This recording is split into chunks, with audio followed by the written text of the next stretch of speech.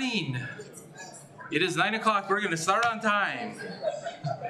I'm Brent Hugh. I'm Executive Director of the Missouri Bicycle and Pedestrian Federation. I want to welcome everyone who's here, as well as the people who are joining us virtually. For our first event, we are going to have a welcome from our Mayor of Jefferson City, Ron Fitzwater.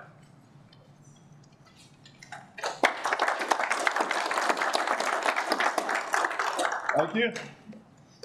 I appreciate everybody being out on this beautiful Friday morning. I was just talking to David Bangy. I said, man, it's 75 degrees out. I bet you guys would rather be on your bikes. We don't get this kind of weather in mid-August, but thanks for being here. This is a very important part of our city and what we're trying to present for our community. So we really appreciate community involvement, people getting involved in our progress and activities here. So thank you for coming out on a Friday morning. Look forward. I've kind of gone through the agenda. I had a chance to meet Mr. Roberts last night, I think. So welcome to Jefferson City again. We look forward to your input. And I hope you have a great day. We've got great staff here in Jefferson City to take care of you. They're very excited about this piece of our plan, and we're looking forward to what comes out of it. So thank you very much. Have a great day. Yeah, I have to say, the work Jefferson City has done, say in the past 10 years, has been really amazing. You're going to see some of that. They're doing a session later, and then you'll see some of it on the biking and walking tours. If you bike to the summit, and don't forget to, you can always do that next year. But we saw some of it on the way to the summit. It was a real nice little tour. I'd like to recognize everyone who's coming, but I want to recognize specifically Representative Bruce Sassman, who's joining us. Stand up, Bruce, and wave. Make sure to say hi to Bruce. Bruce has been one of our great champions here in Jefferson City, particularly for the Rock Island Trail. Has got a lot of things done and is going to get a lot more with our help, right, Bruce? I also want to recognize our summit has an organizing committee. A lot of people have done a lot of work over the past years. So could you stand up, everybody who's on the organizing committee? David and Katrina are two of them from Jefferson City. Done great work. Tess and Mara, Krista. And then interestingly enough, several of our organizing committee can't make it. They just had conflicts or whatever. But so we even had more. Oh, Wes, is Wes here? Hey, Wes. Wes has been real helpful too this year. So thank you all. A few more just organizing announcements. Restrooms are just around the corner. If you have to go to the other building, there are restrooms over there too. When we split up into the breakouts, there are actually 3 rooms. So one of them is here, one of them is right across the hall, and then one of them is a little bit across the parking lot. It's the fire department annex. And we'll have someone out there to help you. And there's a nice map in your program. That's why I'm holding this up. And there will be someone to help direct you out there. It's not too far. So one thing, I don't want everyone to just sit here by inertia and fill up this one room. Let's get all 3 rooms kind of evenly filled. So don't be afraid to go out there. If you're slow as a turtle, it might take you 10 minutes to walk over there, but at most. So anyway, do be aware there's 3 rooms. And that brings up, we did have one cancellation, and that is the What's the Buzz About Electric Bike session, which is in the 4th breakout, and it's over in that room. So that one is canceled. Poor Mandy came down with COVID just a few days ago, so hope she's doing better. But otherwise, everything is just according to the schedule that's in the program.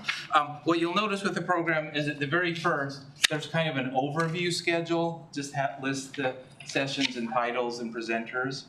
Then if you keep going, once you get to the lunch options, then we get into detailed bios and descriptions about each session. So depending on whether you want all the details, and that goes all the way to the end. So that's why the program is so long.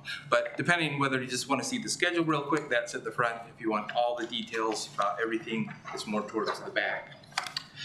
When we do get to lunch, that's on the Town on Your Own in the program. There's some ideas about where you can go. So just, it's real close to walk to several nice places for lunch, but just be sure to be back on time for the 3rd breakout session.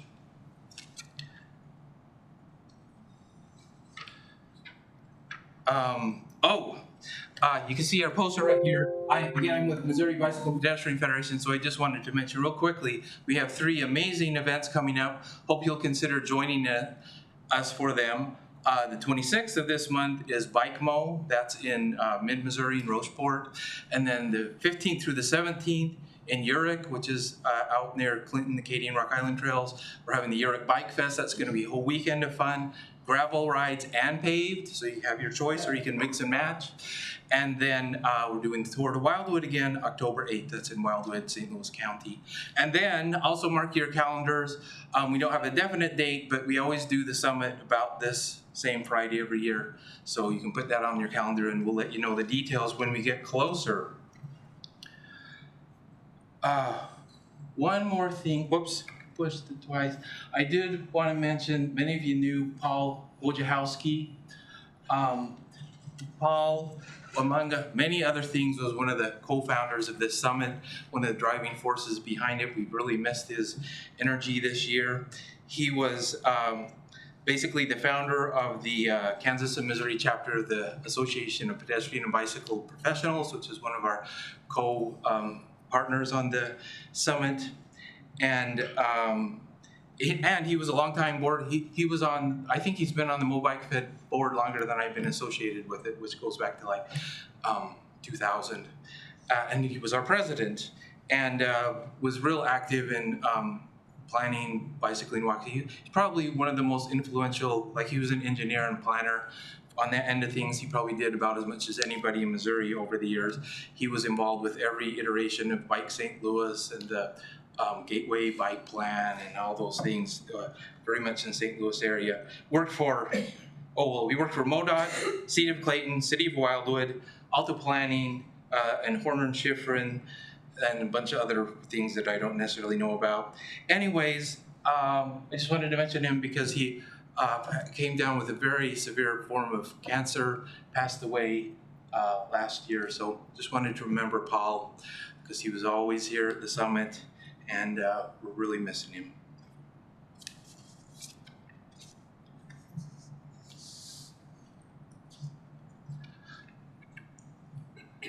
And then I do want to mention our summit partners, APBP Missouri chapter. If you're working in the bike ped profession, you should join APBP and join it's actually the Missouri Kansas chapter now, not Missouri. Again, we've mentioned the city of Jefferson does an amazing job, beautiful facilities, and they've been so helpful to staff. Peak is out there helping us with the registration and all that, and then Missouri Rock Island Trail. Well, now they're the Friends of Missouri Rock Island Trail. Chrissa and Rich here from there. Bruce has been associated with them, but they do a great job promoting the Rock Island Trail, so thanks to all those partners. Now we are to the most exciting part of our program, not Brent Jawboning, our keynote. They really represent an amazing and inspiring Missouri community. I think a community we can all learn from.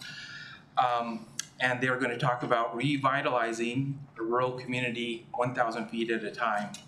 The community, of course, is Warsaw, Missouri. Last I checked, their population is about 2,200. So if they can do it in Warsaw, you can do it anywhere. I will say they're the county seat for Benton County, which is about 20,000. That's really more their constituency, but still. So who we're going to hear from is Randy Pogue, city administrator. Just raise your hand, Randy. He's been the kind of commander-in-chief over there for a couple of decades. Charles LePage, who's with LePage Engineering and acts as their city engineer. Lauren Moore, who's a water resources engineer with Burns & McDonnell, helped him a lot with all this. And Kylie Clark, who's an urban planner, also with Burns & McDonnell, and has also helped him. And I will mention, I'm not going to sit here and read their bios because they're all in the program in great detail, right? So you can read on your own. But let's welcome them up and figure out how to scoot over to their theme. Do you want to do that? And I will say they've had a real exciting event happen to them recently. I'll let them say what it was. Before they get started, I did want to let everyone know that this room, the way that the microphones work, it picks up any kind of conversation. So if you have any small chats or private conversations, please take them outside. As long as it's good about us, go for it. I'm okay. Okay. It's an amazing story, amazing voyage for me. Actually, this week, 26 years ago, I started with the city of Warsaw. I had an 18-year construction career that came to an end after a car accident, trying to figure out what I was going to do with my life now that I was have to go to a different direction by doctor's orders. And I remember as a young boy growing up in Clinton, Missouri, my parents taking me down to this community in Warsaw as Truman Dam was being built, Stark Truman Reservoir. And my dad said, someday this is going to be a tourist town. I was probably 8, somewhere around there, 9. So I thought, well, you know, I know they got a tourist department over Central Missouri State University. I said, that stuck in my mind. So I went ahead and went to Central Missouri State University and started studying tourism. And one day my professor pulled me off the side and he said, I was looking at your resume. He said, you got extensive background in construction. He said, let's individualize your tourism degree. I said, okay, what do we do with that? And he said, we're going to make it tourism planning development. He says, no need you working in a motel. He said, someday maybe you can help some community or area develop. So, okay, let's go with it. And 4 years later, I was looking for an internship. I was getting my name out there. The city of Warsaw called me up to start a downtown revitalization. So I started my internship there, put the funds together to do the revitalization, put the nonprofit together, started a facade program. And then my internship was up, and then I thought, okay, what do I do now? Later, that city administrator that I was working for the city of Warsaw called me up, wanted to take me out to breakfast. He says, I've got a new job, and I'm going to recommend you for mine. City administration, I didn't know nothing about city administration. You know, construction worker, went back to school. But they hired me as a city planner, economic developer. And they wanted me to mentor underneath the city clerk, learn city finances and everything, and to work in the position I now have. So it has been an amazing ride, amazing story for me. And in my first year in 1997, I wrote a grant. It was for 1,000 foot of glass fall. It was a recycle grant. And the reason I wrote that grant, the city clerk took me offside one day, and I was sharing my visions with her, where I wanted to build a community and everything. She said, this is great. She goes, here's reality. She flipped open the books, and there's no money. You know, I mean, really, it was a distressed community. Really, funds were low. So I wrote a grant to build 1,000 foot of glass fault trails. We broke up beer bottles like crazy to take to the asphalt company and use it for aggregate because I wanted an example. I said, I need to show people what we can do along this amazing waterfront. Okay, so we did that. And then along came a recycling grant. We put in a boat slip in the bay. We're on the Lake of the Ozarks, the upper end of the Lake of the Ozarks. We call it the quiet end of the Lake of the Ozarks. You'll see here in a little bit. So we put a boat slip in because we had all this amazing water. There was no access to the downtown. So we put it in what I call a boat slip to nowhere, a ramp that went up to a piece of dirt, and you just had to hike your way out. But it was all a start. Okay, so we started receiving grants over the next few years. I started writing recreation trail grants. And what I found out was if I go over 1,000 foot, I'll spend a lot of money on engineering and contractors and everything. I can't do that. I want quality trails. I kept telling them, we're not going to build quantity, we're going to build quality. You'll see that here in a little bit. So we took on the philosophy, and I took my construction background, and I took my parks and transportation guys out, and I taught them how to shoot grade. I taught them how to put base rock down. I taught them how to pour concrete and set forms. We put conduit in the ground. And I was able to use our budgeted annual costs for those departments as match. So I could take $100,000 of grant money and do 1,000 foot of quality trail. Okay? So now I don't really have to spend any money on contractors. Not knocking contractors or anything. I used to be in the industry, but I knew it was going to eat up a lot of the project. So that's how we got started. We got going and everything. Okay, so before I go any further, I have to thank 5 mayors, multiple aldermen, and a determined community that supported my vision and everything. like I said, a lot of times people in my business don't last more than 3 or 4 or 5 years. This community has been great. You know, they embraced what I was saying, and soon you will see why all this was worth it. Okay. And I also need to also thank a gentleman, some of you may know by the name of Mac Vorse. Mac was a mountain cyclist down in Nevada. He moved to Warsaw, opened up a restaurant. I got to know him. He was a major bicyclist in our community. He built 21 miles of mountain bike, quality mountain bike area that we didn't put a penny in. He used labor from basically the jail. They had to work off some time, so he used that labor. So I got to always say Mac Vorse is very important to this. Okay, here we go. Okay, the history of Warsaw's revitalization. This is our agenda. This is what we're going to talk about here. We're going to talk about the steps to quality planning. This is what this is all about. Coming out of my construction background, I knew the importance of reading blueprints and how that got me going, and the plans and the specs and everything. So we're going to talk about the quality planning. Warsaw Raise Project is a story of 12 failures and 12 lessons learned. Okay, the Raise Project that we were awarded for this year, I attempted that. 12 failures and 12 lessons learned. That's years. Creating a winning application. This is an evolution of a continuous community improvement. We have improved and we've planned, we've improved, as you'll see in a little bit. It's just something that's always ongoing. Planning never stops, okay?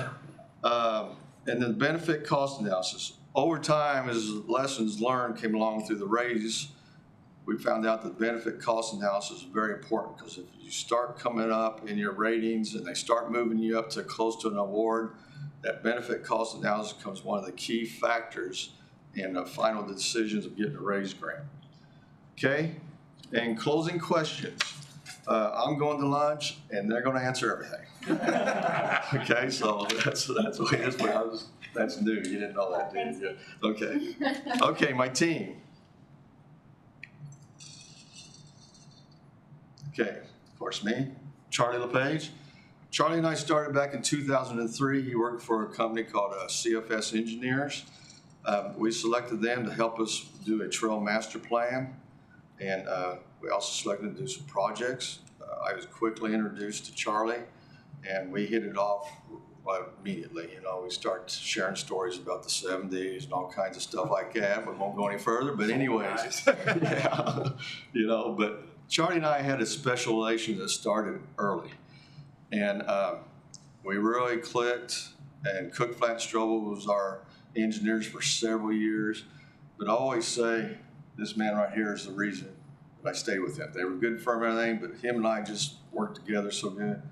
And we've done 99% of the projects in Warsaw. That's just not the trails you're going to see. We're talking about sewer and water, which is very critical. I'll talk about it here in a little bit. We've done roadways. We've done all kinds of planning and everything. We don't always agree on everything, but that's good, because we always come out with a better product when we do disagree. Okay, next, Lauren Moore. We decided we need to do a major stormwater study for our area. We have a town branch that comes right down through the center of town and right close to the downtown. And as we've had more and more rains over the years, big rains, we're having more and more flooding. So we went out for qualifications, selected Burns and McDonald to do our stormwater plan. You're gonna say, well, what's that got to do with this? You will soon see why that decision there was so critical in our Raise grant. Okay, next, Kylie. A couple years after Lauren came on board, she became part of our Burns and McDonald team. Kylie's experience in urban planning and being able to do graphics and turn my application into a very professional looking piece of submission. Our first several years, we're just winging it at Warsaw. I mean, we don't have the programs and abilities that they had, and we put together good applications, but it just wasn't flowing the way it needed to. That's where these two really came in important to this application. Okay, so here we go. All right, this is Warsaw in the beginning. There's the town branch on the left, right there. It's the town branch. That's where we had to end up doing a stormwater study. If you notice real close there, the creek was coming in, it was taking out the wall, it was undercutting the building there. I've seen that whole thing full with water going into that house right next to it before. We had to address stormwater. Downtown, this is 1997. Sidewalks are cracking. Actually, whole sections of sidewalks were broken out. You could have grass growing in it. It was a lawsuit waiting to happen. Whoops. Hydrants, fire hydrants are actually in the streets. Crazy. No access, no ADA access. We go to the waterfront. Here, you don't see the slip, but this is my ramp to nowhere, okay? One of my first walks I ever took was on this little path. This is right behind the downtown. This is Drake Harbor where you see the water at. So there was a lot of issues, a lot of things we had to put in order. What do we do to move forward?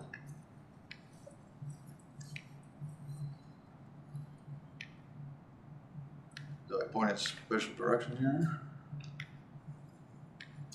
There we go. Whoop. Okay, I'm gonna back up a little bit. Okay, 1997. This is one of the first pictures I took in Warsaw. I take a lot of pictures, before, after, during, and here we go again pictures.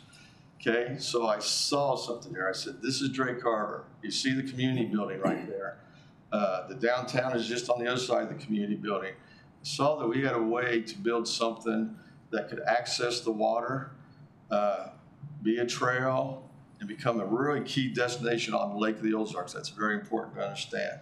Next. And that's what it became today. Okay, that's our boardwalk. I'm gonna talk a little bit more here in a little bit. You can see now my slip to nowhere is now connected to a boardwalk.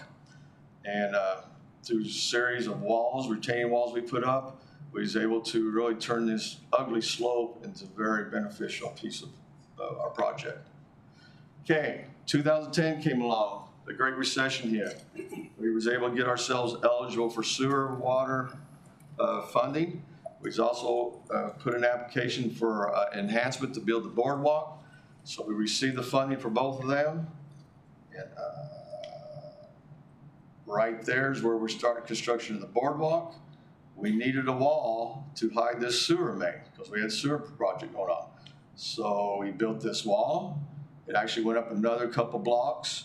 We was able to put dirt in, cover the sewer main when we put the new sewer main in. And that just left me this slope right here that had to be addressed in the future. But we knew by doing this, someday we would be able to put a walkway here, connect it to the boardwalk down below it, and then connect it to the community building. And it's very important in this that right there is the community building because today. Okay, I went backwards, shouldn't I? Excuse me. We don't have this high-tech stuff in Warsaw. Today. Right there is the sewer main, right there. Here's the boardwalk that was being built right here. Here's the access up to the community building. Everything is ADA. That's our ADA access right there. So now the pieces in the waterfront are coming together. The downtown pieces are coming together. We're in full revitalization of the downtown. And next. This is looking to the south, the other direction. Same thing, sewer main. We're building the wall. We got to come over, flatten this area out. Eventually another wall. Today. Same areas. So all this is happening, and that piece of concrete you see right there is 1,100 feet long. That boardwalk that's down below it is 1,000 feet long. Again, staying with that 1,000 foot philosophy of quality. Okay.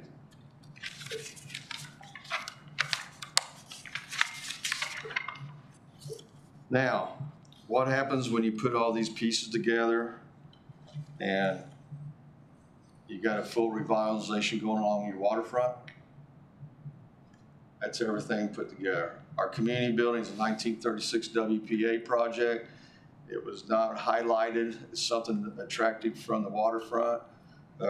the downtown. This is the back of the downtown. The downtown was not really connected to the waterfront. Now all this is fully connected together, the downtown, the waterfront, and everything. And we have various activities going on. Okay, now how do we get there? This is our planning process. Don't try to read it. Yeah, don't try to read it. Yeah, take it home with you. Okay, the green is the planning. The blue is the study where we do the study, moving forward with the planning. Okay, the yellow, that's our awards. And then orange is the projects. Okay, so this is 1997 here, going all the way to our raise grant. Now, this is not all the projects. The project list is much more extensive than this. But what's important is these pieces right here. The 1997 Downtown Revitalization Plan was very critical because it kind of helped me to determine the path that I'm going to start going. The 1998 Downtown Pedestrian Study, we received a TEEP from the Missouri Department of Transportation, so we started looking at how the pedestrian routes worked in the downtown to the waterfront. It even took a look at the water access, so we get more people off the lake into the downtown, the waterfront. In 2000, and this is very important, 2000, now we're moving towards our major access thoroughfare study. That was looking at Jackson Street, Main Street, and commercial streets. It's our 3 main streets that we really want to someday connect from the waterfront into the harbor. Keep that in mind. In 2001, we did the Warsaw Economic Redevelopment Strategy, and part of that was water master plan. What I told everybody, someday we're going to be building streets. We're going to be building really nice streets. But if you don't fix the water mains and the sewer lines under that, you fix those streets, you're going to be digging them back up. So we went into a major study of our water and sewer. We've replaced or rehabbed 73,000 linear feet of sewer lines. We're now completing a phase 2 where we've probably done what, Charlie? 56,000 linear feet of water main replacement. Oh, yeah. Yeah. Close to 60,000. All these underneath the streets that we're getting ready to build as part of our raise. So that was very important. And then we also did a wastewater inflow and infiltration study that led into the sewer improvements. But now I'm going to jump up to what was very important in 2015. Right there. This is when we did a capital improvements and transportation improvement plan called a TIP. We incorporated that with our comprehensive plan for the community. Why is that important? This is when we incorporated our complete streets policy. We did a complete streets ordinance. We looked how we as a city, as we made improvements to our roadways, going to encourage bicycling, walking, wheelchairing. I have some scary pictures of people wheelchairing in the streets, families walking, carrying their groceries in the streets, kids getting out of school, walking in the streets, well documented all that. So once we decided our path there, we stuck with it. Then 2019,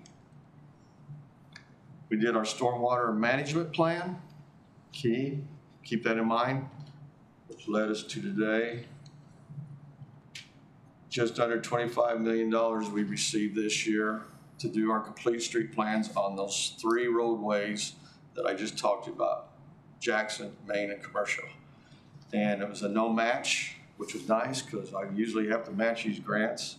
So that leads us to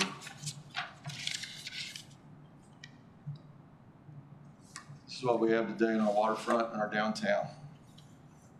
We now have boats coming from Lake of the Ozarks on weekends as groups or as individuals that come into our downtown. We did a 3-phase, $1.5 million revitalization of that swinging bridge, 600 feet, and we did another 400 feet as an approach on each side, 1,000 feet. And now we have a bridge that goes from one side to the other of the Lake of the Ozarks, so now we have complete connectivity, 10-foot wide walkways, concrete or asphalt, all lit for about 5 miles, I think. You know, so we've got the waterfront really going. Even when we have events at night, boats are coming in. This is the downtown. Now we're having events in the downtown, and it's become a very active downtown. And then Mac. That's not me.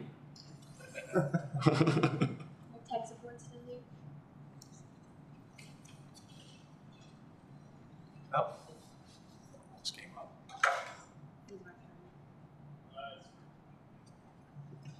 He's working on it. Okay. It's back. Back. Oh, yeah, somewhere there. Randy, I don't know if you're gonna talk about it or not, but the ultimate goal with these trail systems is that you can do a circumference of the entire community without having to come in contact with the roadway. So we've got Yeah, with the trails, yes. just about do it now. We've got more to do, but Okay, and now Mac, I was talking about earlier, this is one of the first events he put on coming out of the harbor. You know, here's how we point Warsaw. So that's what I'm gonna have to do. I don't know, I'm hitting the pointer every time it does it.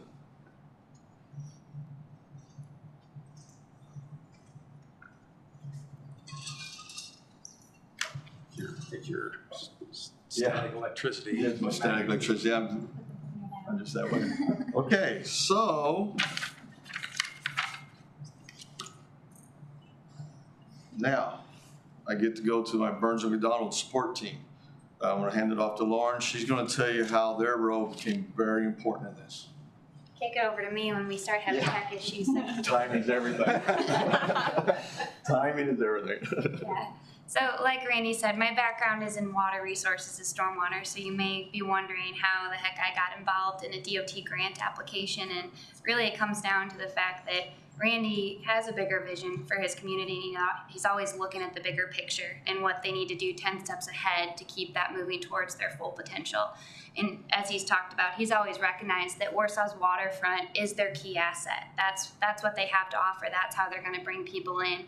But protecting that asset is becoming more and more important. So as he alluded to, they've been already experiencing some flooding problems, some erosion along their main primary creek that runs through town. And he recognized that if he wanted to continue to grow, they were going to need to address that in a way that's going to protect the community that they already have.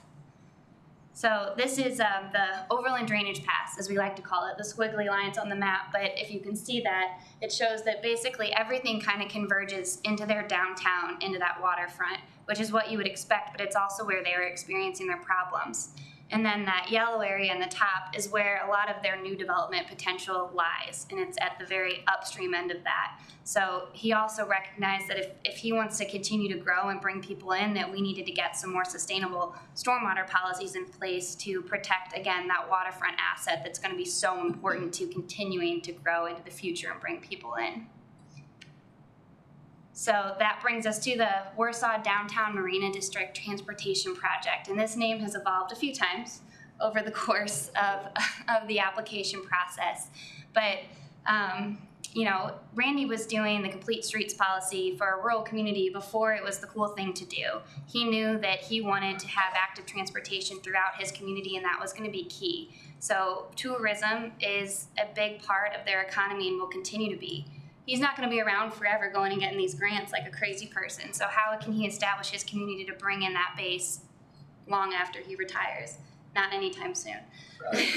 Things changed there in the last month. So we helped him with this grant application. So we were initially brought in to improve their environmental sustainability score. So they were getting dinged on the impacts to the environment from one of the rating categories in there.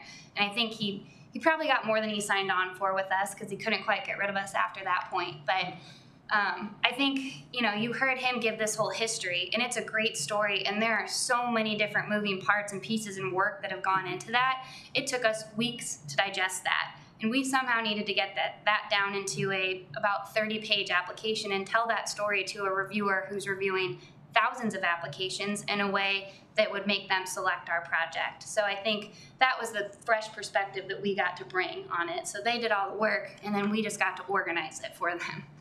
But the RAISE project itself is complete streets improvements for Jackson Street, Commercial Street, and Main Street, which are the colored lines on this map here, and they span the entire city. So now not only has he created this waterfront access, but he's created access that's bringing other people in from their two main highways that come through their town. So that features ADA compliant sidewalks, bike lanes, LED lighting, trail improvements to connect to that already award-winning trail system. And we also have, let's see if I don't screw this up, a couple connections to the future USBR 51 bike route. So again, creating that connectivity beyond Warsaw. And then of course, where we come into play, we propose doing some green stormwater infrastructure to really supplement their traditional stormwater management. So this was a key piece to protecting that waterfront. So managing stormwater in a more resilient way, long-term. So complete streets, adding more pavement means adding more runoff to your environment too, which degrades the streams, floods the areas, and that's what we were trying to offset here. So I think that's where Randy's vision really came into play for us, is he could see how the green infrastructure components that we were proposing not only solved some of those problems for him and functionally helped him score better in a grant application, but it really fit into his vision for the community and enhanced that street section. It supported it, it supplemented it, it made it better. And that's really where the stormwater study and the grant process kind of came together. So another big piece of the project is this, what we call the stormwater mitigation wetland, because at its heart and soul here, it's really offsetting the increased stormwater that we're gonna have from that wider street section. But we didn't wanna just do that. This is located right at the intersections of Commercial Street and Jackson Street, and the creek, that main creek, comes right through here. And this is where a lot of their flooding problems are today, where some of those pictures in the beginning I showed you are at that intersection. So we wanted to make sure that we were addressing those problems too. So we're not just looking towards, offsetting future issues. We wanted to improve on their current flooding issues that they had today. So we're doing that with the wetland. So we get a water feature out of that. We've got native plants. We've got trails that go all around the wetland as well that gives us access for maintenance, but also brings in our active transportation users from those roadways, gives them a way to get off of the streets and really be more closer to nature there. And we're also reducing flooding and improving stormwater. So it's a win-win for both sides of us. And there's kind of some examples of what we're visioning for this. So we've got basically a main channel that comes through there that will have those nice pathways along it, some native vegetation, some forebay areas where we'll be able to treat some of that stormwater and honestly improve the water quality that reaches then Lake of the Ozarks, which is, a few thousand feet downstream of here too. So again, protecting not only their Town Branch Creek, but also protecting their main waterfront asset, which is the Lake of the Ozarks, Osage River. So this is the merit criteria or the scoring criteria that you're graded against when you submitted the 2023 raise application. And Kylie will tell you here in a minute that sometimes this was a moving target year over year. They like to change things just enough to make it hard. But on its surface, these items seem pretty straightforward, but when you've got a complex story to tell and you've got a 30-page limit to tell it in, it becomes really hard to do that. So yes, we're building complete streets. We're trying to create multimodal infrastructure, which is improving our environmental sustainability because we're incorporating green infrastructure, and that inherently improves the quality of life, right? We're creating active transportation options for people. We're enhancing the environment, and oh, by the way, this is also setting us up to bring in more tourism along the way. So you can kind of see how these all start to weave together and becomes a complicated thing when you're looking at category. So I'm gonna let Kylie tell us about how you actually put together a winning application and was able to get us in the highest rating for 6 of these 8 categories. All right. So I'm gonna take a step back and talk less about specific projects or components for Warsaw and more just generalize some things we did with this raise application that I think helped ultimately win it for Warsaw.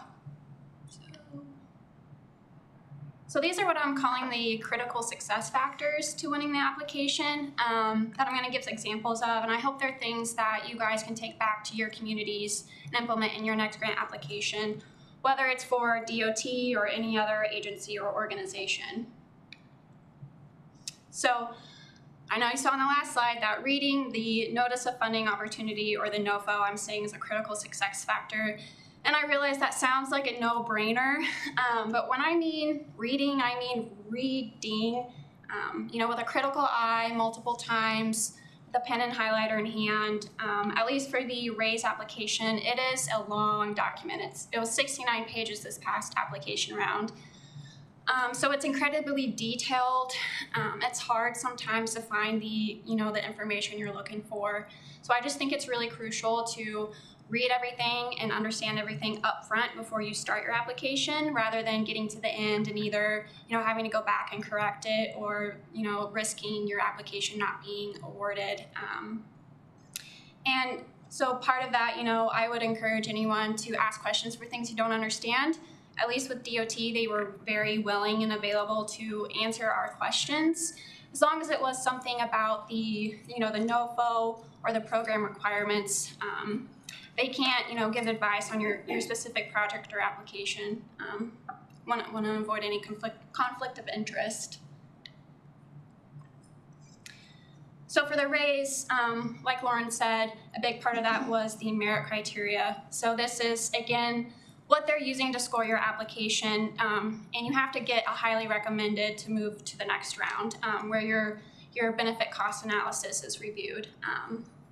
So DOT started using this table approach, this matrix approach, to score applications, and they put this in the NOFO so that you know what they're looking at when they're reading your application. And they told us over and over again that this is what we needed to pay attention to when putting together an application. And so we had 15 pages to address as many of these high scoring, I call all the bullet points outcomes. We had 15 pages to address as many as we could for all 8 merit criteria, just to increase our chances of scoring high in at least 6 of them. So this is an example of an excerpt from our application, and then looking at that high scoring criteria for at least this one's the environmental sustainability. I am too scared to use the pointer. But so for every merit criteria, that first paragraph was pretty much the same. So to score high, it said that that merit criteria had to be a primary project purpose. And instead of, leaving that up for interpretation or hope that they infer it by, the details we put in the application, we just stated it up front in every section that, environmental sustainability was a primary project purpose. Another common theme throughout each merit criteria was that to score high, it had to have clear, direct, data-driven benefits. And so one of the ways we addressed this was incorporating these tables wherever we could. Pulling it into a table outside of a paragraph will draw the reviewer's eye to it. And we also always included a link to where we got this data from. So a lot of times it came from the benefit cost analysis, because we're already putting so much work. Charlie put so much work into doing that BCA, might as well use it to strengthen the narrative part of the application as well. Now down to the project outcomes. Again, we wanted to make it as easy as possible for the reviewers to score our application.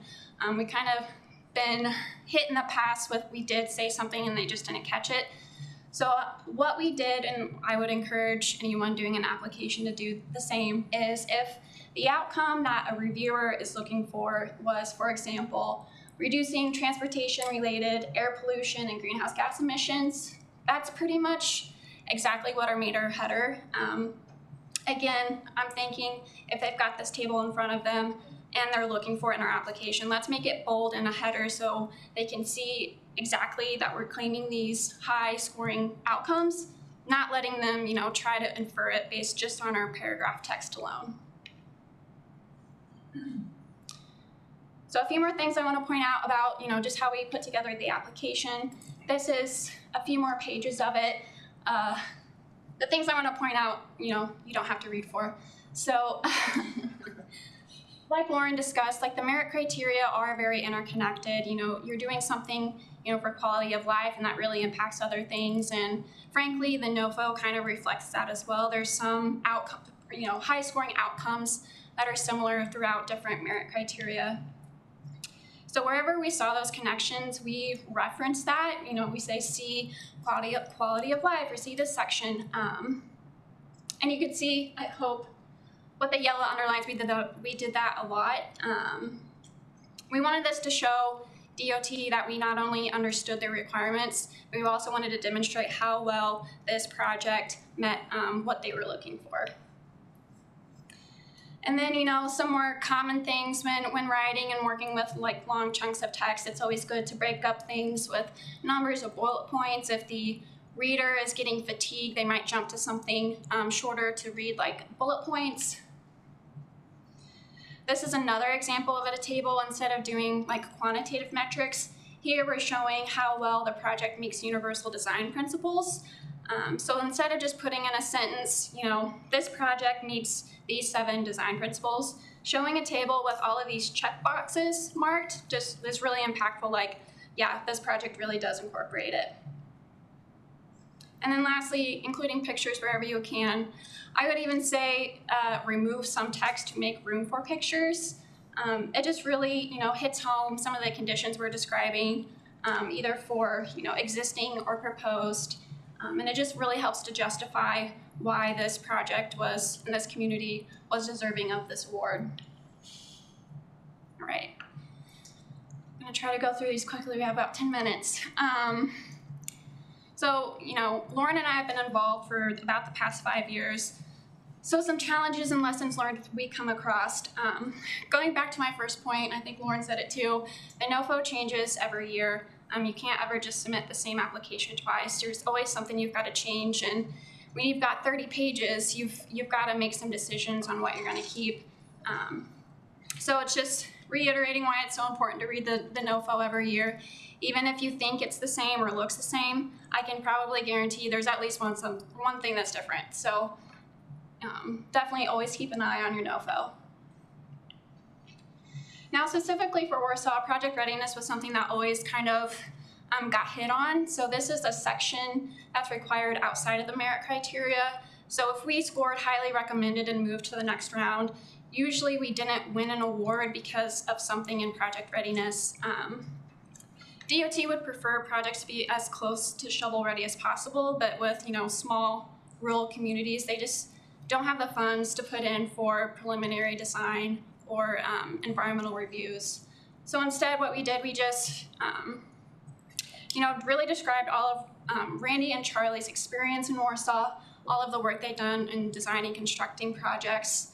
And we also, Randy was able to get some grant funds to get the NEPA process approved through Main Street. So that not only, moved that part of the project forward earlier, but it also showed that Warsaw was able to, sorry, I'm running out of breath. Warsaw was able to get those approvals in a timely manner. So now I'm going to let Charlie discuss some of the challenges with projecting costs and also doing that benefit cost analysis. I made it. Get some water.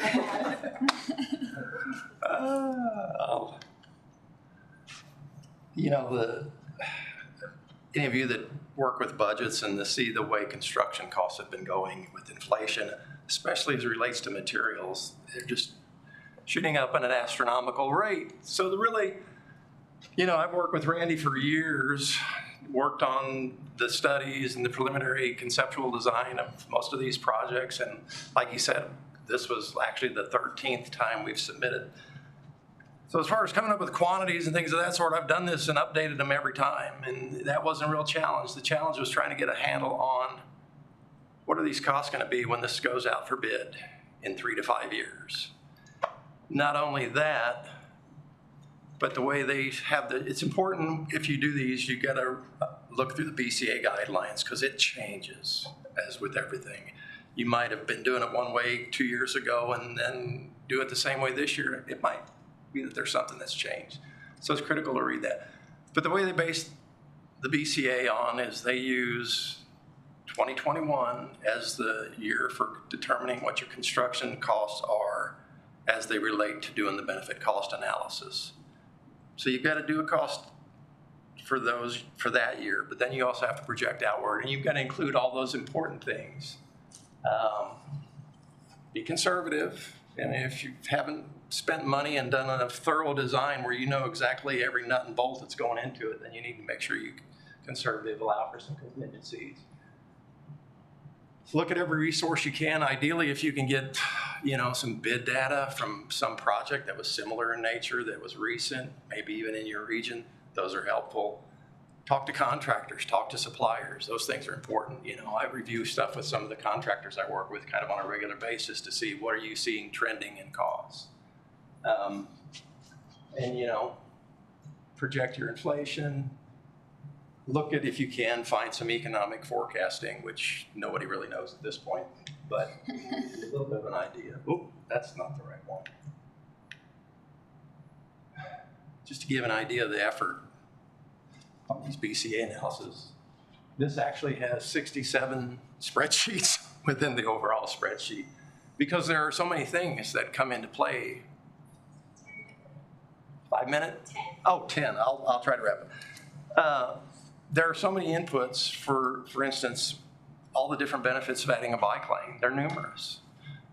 In addition to safety, you've got reduced fuel, reduced emissions, the whole carbon footprint, all that stuff. So when you look at bike lanes, sidewalks, trails, even things where we've made safety improvements by eliminating these drop-offs and ditches, you're improving the clear zone. So for every one of these items, you've got to go through and look at all those. What are the benefits? And then the hard part is trying to put a value to what that benefit is worth. The BCA guidelines are pretty good. It gives you some information, especially some of the safety stuff and some of the emission reduction things that you can quantify. They do ask you to definitely provide what your assumptions are and any supporting data you can come up with, and sometimes that is difficult because you will find through your research that there are a number of different studies that were done, and some of them are very conflicting into what they determine the values are. So be somewhat conservative with the numbers you use, because I've seen things that were just like, there's no way.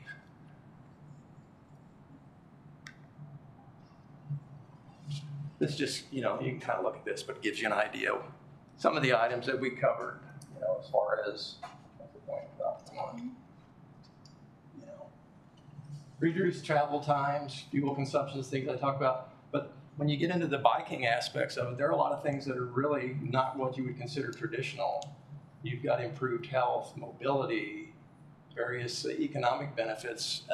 One of the things we were able to access was the Benton County emergency room numbers, where they actually kept track of how many pedestrians were hit, the severity, bicycle accidents. And I was really shocked at the number that we came up with. So we actually had good statistical data to work with, which helped a lot. Our project was split up into 3 different phases, but there are actually 7 different projects. And one of the things they ask for with the BCA now is that your projects somewhat have independent value. So you can, I guess if they decided to only fund you half of what you asked for, you'd have to show that every one of those projects meets your 1.0 or better benefit criteria for the BCA, your ratio.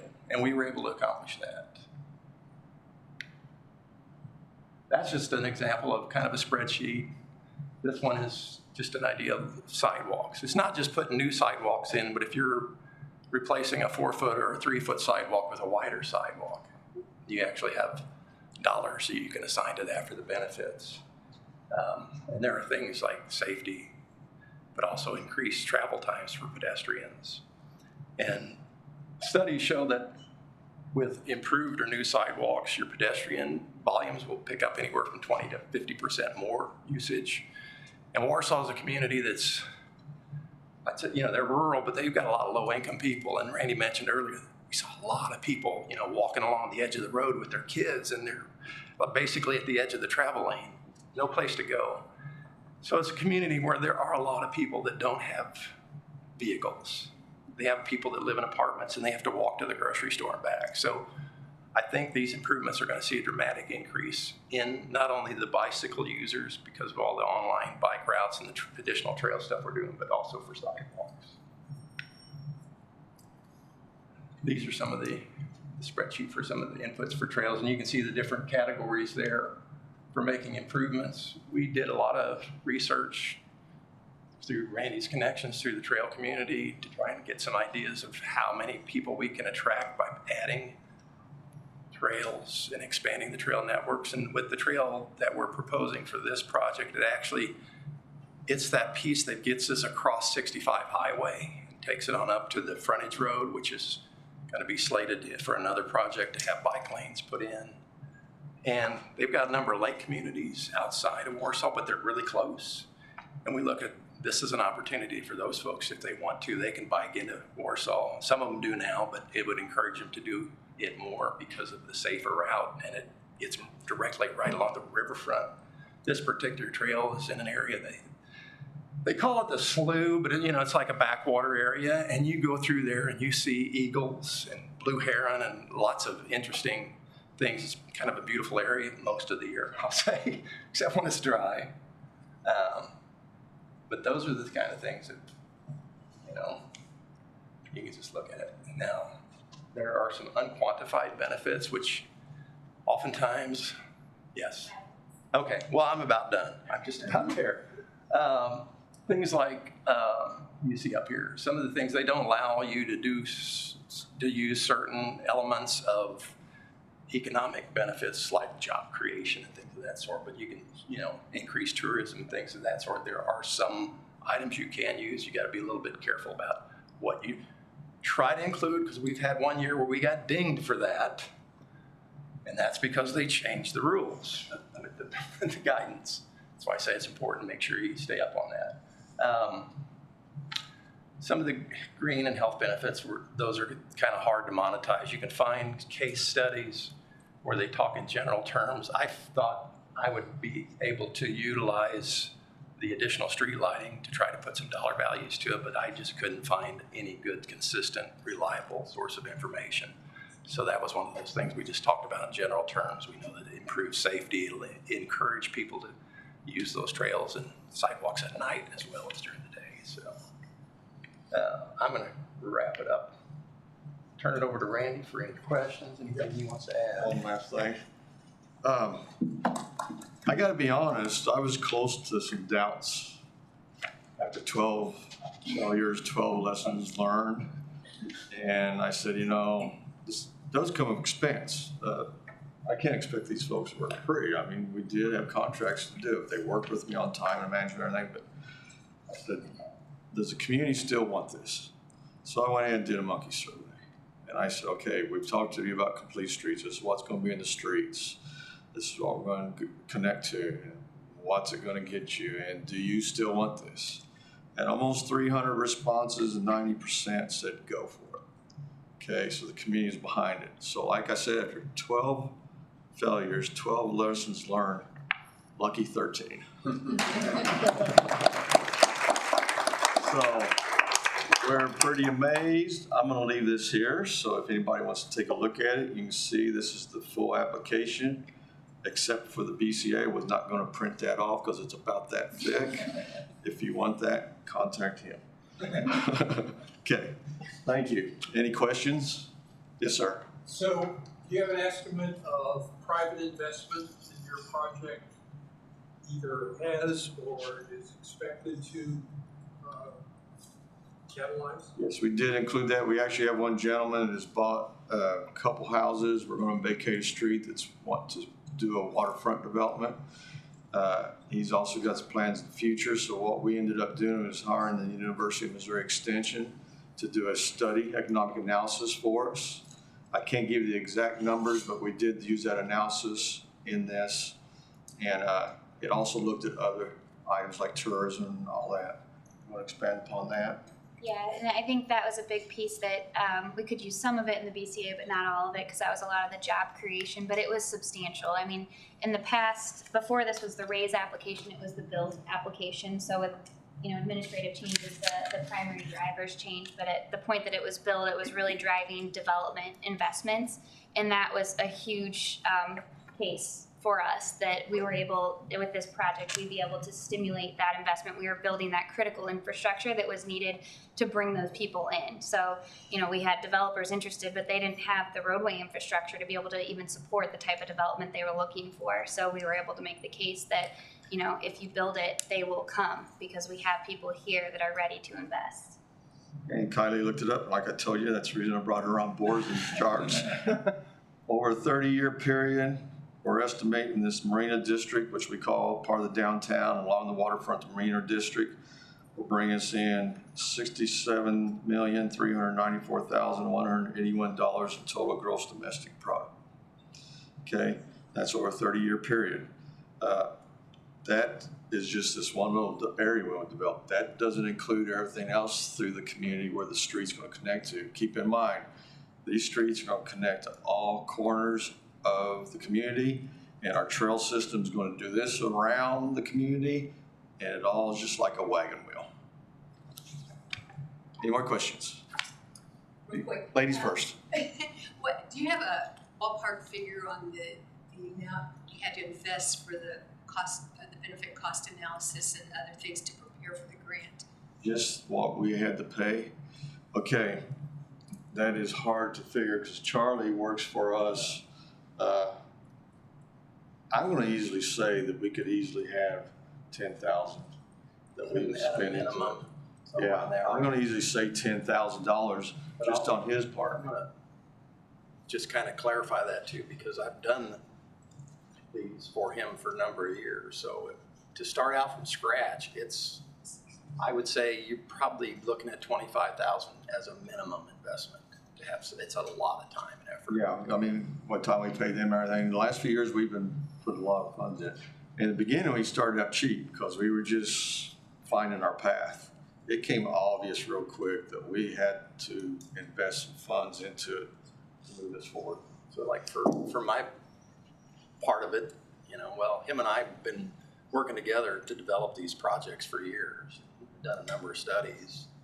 So there was a lot of design work that was done, if you want to call it conceptual or preliminary in some cases. But I've been working with the community long enough to know what the underground infrastructure is, which is very helpful when you're thinking you're going to come in here and do all these improvements. And he mentioned it earlier, but we've been moving water lines and trying to do, when we replace sewers and everything, was keeping in mind what's our ultimate goal down the road, because we don't want to have to move that water line a second or third time. And that's helped. And I've been working on these cost estimates for these projects. Like he said, this is the 13th year. Him and I got together and agreed if he didn't win it this year, we're not doing it again. So it was You kind said that every year. yeah. Do you have another question? I was just curious, then the cost benefit analysis, was that created as a joint effort or did you have someone specifically do that? He was in charge of it. Yeah. And he had all the conversations with the team here about it, but he had probably more conversations with the U.S. Department of Transportation, trying to understand exactly what they're wanting. Right? We had debriefings every year at the end of a failed application. Those debriefings told us what we needed to do, so we really evolved out of those To give you an debriefings. example, we had, was it the last application? I guess it was the one before the last one, where Evergy was coming into town and they were donating, putting in electric vehicle stations. And we tried to put that in our application, and that was an item we got dinged on that they said we couldn't utilize as a. We still put them in. We don't let stuff like that say, okay, we're not going to do that. We're still going to do it. It's interesting because Flint Hill said that that was what got them up to give the grants. Sometimes It's the timing of it, and yeah. we've had discussions about this. Sometimes we think they just look for an excuse. Well, and what I found, again, remember, this started out as Tiger, then it went Build, and then it went Raise. Each administration has its own priorities and goals. So that's where the NOFO changed based on each administration. So you just kind of got to figure that out. You got a question? Yeah, my question is, how did you in the beginning fund being able to hire a company as big as Burns McDonnell to be part of your process? Did the city just allocate the funds to start that or what?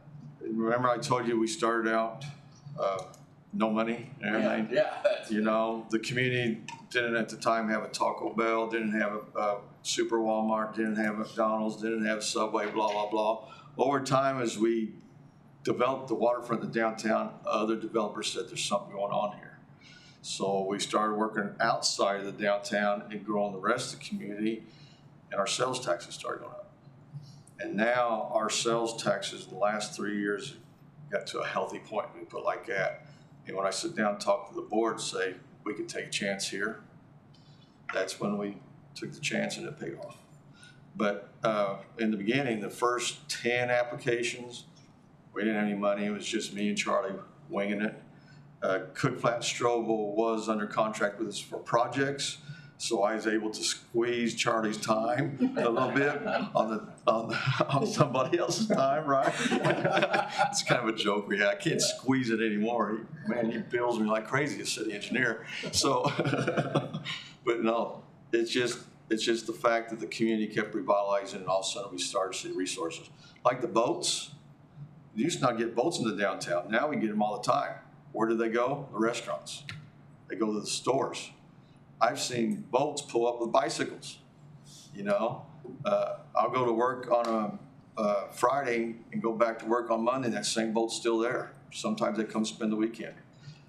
It's become a destination, let's put it like that. One item we didn't discuss with the complete streets is parking. That's another area where the city's made a lot of major improvements in the downtown parking. Not just adding parking, but making parking more manageable and more, organized, I'll say. Number of places where restaurants opened up, like, for instance, like the Cosmic Coffee Restaurant. We did a Main Street project a few years ago, and part of that project, it was just, like you said, 1,000 feet at a time. We did the one side of the street. The next side of the street is actually in this raise grant. But the parking improvements, it dramatically improved the business of separate. There was a couple of restaurants down there that just very limited parking, so you can't get that many people in, and now they're packed. The downtown harbor, Drake Harbor recreation area had 5 phases of 1,000 foot at a time of concrete that you did not see today. And that's on purpose. You all here for a bicycle conference? Now you can come to Warsaw, ride your bikes, and see our 5 phases you didn't have. So it has really became a bicycle community. This has come from somebody, you're gonna probably beat me up after this. I don't own a bicycle. I just build the bicycle trail and get the policies in place. My wife said I need to change that. We're talking about getting a bicycle, but I'm just amazed at what has happened because of the bicycle and pedestrian community in Warsaw. And once we get these complete streets in that connects every retail, every residential, the schools and everything together, I think we're gonna see an explosion. If there's not any questions, anybody else? Thank you. I have to say, these Tiger Build Raise grants, right? You'll see 1 or 2 per year, usually, like in Missouri. I've never seen a community of 2,200 ever. It's usually MoDOT, giant agencies. So we got to give these guys a big hand.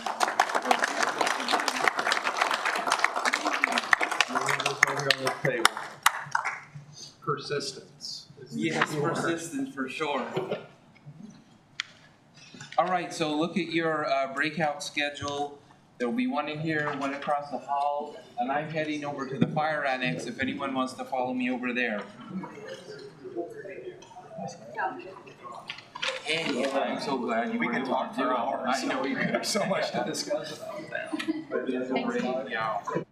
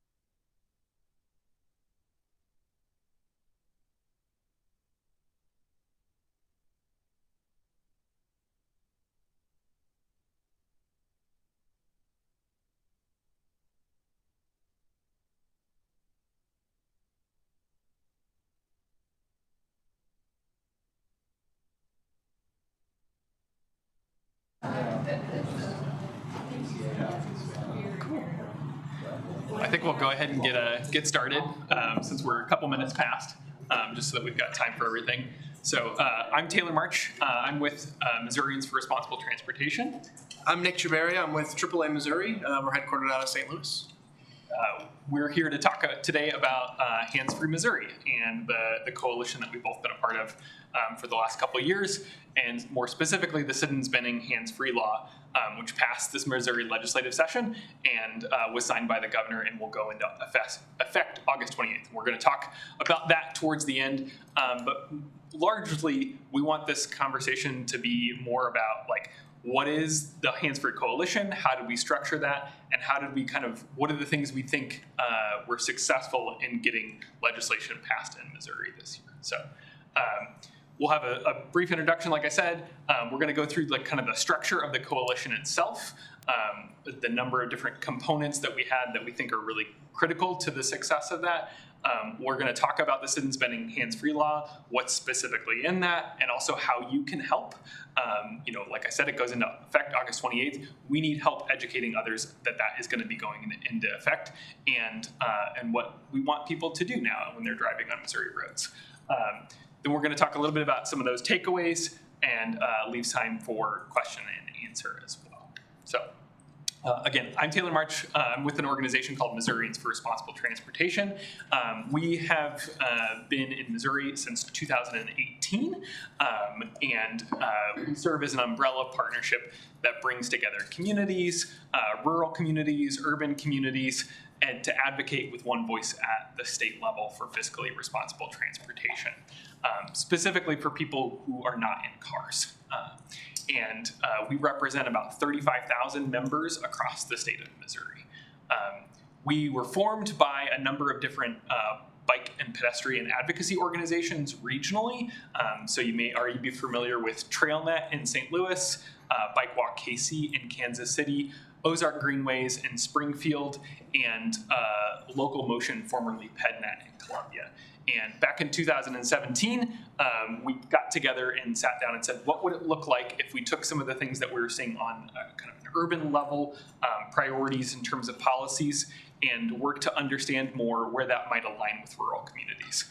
We hired our first project coordinator, whose job was just to go out to rural communities, have conversations, and understand what are the challenges, how might this align. And so one of the things that we had identified pretty early on was that both in urban and in rural communities, people are not feeling safe on our roads, partially from the perception of people being distracted.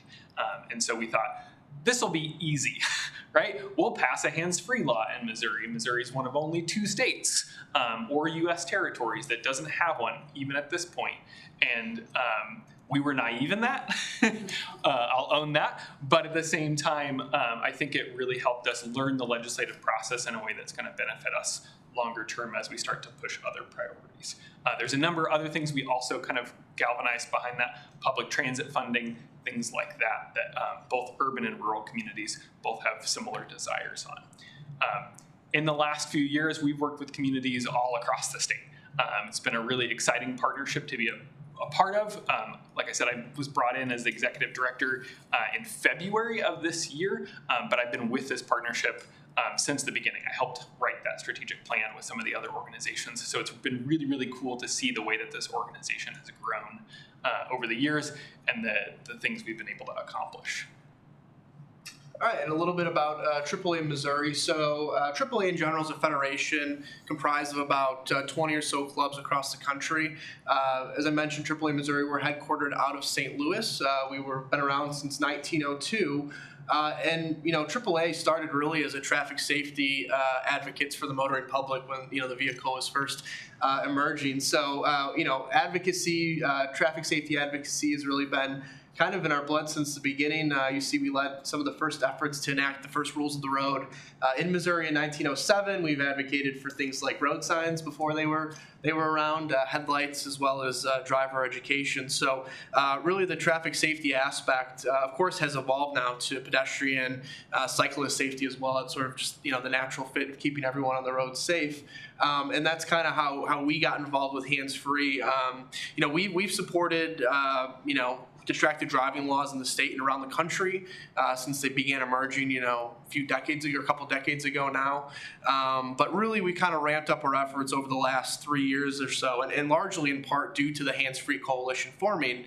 We were very happy to become a partner fairly early on in that coalition, and it's really been a great benefit to be a part of that and work with some of these other groups around the state to accomplish the goal of getting that law passed. So. And just briefly, we have about 900,000 members and 1,000 employees across the 7-state territory. Again, all the kind of headquartered out of the St. Louis admin office. So I'm going to briefly skim through the problem. We've already talked about this already, but Missouri was only one of 2 states without a no texting law for adult drivers. That's states or U.S. territories. Guam, Puerto Rico, U.S. Virgin Islands all have a no texting for adult drivers, and we were only one of 9 states without a hands-free law for all novice drivers. You want to touch on some of the statistics? Yeah, and this is kind of the problem we were looking at. Again, this was going back to the old cell phone law, which only applied to texting and driving. We know that cell phone-related crashes increased about 30% over the last 5 years. And we also know that cell phone-related crashes are largely underreported because you're really relying on that driver after a crash happens to admit to an officer that they were on their phone, which people are not too keen to do. So it's very hard to track these statistics, and that's really a nationwide problem. We know that traffic safety advocates estimate that distracted driving crashes can be underreported by as much as 20 or 30%, which is pretty astounding.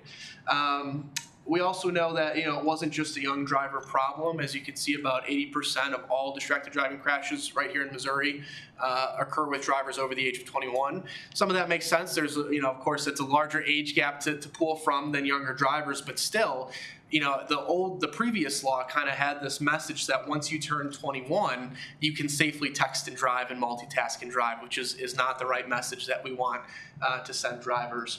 And then unfortunately, similar to drunk driving crashes, more often than not, it's somebody other than that distracted driver that's killed. So nearly 2/3 of the time in Missouri, it's some innocent passenger, innocent other driver, pedestrian, cyclist, that's killed as a result of somebody's decision to drive distracted. So again, all these things considered, when Taylor talks about, hey, this should be a no-brainer that we can get some legislation across the finish line, in our minds, of course, that that says it right there that we need to change something. But as we'll find out, it's a little more difficult to convince some other folks of that. One other thing I'll just throw in there too is in 2009 when we passed our graduated driver's license update, which made it illegal for youth drivers to not text and drive, that preempted local control in many communities. So this is another reason why this specifically had to happen on the state level.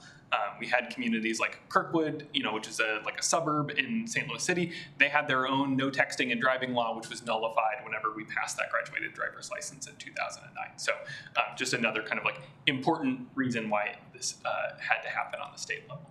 So out of that, we formed the Hands-Free Coalition. There's many partners that have been involved in this for many years prior to when we got involved, or some that got involved, midway through.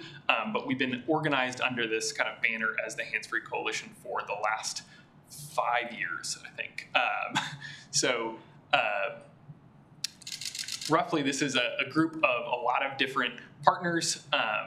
And I'm going to pull up some of the photos of people at the Capitol that have showed up, but also kind of like all the different organizations that have been involved in that. So we've organized this. I'm going to get into some of the partners through a steering committee.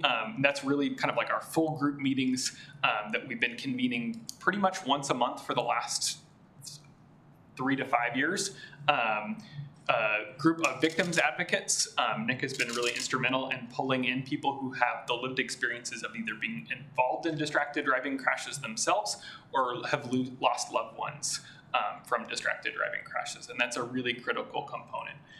We have a data and education group, which is specifically focused on how do we tell the story, right? As Nick said with those data points, this seems like it should be a no-brainer, but obviously we need to communicate this in different ways because it hasn't passed yet. So we need to kind of figure out what are the main barriers, how are we kind of elevating the reasons why this should be a thing in Missouri, and start to work to understand what are the main arguments against it, how can we address those? And then finally, a policy and lobbying group. I think one of the really unique things about the Hands Free Coalition is that we had groups that could participate in policy and lobbying and some that couldn't, and it kind of ebbed and flowed back and forth, and we were really able to kind of have this really collaborative structure. So on the steering committee, this is just some of the partners.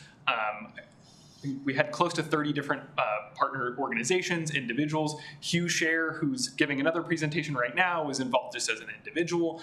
So there's a lot of different groups that were involved in this. Some of whom have been advocating for this for years and years, some of whom kind of joined as we started to pull this coalition together. But it gave us the opportunity to kind of all get together, share information about what we were hearing, and how we could better advocate kind of at the state level on those specific things. And I would just add, if you look at the logos up there, you'll notice it's a good mix of local advocacy groups as well as larger organizations and businesses. And I think what we ultimately found in a lot of ways to get legislation moving, it takes some of that financial incentive that a lot of those larger businesses can provide. I mean, we can go talk till we're blue in the face to legislators about why we need a law and how many people are impacted, but you know, it's kind of the unfortunate political game, I guess. So we really had you know, a great group of organizations, businesses, individuals part of it, and everybody was able to contribute in their own way.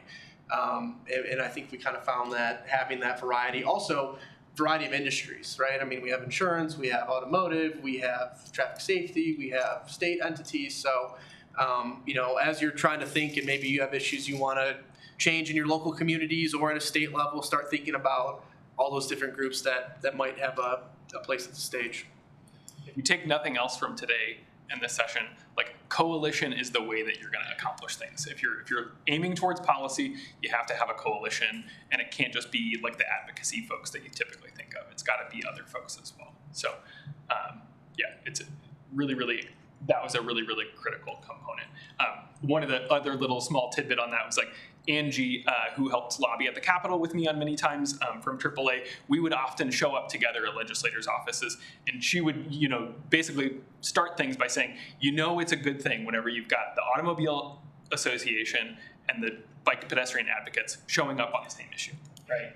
We're here together to kind of provide that unified front. That was a really critical thing for us to kind of show, hey, this is a no-brainer on both sides. So. Yeah, so we'll start off. So we mentioned we had basically 3 work groups that we kind of broke the coalition down into, and anybody was able to join in the groups they felt, you know, that they could help out with. One of the groups that I chaired and really had the honor of chairing was the Victim Advocate Work Group. And again, when we're talking about safety issues, Taylor talked about trying to tell a story beyond the statistics. And I mean, there's really no one else really better, you know, in a position to tell that story than somebody who's been impacted by distracted driving. So you'll see a number of our victim advocates. You see Warren and Sarah Douglas up in the top left. Their daughter was struck and killed. She was 19 by a distracted driver several years ago on I-70 in the St. Louis County area.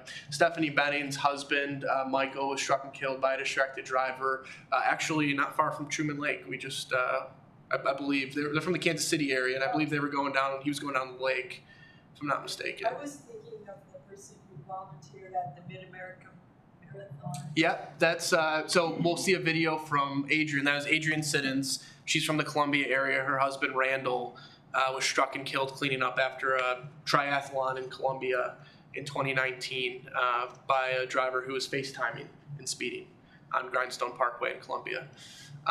So, you know, as we talk about people who can really enact change and people whose stories you're going to remember, you know, these are the folks that you want to bring to the table. And it's a difficult conversation, obviously, in cases where they've lost somebody. And the way that I kind of approached it is, you know, really giving them an opportunity to share their story if they wanted. I mean, you know, I approached them, told them what the coalition was about, what we were trying to do, and just kind of left it at that. And each of the 4 victim advocates, we had several more, but these were probably the most active. Everyone kind of went at their own speed and shared what they were comfortable with. But ultimately, it led to some pretty memorable, of course, testimony when we were at the Capitol. We'll also see a video here in the next slide. Adrian, we were able to, through the coalition, put together a victim impact video that was really well done and that we've been able to garner some good attention from. And so, yeah, I mean, it's, you know, no one else can better explain why this issue is so important than these folks. And I think we can go to the video on the next slide. I got to warn you, the video is a little bit graphic, so just be aware of that. Oops. Hopefully. Do you have the capacity to pull that up?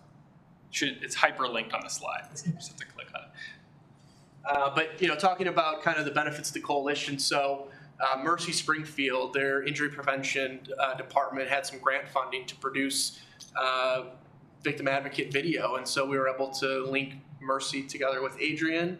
We also utilized Becky Spain, who is at MU Health, utilized some of their space to produce the video. So, you know, kind of, again, just talking about all the different people involved and how it all sort of fits together. Hey, you had heard of Randall's story before this? Sure. Yeah. Well, I've seen the video. Seen the video, so yeah, so you know. What was kind of remarkable about this video and what makes it especially impactful, I think, is there was actually a police escort behind him. He was part of a crew that was picking up cones after the race. So there's a police vehicle behind him with his lights on. The car that hit him totally didn't see the police vehicle or anything, but the police vehicle had a dash cam. And so you kind of see, unfortunately, the crash unfold right in front of it, which is an unusual perspective. But it's tough to watch, but it's very impactful when you see it and something you remember. We've got the capacity. I'll just add, as we're still trying to pull that up too, one of the things that we learned, I think, pretty early on is, you know, it's one thing to have data, it's one thing to have visuals. Like, the stories are really, really critical and important. Like, if you're trying to get things done at the Capitol, a lot of people are motivated by those individual stories, like, especially if you can connect that to their district. Having the story of somebody that they can relate to, they can see their own lives in it.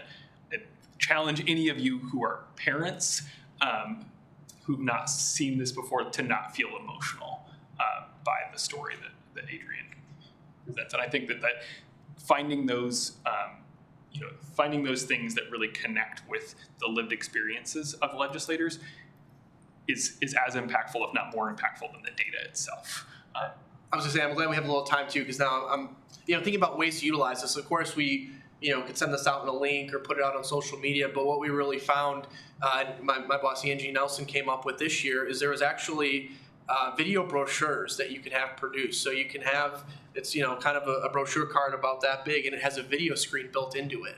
So you can customize what content you want on the front of it, what you want when you open it up, and when the legislators open it up, it will actually play the video that we're about to watch. So kind of thinking outside the box, unique ways to make sure that, you know, these folks see that video and you know, watch it. That was something that we came up with this year.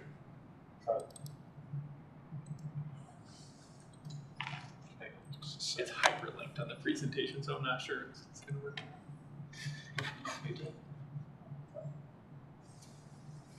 If not, yeah, we'll put the URL there too.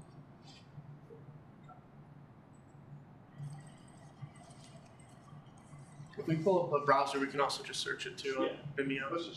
Yeah. maybe it'll work. Maybe it's just my left click doesn't work. Where's the laptop at? Can we do it with the laptop? Oh, hang on. The mouse is just acting up.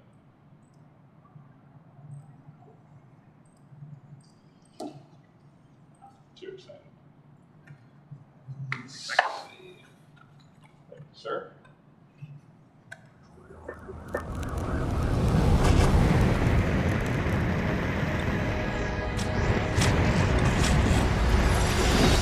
Say 1. Say 2. 3. 4. 5. 6. 7. 8. 9. 10. High five.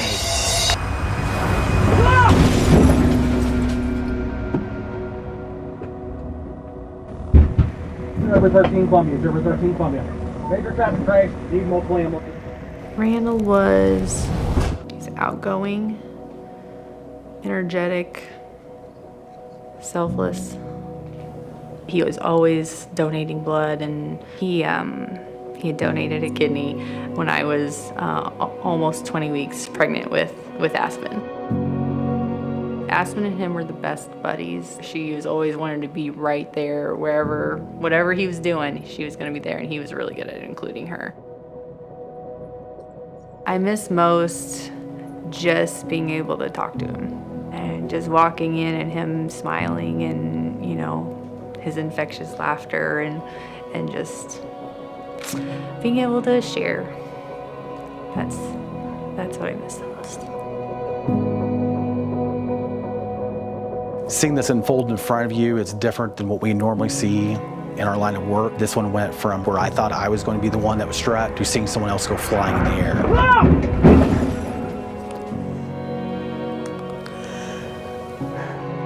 Crashes are preventable. That's what it comes down to. All of them come down to someone making a bad choice and putting something more important than driving as their priority.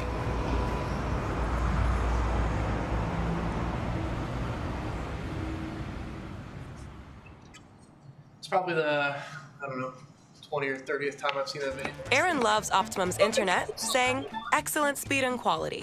So we decided. But, I hope the takeaway from that is you can see how you all who are obviously invested and interested in this topic will remember that. But think about people who maybe aren't as interested. Remember that over the statistics, right? Over the numbers that we present or that you see. So that's been an incredibly effective tool for us. So that was kind of a part of the data and education group too.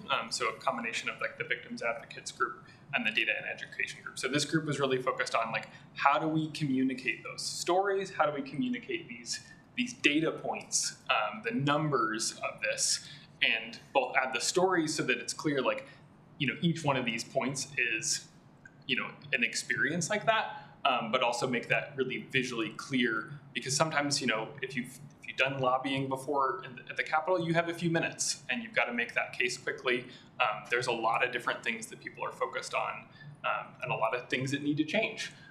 And so this is one that MoDOT helped put together for this year's one-pager, which really kind of showed the prevalence of the problem itself. We had many conversations with legislators, this perception that like, isn't this just like an urban issue?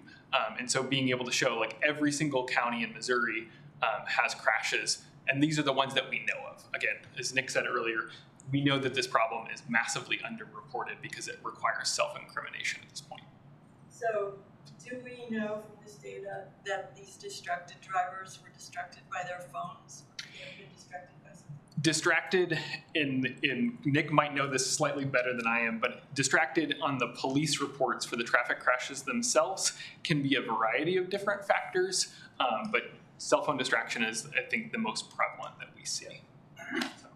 Sometimes in the actual narrative of the reports, it will say cell phone specifically, but there is just like a blanket distracted. So, that could be reaching for a CD to put it into your CD player or things like that, but it's generally, taking the hands off the wheel to do something else.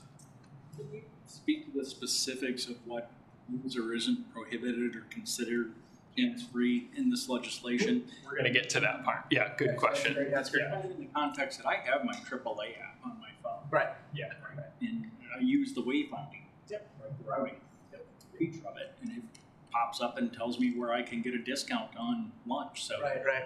I guess I'm curious about the liability, AAA. Yeah. Degree of negligence does the app provider.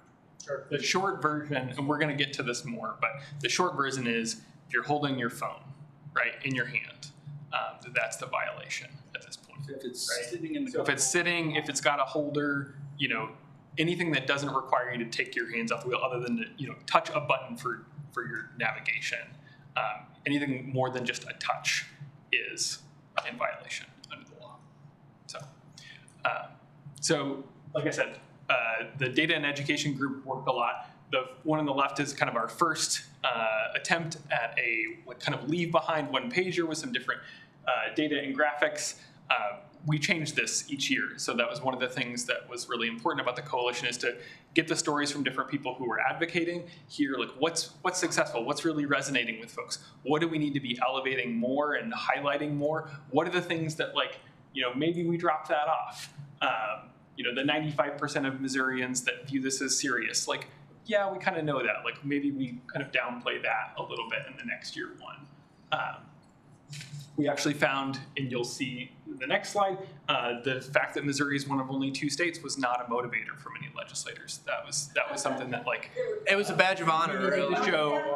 We needed to show again on this year's that it was happening in their district, right?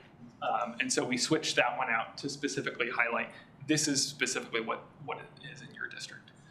Another one that I'll just kind of highlight here is kind of the effect of the law, because that was another thing. Is like, okay, you're gonna pass this law. What's that actually gonna do? We have law enforcement that's obviously like cash strapped and has difficult recruiting. What's the impact of passing a law if the enforcement may not be able to be there? So we were able to kind of look at some other states and say, well, just the law itself, we know this isn't going to fix everything, but we know that there's going to be a number of lives saved as part of that, and that's still a really valuable thing, and that's worth it. So. One other kind of aspect that came out of the coalition as a whole, as we're talking with legislators, and this really is going back now, not even this past year, but the year before, we get the question, well, we already have a texting and driving law that prohibits drivers under the age of 21 from texting. What are we doing to educate young drivers about that law that we already have? So one of the things that we kind of came up with at AAA, and with the help from a lot of coalition members, as well as partnering with MoDOT, is the Buckle Up Phone Down High School Showdown. So it's a mouthful, but many of you may be familiar with the MoDOT Buckle Up Phone Down campaign, which has been a really great campaign they've been running for the last 5 or 6 years. So out of that, MoDOT would host a Buckle Up Phone Down Day in October, where they'd send high schools posters and materials, and they would sort of have this event around it. We wanted to take that sort of to the next level and actually host a contest where high school students would receive distracted driving education prevention, a video, or in the picture you see us presenting at Twin Rivers High School. And then they would have to go online, take a pledge to say, yes, I'll drive without distraction. Yes, I'll always wear my seatbelt. And yes, I'll always speak up for others to drive without distraction as well. And we, as an organization, we're able to put some funding behind it to where the schools with the most pledges would win some donations that could go toward their Project Prom, Project Graduation, or other safety-focused activities. So we really wanted to make sure that the education component was positive, that it was well thought out, well developed. So we partnered with an organization called NDD.org. It's run by a gentleman named Joel Feldman, and I believe he's out in New Jersey. But his daughter was killed, I believe, 6 or 7 years ago by a distracted driver. And since then, he's founded this organization in remembrance of her. And he, prior to us doing this, and really prior to COVID, he would travel around the country and do these presentations in high schools. So he allowed us to kind of take his presentation, modify it for Missouri, and use it for the Buckle Up Phone Down Showdown. So this was 2021 was our first year doing it. So my boss Angie and I sort of took Joel's script, recorded ourselves doing the presentation, and we gave it as an option to schools. Hey, you can either take this pre-recorded presentation, or we can come out and present. We were really found out quickly that flexibility was key for a lot of these high schools in making sure that we can get in. Because again, this is a year and a half out of COVID. Schools are really reluctant to still bring people in, still trying to catch up. So we saw some great success with it. This was just quick highlights. So again, this was now going last year. The first year we had 15 high schools participate. Just last fall, we had 70 participate, which was a great jump. We were hoping for 45 and we exceeded that by quite a bit. As you can see, we garnered just over 15,000 safe driving pledges. And last year we also included to where their family and friends could submit pledges on behalf of the school. So it was really this great tool where we can, give the students the education why distracted driving is important to prevent, and they can go share that with their family and their friends as well. 6 winning high schools, and we're able to garner just over $15,000 in donations. So we've seen great success. Now we have schools coming to us asking if they can participate, which is great. So we'll launch the third iteration now this coming October. And also just a plug for if any of you work with any of your local high schools and want to participate, we can certainly make that happen. And this is, I'll also just say, this is a great component to include as you're trying to build a policy campaign.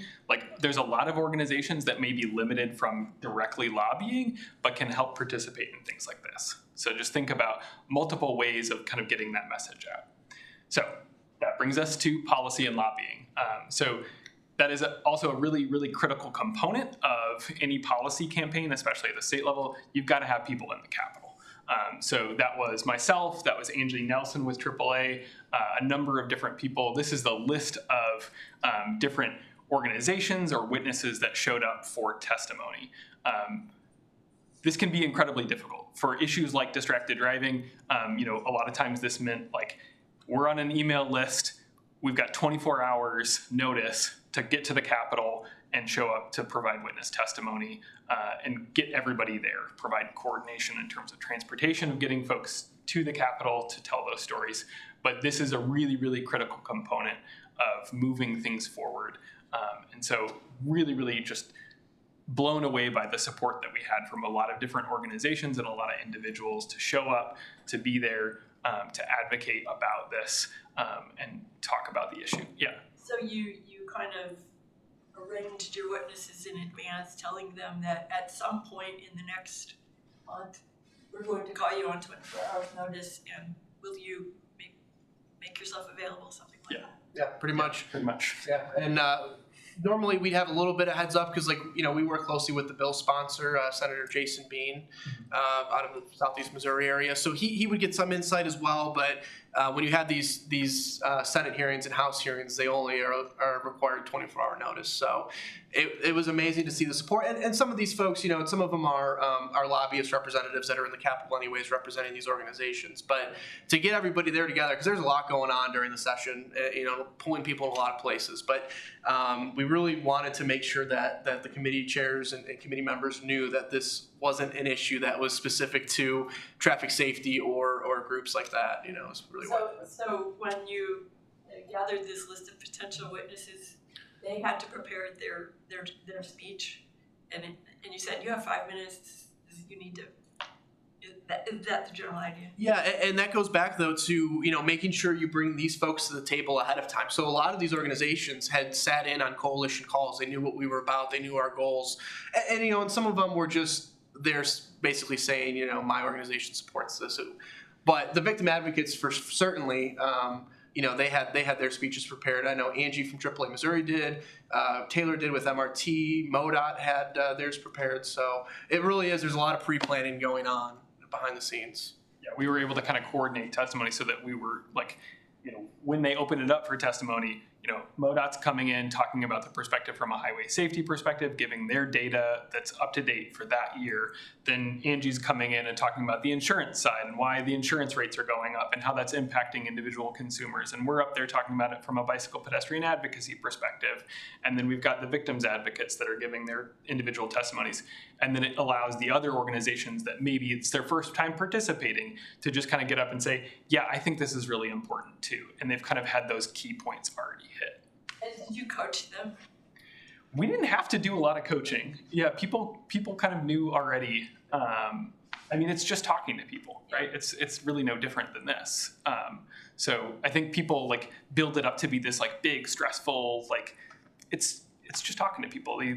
Those people are at the Capitol because they're supposed to be representing you, right? And so you just getting up and saying, hey, this is important to me and this is where I live, that's enough. Like, doesn't have to be really complicated. So some different pictures over the years. This was 2021. AAA put together a great event in front of the Capitol, brought a car that had been crashed in a distracted driving crash, and then had a kind of convening on the outside of the Capitol because that was kind of where we were at at that time, and really helped highlight the issue. This is Lori. She passed away during Lori Brown. She'd lost her son to a distracted driver. She was just a really tremendous advocate as well in the center. This was 2022. Again, at the Capitol. The one that I showed earlier, kind of at the Capitol, was 2023. So we've been doing this for a number of years now, showing up and making sure that this issue stays on the forefront. The other thing that the policy and advocacy group consistently did was, Angie and I and several others would consistently be at the Capitol at the beginning of session, walking around.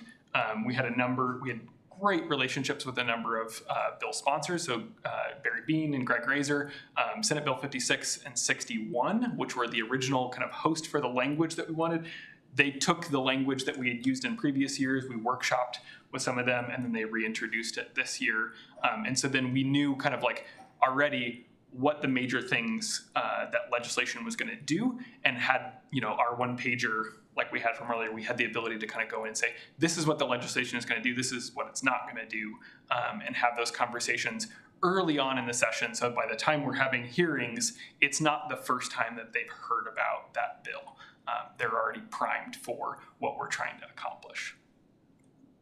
So now the fun stuff, Missouri's new hands-free, the Citizens Bending hands-free law, and kind of what it does. As I mentioned before, it passed as Senate Bill 398. It was originally part of Senate Bill 5661, which are Barry Bean and Greg Razor. Those were two different kind of sample languages that we really liked as a coalition. One was built off of the National INCOIL model, National Coalition of Insurance legislators? Insurance legislators. Insurance side, the insurance side language. The other one was based off of some MoDOT language. It was a little bit more basic, but MoDOT is basically missing out on funds because Missouri didn't have this law. And so they wrote a very basic version for this year saying, hey, if we can at least get this across, that'll make us eligible for those funds. So what happened very early on in session is in committee, those were combined together, and that law was renamed in honor of Stephanie and Adrian. They gave testimony at that first hearing, and so they said in combining these bills, we're going to name it after those two victims and their families. And so that was ultimately amended onto language at the end of session. It was down to the wire. We had a week to go. It looked like the bill wasn't going to pass. Our original bill, how many of you are familiar with the way the Missouri legislative process works? Fair amount. A lot to be familiar with, right? Yeah. You can amend a bill down to the absolute wire. And so what typically happens, especially towards the end of session, which is when things have passed, is everybody that's worried that their bill isn't going to pass, they start offering amendments onto other bills to try and get that language across the finish line, which is ultimately how ours passed. But it also creates an environment where legislators are sometimes typically worried about things. If it hasn't been heard in committee, you can get amendments that added to it that make it more difficult to pass. So that's what happened to 5661, was some amendments got added that people weren't quite as sure about. And so it kind of became what you'll hear the term the Christmas tree at the Capitol. And so we ended up getting ours added onto another bill that had a couple of other traffic safety things on it, and it passed that way. This is a couple of quotes from the bill's sponsors, just really highlighting the need and the bipartisanness of this legislation. And we're just really, really happy that it got to where it did. And it's just a really exciting thing. So what is the law? So this is a new graphic. We've got printouts of this at the state fair right now, and I'm gonna let Nick kind of highlight some of the major points. So, to your question, what can and can't you do under the new bill? Very simply put, you see the image on the bottom on the right, holding your phone in your hand, can't do that. You can have it in a cup holder, you can have it on a phone mount. You could still use your phone with hands-free technology. So that includes Bluetooth headsets to talk on the phone, that includes wired headsets, that includes your ear pods to have phone conversations. You can still have your phone mounted, use navigation, you can use your maps. You can still listen to Spotify, audiobooks, that sort of thing. Again, as long as that phone, that app or whatever you're using can be manipulated with one touch or one swipe. Again, what you can't do, you can't manually type, write, send, read any text-based communication. That includes scrolling on social media, surfing the web. And then we also had to specify, interestingly enough, you can't watch, record, post, or send or broadcast a video or movie. No more watching Netflix. No more taking Zoom video calls. You can still use audio calls, but no video calls. And no more taking Snapchats of you driving around. And again, this is a model law from NCOIL and what a lot of other states have passed as well. There were a couple caveats, concessions we had to make with amendments, and we'll get into a little bit more. But the law as it passed is secondary enforcement. That was not our first goal. Of course, we wanted primary, and the difference between that is it means that you can't be pulled over simply for having your phone in your hand. You have to be violating another moving violation like speeding, swerving in order to be pulled over. It's similar to how our seatbelt law is in Missouri. You can't be pulled over for just not wearing your seatbelt. So it makes it a little bit tougher on the enforcement side. Again, though, we're not really publicizing that, or we're not really highlighting the fact that it's secondary. And again, we think that most people want to do the right thing. They want to follow the law. So when we say that it's illegal to hold your phone in your hand, we know and hope that most people will follow that. For convictions, so it's sort of a tiered system within a 24-month period. You can see the fines increase there.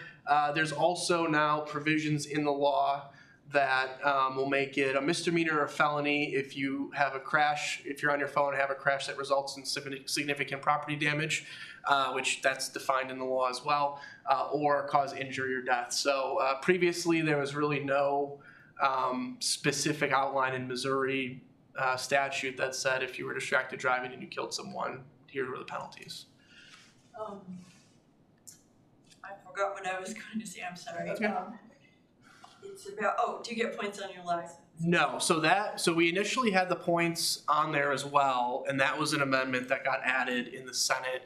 From AAA's perspective, we didn't want it, and the intent of the law is not to be a money grab for law enforcement or for municipalities. So we wanted to go the points assessed route. I forget, some of the senators had issue with the fact that if you had like a third conviction, you might have your license suspended. We think that would be a good thing if you're violating this three times in a 2-month period. But again, that was a concession we had to make. So no points assessed, just the fines. But is it on your driving record, so like your insurance could go up? Yeah, it would be considered like a moving violation. Yeah. And to the point of the enforceability from a primary versus secondary, how many of you knew that you couldn't be pulled over for just not having your seatbelt on by itself? A couple, right? But I think majority of Missouri citizens don't know that, right? They just hear, hey, buckle up, it's the law, right? And so that's really the intent of this is the enforcement side of this. Yes, we want it to be enforceable, but that's not the primary vehicle. We want to be able to kind of enforce the behaviors that we want to see, right? So I think that's the kind of one of the primary things with this being a hands-free law is, hey, we want your phone down, we want you paying attention to the road. And so that's kind of, as you're helping educate and stuff, that's kind of the messaging is pay attention to the road at hand. That's really the focus. The other tidbit on that, we rode together this morning, and so at one point we're riding, and this is just outside of Jefferson City. We see somebody cross the shoulder line, and I said, "How much you want to bet?" That person's on their phone. We drove past, and person's driving down the highway with the phone in their hand. So because they crossed the lane line, that would have been enforceable, right? So it's fairly simple still for law enforcement to be able to do that. So, Is it true that there is language in there that prohibits cities from making it a primary offense? it is still part of that like 2009. So it still preempts the like local control of that. So yeah, unfortunately. But we've got a place to start. We can always improve on it in later years, but this was the biggest hurdle in my opinion. Oh, I know what I want to ask you. Does Missouri get its federal highway funds because of this change in the law now? Yes. The full extent of the available funds? Yes. I think there's still a small amount. Is there a little bit? But I know they get the majority of it. That was a key point from MoDOT as well. I think the primary versus secondary, like they don't get quite as much, if I'm remembering right. But it's. But we have seen other states similarly pass secondary enforcement hands-free laws, and then years later change it. So that, as Taylor said, this was definitely the biggest hurdle, was getting something on the books. It's not exactly what we'd want from a traffic safety perspective, but it certainly is an improvement to what we had, and it is definitely a good starting spot. One other thing to note on the bottom there, so drivers can still use a handheld phone to report a crime, emergency, or crash. So those are exempt. Also not on here, but just kind of more background for you. Law enforcement, emergency responders, roadside workers, those folks are exempt from the law as well, written exemptions. The law also finally puts it on the books that it's illegal for school bus drivers to be on their phone while they have passengers. Amazingly, that was okay before, so that's another added one. And then also, as long rideshare drivers, Ubers, Lyfts, as long as they have their phone mounted, they can still obviously use that for their work. So, So again, what you can do, help educate friends and family about the law. So what we want to focus on is like really paying attention to the task at hand. If you're driving, put the phone down. Make a plan before you even put the car in drive. Put the phone on silent. It's too much of a temptation. If you've not activated Do Not Disturb while driving on your phone, please do that. That's such a, it should come default. That is a personal pet peeve of mine. Do Not Disturb while driving should automatically come on every new phone. It's just too convenient to have that happen. So don't hold your phone while you're driving. Don't manually send text messages. I don't care if you're playing Candy Crush or texting your cousin. Just don't do it. And then don't watch things while you're driving. So again, please help us. So August 28th, the new law goes into effect. A part of the way that we structure this was that there is a 1.5 year warning period. Thank you, 5 minutes. So the law goes into effect August 28th. We're gonna be hounding it from the beginning. We're also gonna be hounding it in January 1st, whenever it's a year out from the time whenever you're starting to get penalty provisions. We really don't want people to be fined for this. We want people to stop using their cell phones while driving, right? Like that's the whole intent of this. We don't want this to actually have to be enforced. We want people to stop the behavior. So whatever you can do to help us educate those around you. One of the things that I think is really helpful is the language that oftentimes they use in schools is, I don't feel safe right now, or I don't feel safe when. Practice that when you're in a car with somebody that's using their phone while driving. That's a really impactful statement. As humans, we want to make people feel comfortable, those around us. I don't feel safe whenever you're distracted by your phone right now. Can I do that for you? That can be a really impactful thing to practice and be ready for, and that will help immensely as we move forward. Add anything to that? Taylor, did I understand that this is like the seatbelt law, that it's not a primary stop? Not a primary stop, but if you're speeding, if you're crossing lane lines, if you ran a stop sign, anything else, this can be added on as a part of that. So, So, some takeaways. Have a broad coalition. If you want to accomplish any policy things, make sure you're bringing a broad coalition of folks in. I think it was really, really helpful that we had highway patrol, we had the insurance industry, we had advocates, we had individuals, both victims and otherwise, involved in this. Make sure that you're pulling in partners from all different areas as you're trying to accomplish these things. Focus on the stories of the people and families who've been the most impacted. I think this goes for anything. Again, the data points are one thing, but we need to kind of humanize those data points to get people to see beyond just the numbers, so that people understand what this means from our own lived experience perspective. Make the issue easy to understand and work to understand the arguments of those who aren't in support. So we didn't talk about that quite as much, but updating that one pager was really kind of going back from, hey, what did we hear from legislators? What was really popping out to them? How can we highlight that better? What are some other data points or things that we need to highlight to make sure that this is a message that they're understanding and it's resonating with them? So that's super important. Make yourself and your coalition known to legislators and build relationships. Like I said, show up at the beginning of session, let them know that you're going to be back at their door again and again, and you're going to be talking with them about this issue. The other important component of that is that I've got cell phone numbers from individual legislators in the Capitol. If we needed to know where the legislation was or what was likely to happen, as much as I've spent time at the Capitol, I still don't understand the way that things work all the time. And so being able to call a legislator and be like, hey, what's going on? What are the rumblings that you're hearing is really important if you're trying to accomplish policy work at the state level. Show up and be persistent. Like I said, this has taken many, many years, and that's just the way that it is. You've got to be persistent if you want to accomplish these things. Don't lose heart. Keep going on it. So changing policy takes time. You got to keep with it. So any last? So quick little visual. Somebody holding their phone. This is what we don't want you to do. Great animation. Yeah.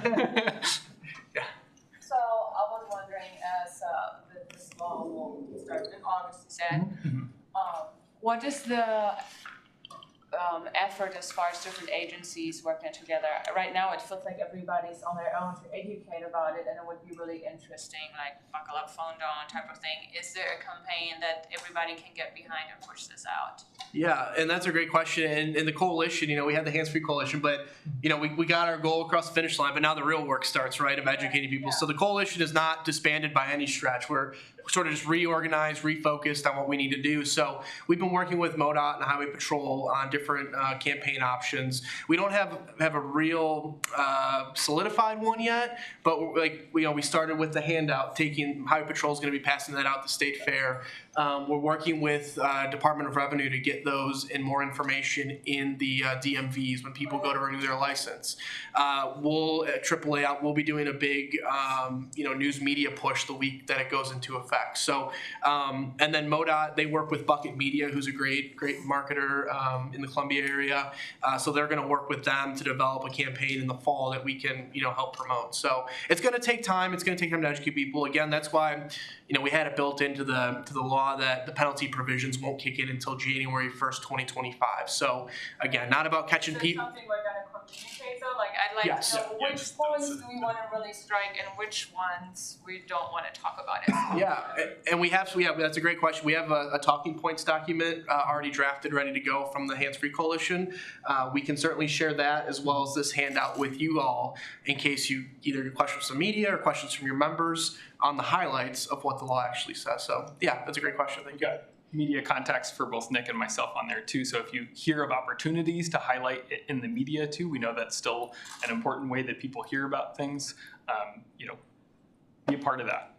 We're happy to come and talk to local news media and highlight the new law. You should be on Good Morning America. Good Morning Missouri. Yeah. A lot more. Yeah. Well, look out in the next couple of weeks. You might see us locally. Yeah. But yeah, there will be follow-up materials on that. That's part of the reason we were developing this, is kind of trying to get that message out and make sure I think you should have a media blitz. So go on all the local radio stations, all the talk. Are you already doing That's our plan. Yeah. That's partly in the works. So yeah. Yeah, we're gonna try. So any The other other questions? part of that is I'll just say, like, if you hear of local opportunities where, like, hey, this reaches a lot of people are showing up for that. Like, the Missouri State Fair is one of those things. We knew we got to have a handout there. This event itself, right? This is a part of letting people know that already care about this, trying to kind of get the education and the word out. Let us know, right? My email is on the website. I'm happy to connect with you. Please let me know. We want to build a calendar of all those things as they're happening to try and make sure that there's as many opportunities for people to hear about this, and we're really getting the word out in advance. I'll send you some dates. That'd be great. Any other questions? We good? We'll be around too if you have some. Yeah, I think they want people to get back in here. We started 5 late, so we ended 5 late, so we're gonna move to next. Cool. Thank you guys very much. Yeah, thank you. Yeah, I'm sure a lot of people here are also on the Roadway Safety Coalition. Okay. And so I'm the secretary of the Northwest District. Oh, great, so yeah. Those types of like coordinating events and distributing the information. So awesome. The Missouri Coalition for Roadway Safety. So do you work with Deborah? We're through MoDOT next thing. Yeah, Deborah. I forget her last name with MoDOT. Yes, probably. Yeah. Classes, like hey, I see her and everything. Yeah. Yeah, great. That's You awesome. Send us some stuff and we'll get that sent out. Yeah, and I'm sure working with MoDOT, I'm sure the coalition will send out some of those materials too, but it always helps.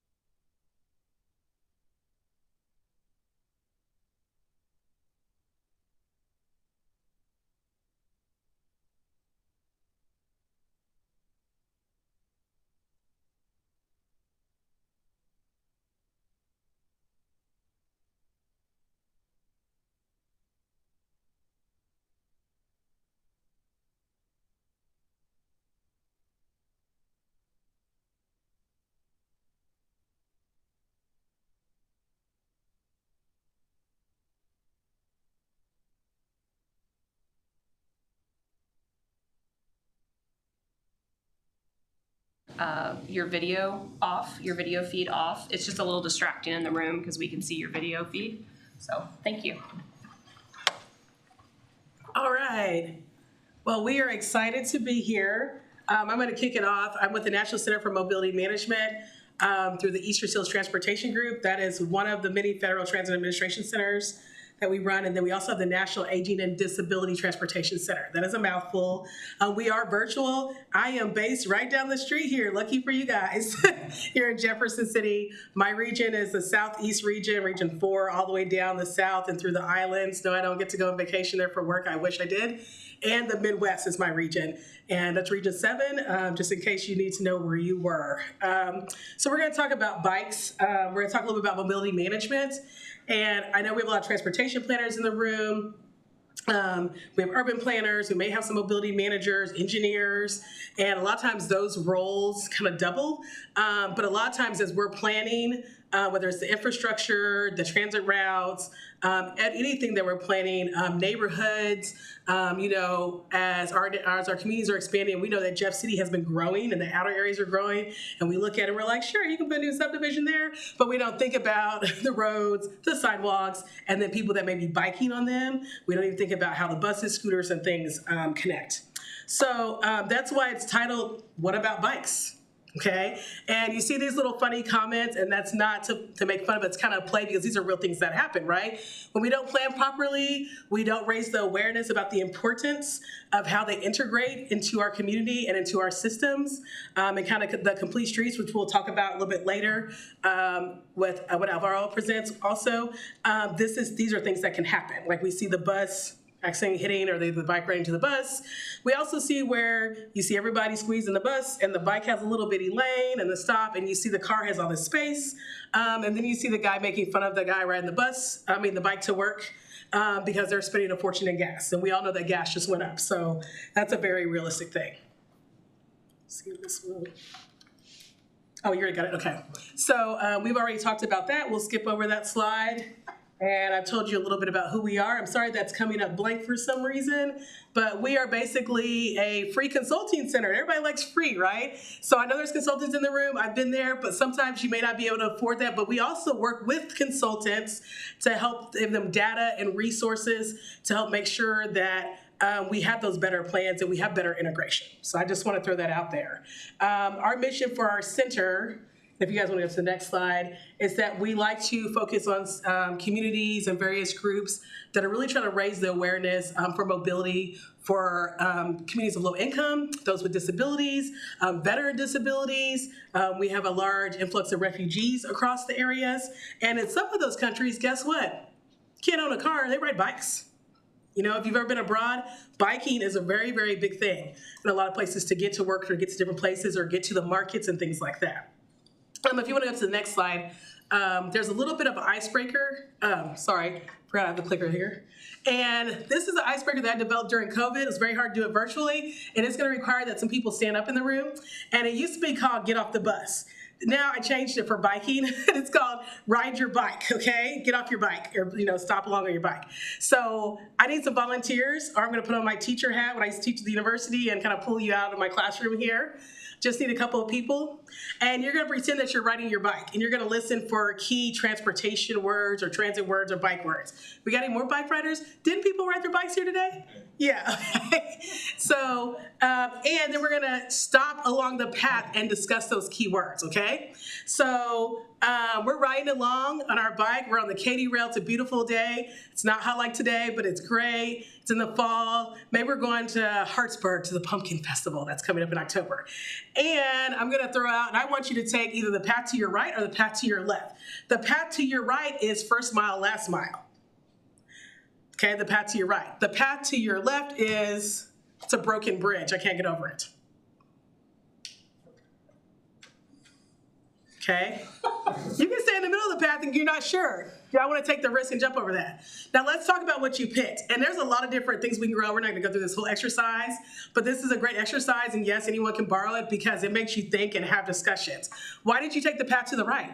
What does first mile, last mile mean to you? Destinations. Okay. What else? Anyone else? It's always making sure you get to where you need to go. Right. Why did you go to the broken bridge? You went to the Broken. I went to. Yeah, who went to the Broken Bridge? And why? From your right, I wanted to go to the first mile last Okay, and you were kind of in the middle, like you just stayed on the path. You weren't for sure where to go, or you're over. Okay. So the Broken Bridge, though, I want to say is, you can take that risk to go over that rickety broken bridge, right? And then you could assess that and you can go back to your community and make it better. Or you can take the risk to jump over it. You could crash, you could fall. But we know that something needs to be done, right? Because I can no longer go on that path. It's not accessible anymore. And how long is that going to be broken? How long has it been there, right? Maybe the flood washed it out, things like that. The first and last mile is really important because I might take Jeff Tran all the way out there to DOC, SEMA, Command Web, or one of those places.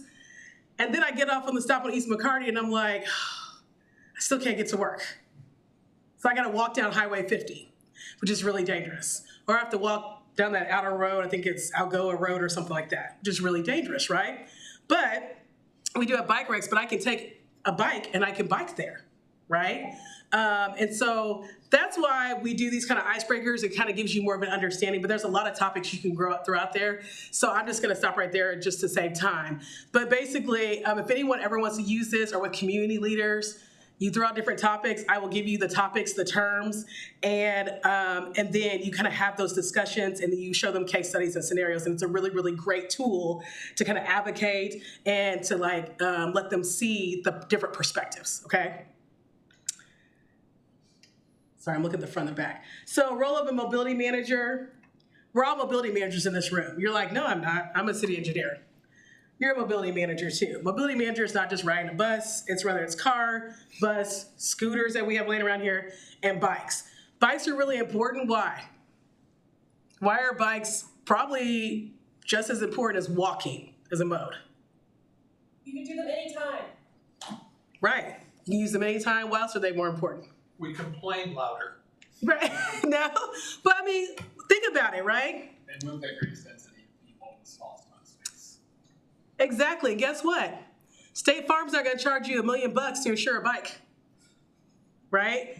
Bikes don't take a lot of gas, right? You can park them. Some bikes are really cool. You can fold them and put them on your plane storage. You can fold them and put them in your wheel bag. I don't know if you guys see any of those, but we saw those at your conference, this year. I mean, you can take, bikes anywhere, right? They're also what? Affordable, okay? Now, I know in here, a lot of people, including my own kids, went to Redwood last night. They went on a shopping spree for some more bikes, expensive bikes. But also, you can just pick up a basic bike at Walmart. That's fine. It'll get you where you need to go. It'll get you to work. They're also healthy.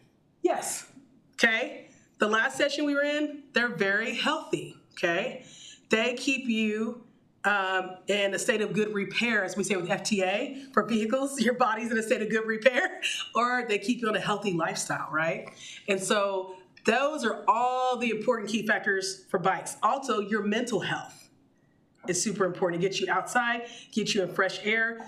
Places are still coming out of COVID. People are still isolated, still scared about things like that. And sometimes it just helps just to go out and ride a bike. Get your kids out to ride a bike. We work with the CDC a lot, and the health obesity rates are like through the roof, okay? But just as simple as walking or riding a bike, not driving a car, changes that in a matter of like 30 days. So the mobility management part is that we can all play that role and be the mobility manager. We can manage those modes. Instead of taking your car to GURBS, I say that because I live on Memorial Park, there's a guy in our neighborhood, and I see him about every 2 weeks. He rides his bike to GURBS now. And I had never seen him do that. He has the bags on the handlebars. And I'm like, that's really cool. We have a lot of paths. We have another bike shop right down the street. But, it's right down the street. Why not take your bike instead of wasting gas in the car, right? We're going to talk about CCAM. That's partnering with other organizations. That's at a federal level. Why not partner with other organizations around here and see if they have the same initiative for being active and they can support any of the mobility organizations and the bike organizations. Different groups, different insurance groups, social services, all those different agencies, they have money, DHSS, even locally, to support a lot of the initiatives that you are working on in the integration of bikes in community and community programs. And I think that's super, super important, especially now with Missouri's aging plan. Seniors are going to outnumber everyone in this room, because we're all super young in here, okay? And guess what? They have money to support. And guess what? Those seniors want to get around. There are a lot of seniors that like to bike. And I think people just kind of leave those populations out, just like they leave the population of kids out. And there's an in-between group of us that we grew up riding bikes and we know how. But those two populations are kind of left out and they don't know how, right?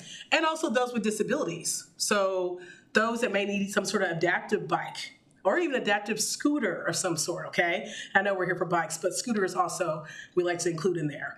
And so partnering with those different organizations make a difference, and they can help fund these. They can help fund the integration into your transportation systems and your community program.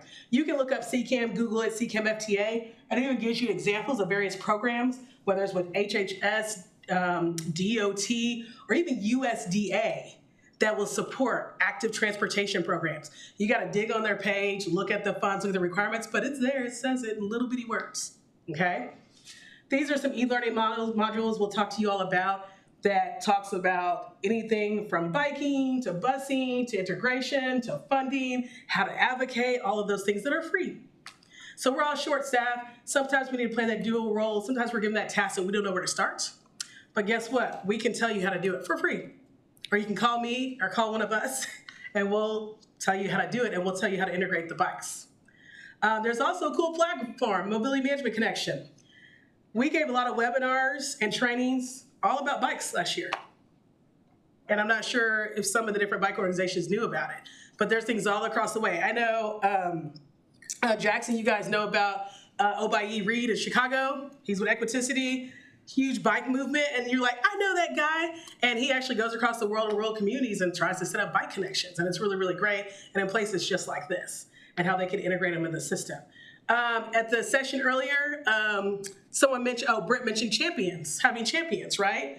To raise awareness about integrating bikes in communities, bike lanes, integrating your transportation systems, and just any activity that you do for active transportation. And so we work really hard on our level in different communities that we have champions to go out across the regions and to help assist groups for free, okay? And to get this information out here. And it tells you how to sign up, and Brent can send that information out to you all later. But I just wanted real quick, and we're zooming through this because we only have so much time, and I'll keep you up on time so you'll have enough. But thoughts about this image. Look at this image. It says transit cycles. What does this mean to anyone when they see this? Look at the word. I just read it as tranquil for a moment. Yeah. What do you think about that? Should transit be in the same word with cycles? Is that weird? Not to me, I think bikes are the best way to travel. Right. But the thing that strikes me is that's a road bike. Right. It's not very functional for transit, and there's nothing about adaptive in that at all. Right, okay. But maybe that's the only bike I can get for now, right? Yeah. I just moved to Jeff City, I have a car, I need a ride to go work downtown at the state or whatever. And then I can upgrade later, right? But you're right, but it also, we need to make sure that we have something adaptive for maybe someone else who wants. So a lot of times, the reason why I put this image up and I came across it, they have a whole website and the lady's great who started Transit Cycles, is because there's a lot of separation. And you all know from the Missouri Transportation Task Force, they're trying to bring all that together because we're working on a lot of the same things.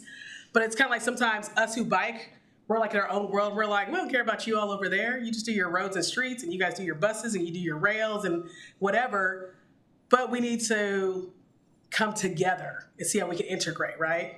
It was mentioned earlier in the session that I didn't want to bike also because I didn't want to die. I didn't want to get hit by a car, you know, and that's very real because, you know, when we started getting bike lanes here, it was like, thank you, God, and I hope everybody pays attention to the bike path, right? We still have some work to do. They could be colorful. They could have some barriers a little bit, things like that.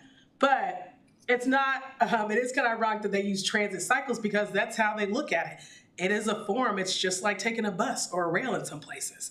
You've seen the new thing, bike trains. You've seen schools are doing that to get kids to school. Take a bike train, you know, instead of taking a bus to school. So I just wanted to show this, kind of your ideas. The other one is this cool little cartoon. These days, transit innovations are coming to us so quickly. And it talks about, this is real, that they call the police. because these bikes are just laying around. There's a lot of things going on in cities where they're like, we don't want these in these cities. We don't want these bikes around here. We don't want, I want to hear what the responses are to that. My presentation is not just for me to present it to you, but it's about talking and how we can better integrate and work together. What have you seen in your communities? Yeah, we tried the bike share and it didn't work, but we do have the bird scooters now, and the same thing where the cops end up, everyone's like, why are these in this part of town? It's like it's supposed to be used everywhere, and that's the And where are you from? St. Joseph. Okay, yeah. You're, okay, the St. Joe Transit with Chaz in it, or Chance. Yeah, okay. So we were in Iowa a year ago, and they have the scooters, but what was really cool about the scooters, and my mom was with me, and she's senior age, and they have the scooters that are adaptive. You can sit down. And she said, oh, well, I can use one of those. We have those in Jeff City because I can't stand on this little, imbalance, And it's the same thing. They have different types of bikes now. They're adaptive. And that's really, really important. But why are we calling the police? Because it's something different. And that's when we know we need to raise the awareness and really be at the table of the planning phase of how to make sure it's integrated. I wanted to throw this out here. San Francisco to Oakland commuter shuttle is still $1. It's 35 years. We know it's always funny is a problem. We don't have money to do it. There's still $1. And there's more. I want you guys to look that up of how they can take the bus or the shuttle or, ferries and like that, and how they make it work. And they integrate it into their commuter system. And then we talked about the seniors population is going to increase. I want to talk about Wisconsin. They have a really, really good cycling without age program, an adaptive bike program. And I can't go over this now. This is a whole presentation by itself.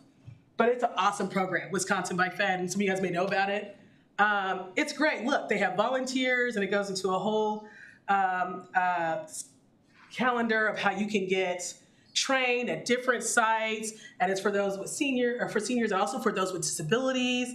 It is really, really great how they're integrated into their system. And it may seem like, oh, we can't do that here or wherever but you really can. You really can. Yes, it takes work.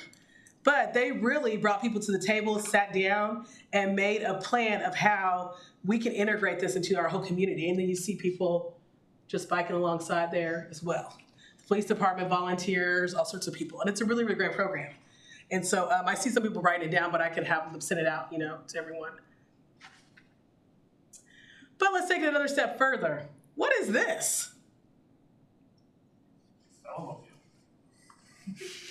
Is it a smart car or is it bikes?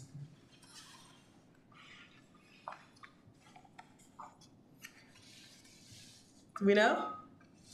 Velomobile. Right. But it's like an adaptive bike, People are like, do we need those? Where are we going to put them in the city, right? I, several years ago, was temporarily disabled. I had a surgery. They went in with some nerves and things that happened. I couldn't walk when they went in. I came out, I couldn't see straight. I had to go through physical therapy to walk again, ride again. And it actually was a problem for me to ride Jeff Train. And so I couldn't drive for a long time. And we always tell people at DTC that you may be able and fine now, but you don't know what could happen. So by the grace of God, I'm doing great now. They're like, we're probably gonna get you back to 70%. I really had to push it. And then it was right before COVID and tons of therapy. But, maybe if I did come out so well, that would have been awesome for me to drive around here to get to work over there at the DOT building and park in the back, right? There's a whole video that I want you to look that up, organic transit, because there are communities that are starting to look at these as an alternative bike for seniors, for those with disabilities, that they can easily control and ride around, and that can be purchased. There are even some of these systems like where their insurance may cover part of that, which I think is really, really great. The other one is I wanted to really, really hone in on to make it a movement and make it the norm to have bikes integrated. This is Equiticity. They do community bike rides. We know we have them through here, which are great. They make a big deal out of these. They have about 25 sponsors at all their bike rides. Anybody, from the coffee shop to Blue Cross Blue Shield to a bank to whoever, and they make it a big deal, and you see everybody. Kids, mom, dad, grandma. And so how do we solve this problem? What can we do? we're gonna roll into our next presentation about universal mobility because it's all about having a kind of complete streets, but it's more than that. It's universal mobility that includes the infrastructure, the different types of mobility, all the people at the table, and all the roles that you play in your planning office, your city office, and your transportation office. And from there, these are a list of our TA centers. So you can contact either one of us, and we can connect you to any of these centers as a resource and as help. So I know that was quick, but we can always get you guys somewhere. We'll be around the whole day as well. Thank you, Jolie. Go ahead, go have yours pop up. Let's see. Alt tab, I think, over to here. Do I manage this from here? I guess. Yeah. And then Excuse me. and I guess I would go. Screen mode. There you go. There you go. Everybody see it? Okay. Have the pleasure to be the last speaker of the last session in the morning, so thanks for bearing with me. Alvaro Villagrán, I'm the Director of Federal Programs at the Shared Use Mobility Center. I'm happy to be here today with you all. I'm going to be sharing some resources around universal mobility, implementation resources, couple of policies, and it's going to be kind of dense in terms of content, but it's kind of giving you an overview of some interesting tools that you can explore on your own after this session. So just to start with quick hands up, who have heard about the Shared Use Mobility Center before? Okay, very few people. So let me introduce our work and ourselves quickly. Shared Use Mobility Center, we are a non-for-profit organization working in the public interest. We're work nationally with communities of all sizes and agencies of different levels, from federal, to community organizations. We work to replace the car-centric transportation with people-focused shared mobility to fight climate change, promote equity, and strengthen communities. That's our mission. A little bit of the work we do. We are one of the technical assistance centers working with the Federal Transit Administration, and we are running the Mobility Innovation Collaborative with almost 50 projects all over the country in different areas. And this is some information you can look up later on. We are also part of a capacity building team for the FHWA, Federal Highway Administration, Thriving Community Program that is just starting the first round this year. So we're very excited as well to support federal government with this program. We also work in California providing technical assistance and capacity building to the Clean Mobility Options program. This is working directly with disadvantaged communities, promoting clean mobility options, and bike and scooter sharing are part of them.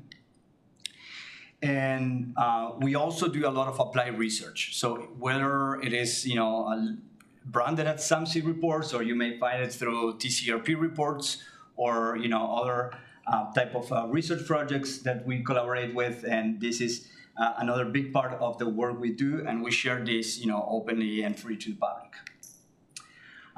As Jolie mentioned earlier, we host an annual summit. This is a prime event for shared mobility, and we're planning already our 10th edition next year in Chicago in May. It's a lot of fun, a lot of good information from different modes, people from all over the country. So please keep that on your radar for next year. And just to finish a little bit of what we do, we also convene what we call the Shared Mobility 2030 Action Agenda. This is bringing together stakeholders from the industry and trying to push for making shared mobility more affordable and more accessible and safer, as people can live not an auto-dependent lifestyle. So that's it for SAMC's overview of our work. So today I want to focus quickly on a few resources related to universal mobility. So to start with, I'm going to be referring a lot to a webpage that we host. So this is a universal mobility implementation resource that is already published on the Mobility Learning Center website. So you can find a lot of information there. This is the result of 2 years of work with a work group that the Shared Use Mobility Center and the National Center for Mobility Management convened with universities, people from transit agencies, working in accessibility as well from local governments. And, we try to attack, different topics and questions about how to make mobility more accessible. And I do want to acknowledge also the work of my colleagues Al Benedict and Alex Rosender, who led this effort, and kind of representing them in presenting to you this content. So when we talked about universal mobility, many of you may be familiar with the idea of universal design as in the infrastructure part of it, but universal mobility also brings into the mix inclusive mobility, and that's where we think more about the services, we think more about the operations, and that's not just the vehicles, it's not just infrastructure and vehicles, but as you can see in this graphic, it also includes the planning portion that many of you work directly in, the understanding community needs and reaching to the public to understand how to better serve that universal mobility goals, and the mobility data and technologies that support that. And so those are key components that lead towards universal mobility that is not just the more typical or more traditional, more engineering, architectural oriented, universal design. That's a lot of very good resources there. So the idea of the universal mobility is that it will support or make easier for all users to achieve a complete trip. And I want to just mention very quickly what is the idea behind complete trip. So when we do design for bikeways or pathways, we have those beautiful maps and invest a lot of time in the routing, but then people need to get there, right? So if people are the only way to access those bike trails is by driving there and parking in the parking lot, there is something missing, right? And the idea of the complete trip is how do we think about the accessibility to those resources and those infrastructure, from where you live, from the point of point A is your house, and then there are many aspects that goes into achieving that complete trip. Infrastructure, again, universal design, it's one portion of it, but there are other systems that also support making that complete trip possible and accessible. Sometimes when the infrastructure is not there, what you need to supply is the information to let people know, what alternative routes they can take or how to avoid, dangerous places. So this is also part of the inclusive mobility, and that achieves, this vision of the complete trip. So when we think about getting to point A to point B, is it's really access from the moment the person leaves their origin to reaching the destination, and all the systems that goes into supporting that goal. So I mentioned we developed this universal mobility planning and implementation resource, and just wanted to mention the aspects that we cover there. And so the universal design resource, we're going to be talking a little bit about it in a second in activity, but the idea of how we plan for the physical infrastructure. I touch on the planning services coordination, and that is important in terms of the actual work that we do, and connecting networks and systems. And the understanding passengers goes back to reaching to the communities, and sometimes the people we try to serve may not be either properly represented or find ways to express their needs. So we provide there some resources to do more accessible community engagement and needs assessments studies. And the last part, the last section touches on the mobility data and integration, which I mentioned it is a fundamental component. First, because in our current modern life, we depend so much on smartphones and the data that we share there, but also for people, for example, who use the smartphone as a way of a navigational tool, not just Google Maps, for directions, but to navigate the built environment. It's very important to have the information technologies and systems in place to support those trips. So that's it for this tool, and I'm gonna touch very quickly on 3 aspects that I just wanna food for thought. One is adapting micromobility. We work with many transit agencies, that are working also with bike share programs mostly. And one of the things that we are, encouraging, it's how to bring more of the adaptive cycling into these bike share programs.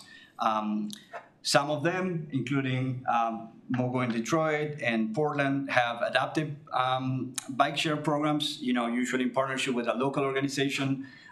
It's not system-wide, tends to be along a riverfront. I just learned Jefferson City has a beautiful one here. So this is food for thought, how to make not only bike more accessible, but also the accessible bikes more present and accessible to people who can use and enjoy them. Just wanted to drop a quick note on the e-scooters that, there were some initiatives to make them more accessible by design. We haven't seen through our research, a huge impact or usage of them. Then I want to mention some initiatives on accessible sidewalks. And this is another area where I think the informational component is key. So we have the maps are statics. We don't know how the reality of a sidewalk look like when we go around. And many times doing work, from mapping at the office, doesn't give us that, on the ground experience and knowledge. So there are some people and initiatives. In this case, I'm referring the work to the Tasca Center for Accessible Technology. They are developing open source mapping tools so people can, update and provide, information about the actual conditions of the sidewalks. And this is a collaborative, collective, effort to provide as updated information about the actual status of the sidewalks as possible. So mapping that is a big challenge. It takes a lot of time, takes a lot of effort, but as a result, you can get these type of tools where you can distinguish by user the type of conditions are on the sidewalk. So if the grade is an issue for a wheelchair, maybe not for as much for somebody walking on a walker or a cane, the app will provide that technology to provide that information. The other one is the open sidewalks. Similar concept. The idea is that the state on the status on the ground of the sidewalks will have an impact of how people choose their path, navigate the space, complete their trips. So this is important information that is not always, clearly conveyed to the users, and this is an important part of the, universal mobility that it touches both infrastructure and information. And last but not least, very quickly, I have wanted to highlight 2 aspects of recent federal policies or programs. The first one coming from the IIJA, the Bipartisan Infrastructure Law. This has been a big push by Senator Duckworth. This probably touches more on big transit systems, focus on rail, but there is an awareness and a recognition and now a program that is funding some measures to retrofit or to make stations accessible to everybody. And with that, I would say this may be not an issue that non-rail agencies experience, but there's a question. Many trip planners are horizontal in nature, like you go point A from point B on a 2-dimensional space. But what if you add, needed to navigate, a mezzanine or different floors in the station, and that is another big issue that is, being addressed. That is not only infrastructure but also informational. The very last point, and this is just fresh out of the press. This was announced this week, but the U.S. Access Board, they finally, after almost 3 decades in the making. There's a final rule on the public right-of-the-way accessibility guidelines. So any of you engineers or working on, on designing accessible guides on the right-of-way, you should definitely look at this because, again, this has been a lot of effort, many years, if not decades in the making, and it's finally out there. So if you haven't heard about it, now you know, take a look at it, and I hope these resources are helpful. As Anjali mentioned, we're a technical assistance center, so if you want to reach out to us at any point, please do so. And I just want to say that I've made with the, updating of all the stations in a lot of cities, we don't have a big transit station here or a lot of them in the city, but that is to include, bikes. And we have to take them up and down rail or bus or things like that. We do have Metro Rail in the larger cities. And how can we fit them in or try to take them in an elevator or through areas to get them where they need to be? Because some are including bike lockers in cities and just other measures, for those that are cycling or for scooters as well too, and skateboards in some areas. So we're gonna bring them the mixed day, but that's a big thing too.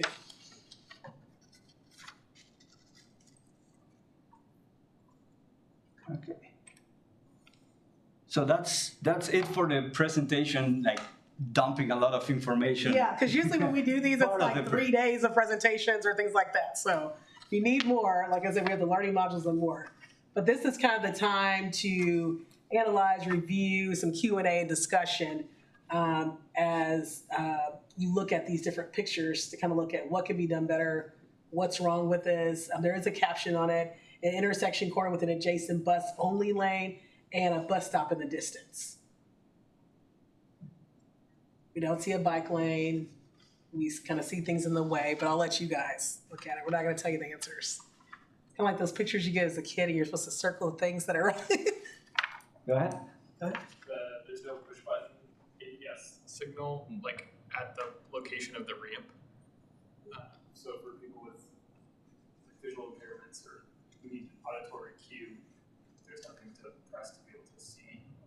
Like it should be right next to that ramp, and I don't see it. On the first one. Mm-hmm. And meanwhile, those poles are kind of straight in the middle of where you want to go. Yeah, they're right ready to go. Any other reactions to this one? It's the only bus lane, huh? Oh, one side. Where have we seen those? Kansas City has them on Main Street. Uh-huh. You're not supposed to drive in them, bike in them, walk in them. Park, yeah, right. And I know you're from Mark. Yeah, they're working on, they've changed a lot of things. Well, But they're building the streetcar on Main. Exactly, now. And the city just, I believe just passed an ordinance saying that the streetcar lanes, it's a streetcar, so it makes traffic, but they're actually gonna make those transit only. Yeah, but for biking, it's a little awkward. I guess you have to ride straight in the middle of that left lane. Even, it's probably kind of slow traffic and such. It looks like a downtown area, so if you're a real confident cyclist, probably works okay, but most people are not gonna be very happy doing that. Right. So I would ask KCATA, which we so for, how do we integrate the bike share they have, the scooters they have, any of that stuff? And that's what we don't need it to be an afterthought. I know they're building it now, but but yeah, but those are things that they need to be aware of as well. Also, if you look at the accessible portion of it, the tactile tile, it's present on one. On the back, but It's here on this direction, but if you're crossing this direction, there is none. So. It's not a driveway though. It's not kind of unclear from the photo. There's still no indicate if you're crossing and still crossing. Yeah, I think it's an alleyway actually. You're expecting some cars crossing. Yeah, but you could walk straight off that ramp if you're visually impaired and just be in the street. Yeah, to get hit. With no warning to speak of. I'm gonna move to the next one. So this is an image of an intersection within Bell Street Park in Seattle. It's their shared street project. What do you see here? No curves. What else? On the proposed raised crosswalk?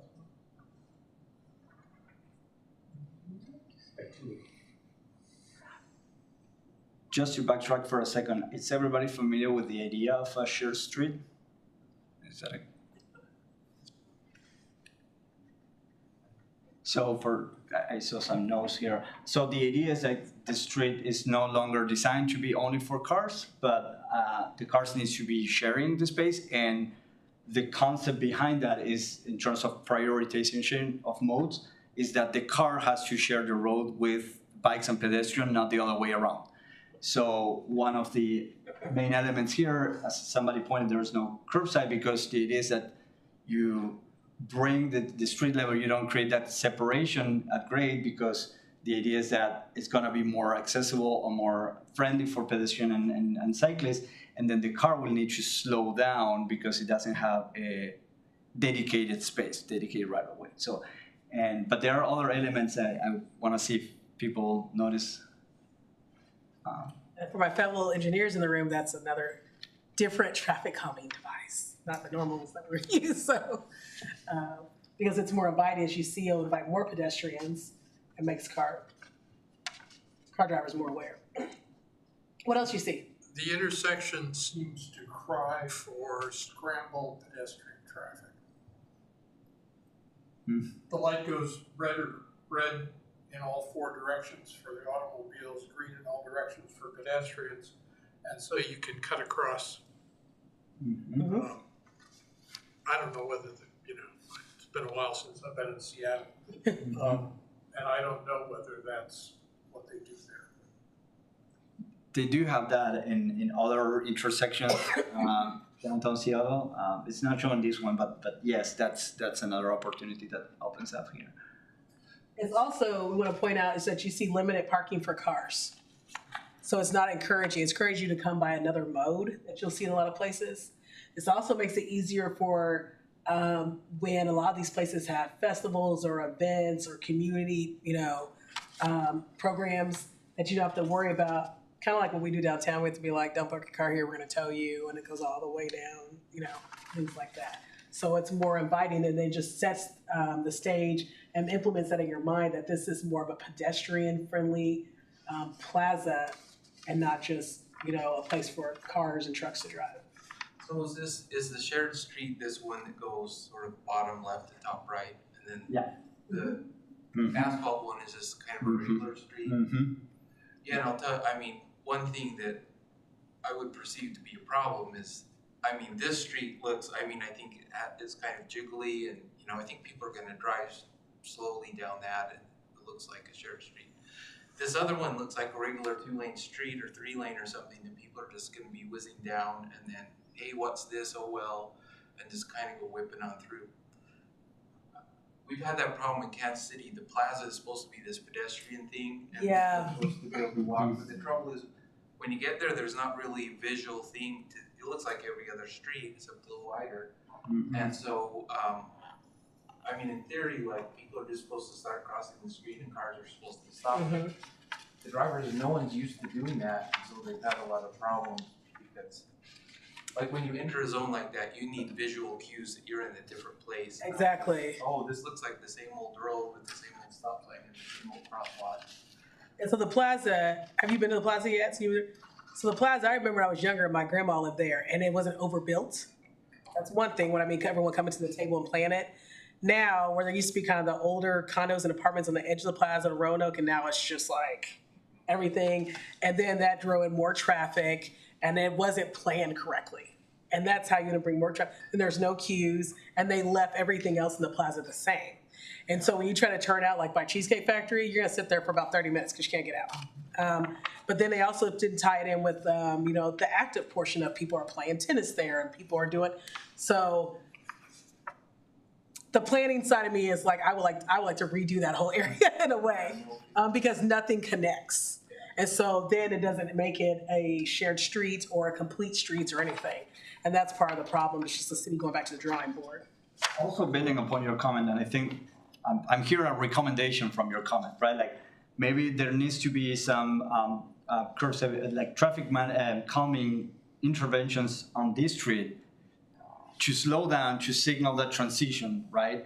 And also, sometimes we plan these interventions, bike lanes and the connectivity component, right? Like we have 2 blocks with this beautiful shared street as a demonstration, but how that connects and interact with the rest of the environment, right? Like, and I think that's a very good point in terms of like maybe in jurisdiction, or maybe when you plan a shared street, like don't make it stop at the intersection.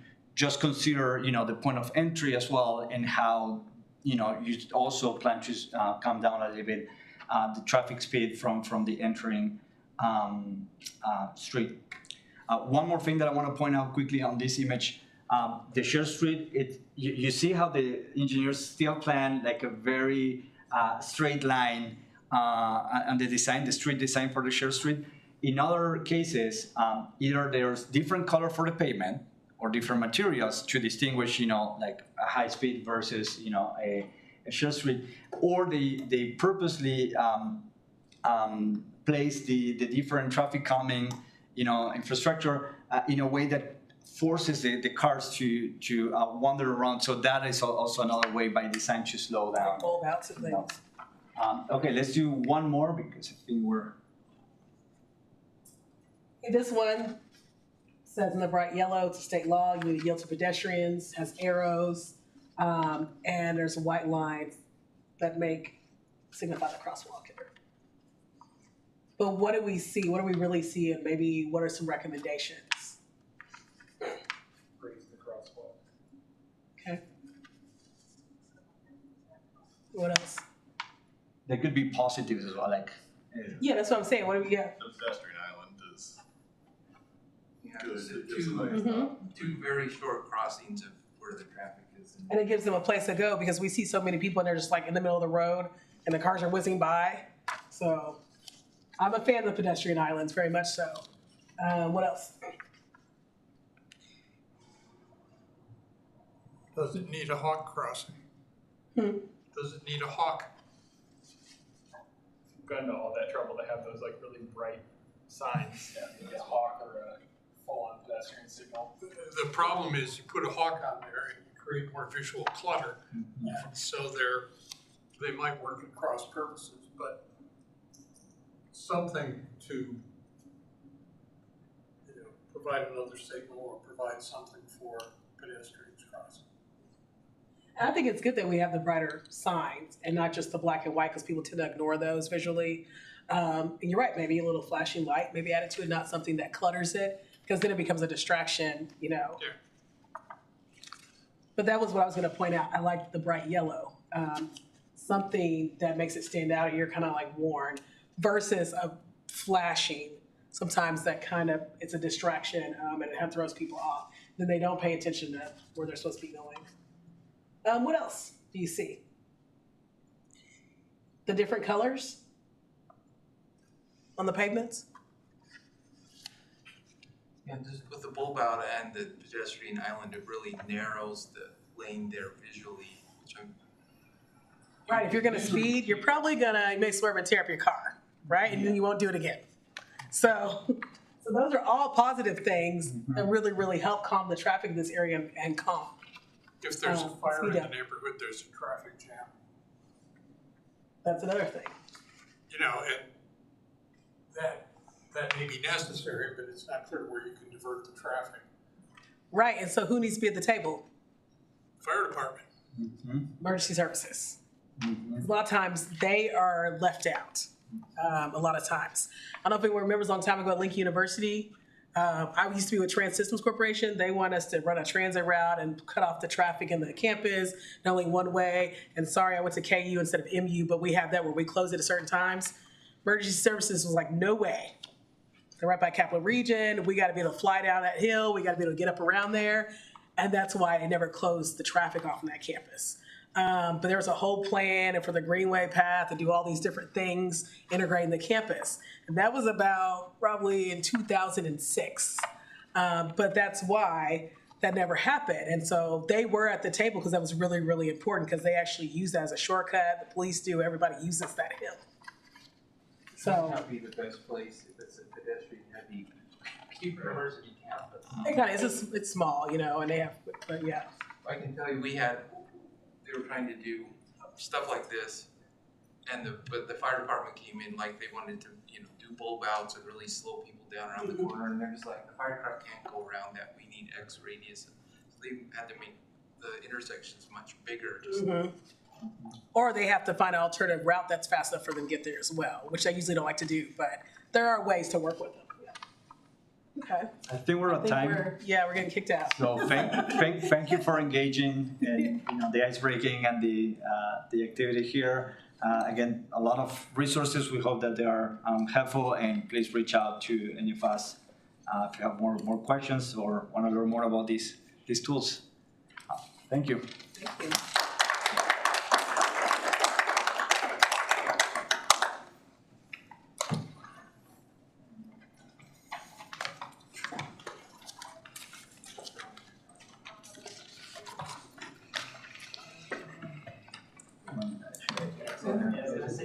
Oh yeah, you can close it. Yeah.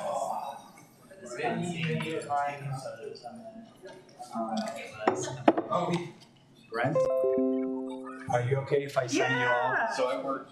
Your students? Yeah, please.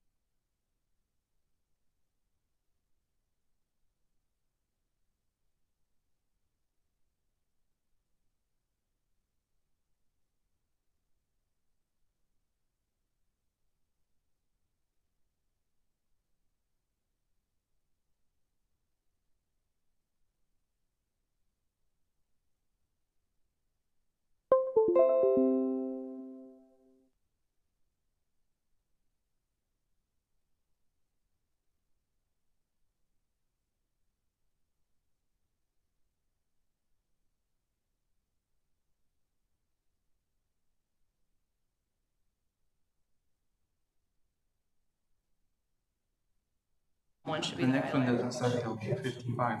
Let me double check. Well, it turns into a. There you go. I think I might calculate. Yeah, that's like an hour and 10 minutes, but that, that gives you cushion from lunch. Okay,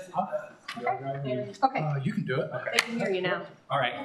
Hello, sorry, apologize. We got stuck in a tour at a lovely state capitol. It was very, awesome. it was great. It was a great tour. The tunnel, you knew where the tunnel was. Yeah, we did not know how to get around. So, hello, Kyle McLaughlin with Olson. I'm a transportation planner down from Lincoln. So, again, thanks for the tour. With Denny, my co-conspirator and fearless leader. Denny has got much more experience than me, so he will be. You're gonna look younger. Exactly. He'll give the good tidbits. But so the presentation we want to give it's all about a dream. It starts with a dream, and the highlight of this is planning and the process behind getting a 200-mile trail designation, not necessarily like built trail, but identified bike routes and preferred routes for kind of cross-country biking. So we'll start with who Olson is. A few of you were in the earlier meeting. We'll go quickly through that. Then Denny will talk about Dream Big and kind of a comparison between Vian and Bentonville. I'll talk through the process and next steps. So Olson is a Midwest firm. We are in these darker states. That's where we have our offices. We do work across the country, and we're licensed all the way across the country. We have 1,900 employees that do all kinds of different things. Denny and I focus on connecting communities, doing active transportation planning, design, bike infrastructure, pedestrian infrastructure. And Denny has been doing it for just 3 or 4 days more than me, so it's okay, but we make it work. Between the two of us, and then we've got a number of other staff that help and are very interested in bike ped active planning and design. We do across the board planning, community planning, master plans, corridor studies, safety audits, funding, strategy, and grant application, kind of all the miscellaneous things that engineering firms do. And then the larger firm does all the other stuff, environmental, field services, kind of, the works. But with that, I'm gonna let Denny take over and just talk about what, how you get to something kind of this grand. Yeah, thanks, Kyle. About a year ago, I think it was, shortly after last year's summit here in Jefferson City, I was introduced to two guys. They both live in Vian, Oklahoma. One's a physician, he's an emergency room doctor, and the other gentleman is a businessman, who's also a retired NFL football player. The two of them are what I call bike nuts, like I am. I mean, they just love biking. And they had a dream. Well, they had a little dream to start off. It's still a big dream, but they had a dream. They're in Vian. They said, well, I'm tired of going to Northwest Arkansas all the time to ride the mountain bike trails or to ride the Razorback. And he said, we got hilly land. We got beautiful land here in Vian, Oklahoma, which is just kind of due west of Fort Smith, about probably 40 miles. So anyway, it's kind of right down there in that part of south central Oklahoma on I-40 as it goes flying through the state. So they put their heads together and they said, we're going to build a mountain bike park here in Vian. So they reached out. At the time, we're always building mountain bike trails in Northwest Arkansas. So they reached out to one of our go-to contractors there, Rock Solid, brought them to Vian, and they with the two gentlemen, Kenyatta and with Doc Ryan, a bunch of volunteers and Rock Solid, they built an awesome mountain bike park and trails there in Vian. And so they got done with that, and they kind of go, oh, this was easy. So and people started coming to Vian to ride the mountain bike trails. So that got the attention of the elected officials, the appointed officials, and city staff. And Vian's just a little spot in the road, but a cute little town. And it got the interest of the Vian Community Foundation. They're going, wow, people are coming to Vian for this bike stuff. So the next thing, Doc Ryan, I just call him Doc Ryan, and Kenyatta, they said, what? We got to make it bigger. We got to connect to something. You know, people are coming here, but let's have them do other things. So that's when they reached out to me. Like shortly after last year's summit, I get a call from Dr. Ryan, and didn't know who he was, but he introduced himself, said what was going on, and he said, "Can you meet me in Fort Smith, and so we can talk about your work." He knew my work in Northwest Arkansas, so I said sure. So I went down there and talked to him, and he lives in Fort Smith now. But he started laying out this dream that he and Kenyatta have. He said, we want to create a bike route that connects Vian, Oklahoma to Bentonville. And he said, we don't know how to do it, but he said, you do. And I said, well, I've got a team. We can figure something out. So that's how it all started. They said, we just want to have this connection. And he said, because up, where we're at, gravel road, gravel riding, gravel grinding, all the words they have for it with a gravel bike, taking off on paved country roads. We have all kinds of bike routes throughout Northwest Arkansas to get out and ride. And so they want to create this connection between Vian and Bentonville. So that's how it all started. So we talked to the community foundation. They're all in. They said, yeah, because they see what's going on in Northwest Arkansas. The tune is a huge economic development catalyst, brings in, well, we just did a recent study published in April. Northwest Arkansas is receiving $168 million a year in economic development benefits. Over $100 million of that is cash to the vendors, to bike shops, to hotels, to bars, restaurants, lodging, et cetera, et cetera, et cetera. So the cash flow is huge. Tax benefits are huge. Property values near trails have gone up. Increased property values, increased property tax, more revenue coming into the community. So it's really a win-win for all parties involved. So with Vian, the community foundation is, okay, let's get Olson on board. Let's make this thing, let's figure this out. And what's the next slide? Yeah, and one of the things that I wanted to highlight is typically when we do planning process, we're in our own jurisdiction, right? That's our lane and we stay in it, right? But sometimes to get bigger things done, you kind of got to throw away all the typical constraints that you have, right? You got to start talking about, okay, I like what they're doing. They're not within, my kind of purview, but how do we get larger, grander, more exciting projects done? And it's really kind of starting to shed this is my box and how do I stay in it? And so that's where Denny, I wanted you to talk on, it makes a lot of sense. Bentonville, Northwest Arkansas, international bike destination, but really just hitting on the two drivers of this are kind of why Vian's in the conversation, right? Having a dreamer even kind of makes things like this happen. Yeah, it is. In this case, it just takes two people to have this dream to connect. Originally, they were just thinking to go up through Tahlequah.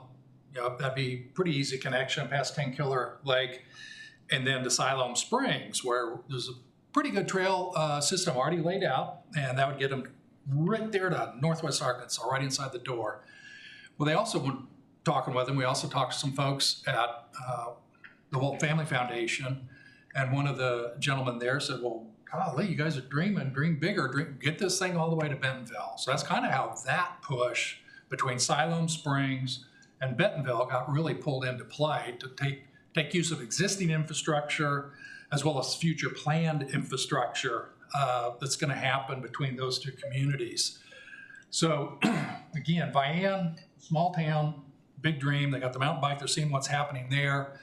They know what's happening in Northwest Arkansas, and the lessons learned in Northwest Arkansas is really, dribbling all the way over into Oklahoma, and the whole surrounding area is understanding the dynamic of it all.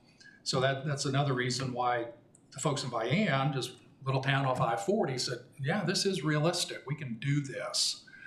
So that's when we came into play to kind of shape the dream. And I met with the guys, and they plotted some things out, what we wanted to do, and the big thing that we did is we came on board, and Kyle and I and another coworker of ours, Jake, drove this whole area. You know, about 2-3 days, we were running around, inventory and everything. And in that time period, we plotted an alignment that connects Vian to Bentonville. Some of us on gravel roads, some of us on country asphalt, you know, right-of-way pavement. We've got some little bit on ODOT, Oklahoma DOT. We have a little bit in the Arkansas DOT right-of-way. Talking with ODOT, they have been, because they realize they get it. They're the district engineer that we're dealing with, wide open, yes. Yeah, because we wanted to put it on the outside edge of the right-of-way, paralleling the highway, the state highway. And it was a big emphatic yes. So we just work with them, coordinate with them. But they said it was awesome. And then we go through country roads. So all the counties and folks we've been talking to, all been positive. Corps of Engineers, positive. They have all the land around Lake Tenkiller. Right across from Lake Tenkiller, we go through the Cherokee Game Preserve, it's called. It's a state land for hunting, but we are able to go through it, and we'll have another option around it. But again, gravel roads through there, there's beautiful scenic. So all summer long, it'd be open to traverse, no problem. Hunting season, probably avoid it. But there's just some tremendous connections that we did over that time period, just picking out the trail and alignment of it. So with that, I'm gonna hand it over to. Yeah, and it's great time because so what's showing up here is, you know, going back to Dream Big and having somebody who has that passion. This is more or less the alignment that Doc Ryan sent us, because he was out there. He's an avid cyclist. He go out and use his own app to, just as he was making his way from Vian up to Bentonville, just mark it out, do some thought, you know, and it took, you know, him just doing it as a part-time to sell that thought to the Vian Community Foundation, and that's where we got pulled in to do all the rest of the things that Denny was kind of alluding to. So, you know, I think you can't overstate how important it is to have somebody who wants to do something more important. And I know that that's kind of what the room is made out of, right? Normally, the bike pet advocates are the ones who want to break out of the shell and want to make things happen that's not ordinary, or want to make things very unique and something that draws people in. You know, I know sometimes it's frustrating to push on the pedal when you're being told no, but that's kind of what it takes.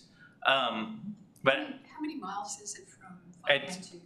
If you were able to, as a crow flies, I think it's like 130 or like 100, something like that. But as he had drawn it, it was about 170. And so from there, we needed a truth check, right? The reason we were hired on is for us to say, can this even be done?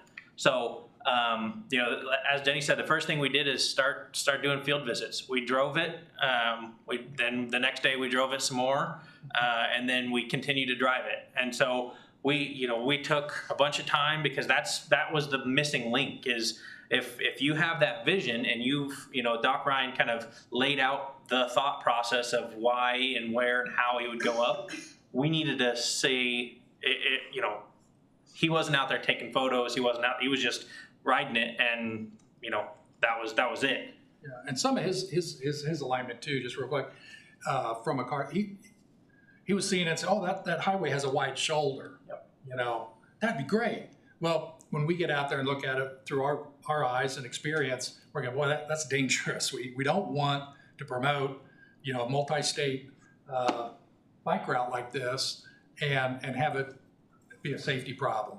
So anyway, that's where we were looking at other roads, other side issues and things of that nature to get it off of the state highways, so that it is more scenic, as Kyle get in here, but it's just more scenic, more safe. It added miles to it. And then if you're in the presentation we gave earlier this morning across the hall, Mid-America Industrial Park, well, it's just to the west of this a little bit. So we're already looking at a connection from this route to the west to connect into Mid-America Industrial Park and Pryor and Mays County and everything that's going on there. So I'd take it up over 200. So. Yep. And just to put it on there, So the Mid-America is right there. Yeah. Yep. So, all right. We definitely had life safety vest on. Don't worry, these photos are photoshopped. So don't worry about that. And what we needed to do, as I mentioned, was just go through and identify what was the hurdles, what is the, what do we want to leverage, how do we want to utilize the work that Siloam Springs is doing, the work that Bentonville is doing, the work that Tahlequah is doing. How do we tie all these different municipalities together that would have never, talked otherwise? They're doing their own thing. They're worried about their own plans. How do we make it all work? So I'm just going to go through, a few dozen pictures here of what we saw over several days worth of visits. So shout out with questions. Yeah, absolutely. This is free form, no problems. So the good. Denny mentioned gravel grinding. If anybody doesn't know what gravel grinding is, it's essentially go out on a gravel road and ride it, right? So a lot of times people very interested in doing that will bring toolkits with them, the fixed bikes, fixed tires. They'll have, maybe they'll camp out, or maybe they'll go for 100 miles or so. But that's one of the primary kind of goals of this, is to kind of leverage that user. But we also want to make sure that for those who aren't interested in doing that, they have stretches that they're comfortable using. We want to make this accessible to more people than just the avid gravel grinder or highway bicyclist. I've got a little note. I want that note there. Okay. So on the left is just a kind of prototypical, beautiful spot in the country road. We saw this probably 30 or 40 miles worth of just like, man, we just stop and take a photo of how beautiful the sun was coming through the trees, how great it looked, how well maintained this miscellaneous county road is in the middle of kind of nowhere, Oklahoma. And so that, that was a big chunk, and that's what we wanted to make sure we were on those types of roads and not the other types that we'll get to later. And then on the right-hand side is a newly constructed trail in Siloam Springs. And I'll touch on it a little bit here later, but Siloam is just on the eastern side of the Arkansas border, and they, in coordination with the Walton Family Foundation, are building this trail to connect to a new water park that's going on in the Illinois River. So I don't know if we want to touch on that at all, but that's, just whitewater rafting, canoeing park. So yep. And so leveraging investments that are happening already, other tourist attractions, other reasons for people to be there and pull bike and ped, particularly over the distance biking into the fray. Lots more good. So this is that same trail about a mile and a half down the way, right as it starts to lay out into that whitewater rafting facility. An absolute gem that we found on day 2 or 3 was this nature conservating. What's the first name? Something Nickel. JT Nickel Family Nature and Wildlife Preserve. So we did not know it existed. It wasn't on any of our maps, but it's like a 60,000 acre wildlife conserve that has this great visitors destination and one single road that goes up and over a big mountain in northeast Oklahoma. And being able to identify that, say let's get that on the map and leverage some of this awesome, nature is the reason we're out here. So a couple more images. Top right is another great scenic road. Bottom right is we got about 2 hours into day 1 and we realized that we were hopping on and off the Heritage Trail. The Heritage Trail in Northwest Arkansas that already been some work to make it a scenic roadway and was probably 10 or 15-year-old effort to do things, but it's kind of fallen off. Yeah, but yeah, we're able to use it. Yeah, and so, leveraging that previous effort that there was a very big political movement a number of years ago.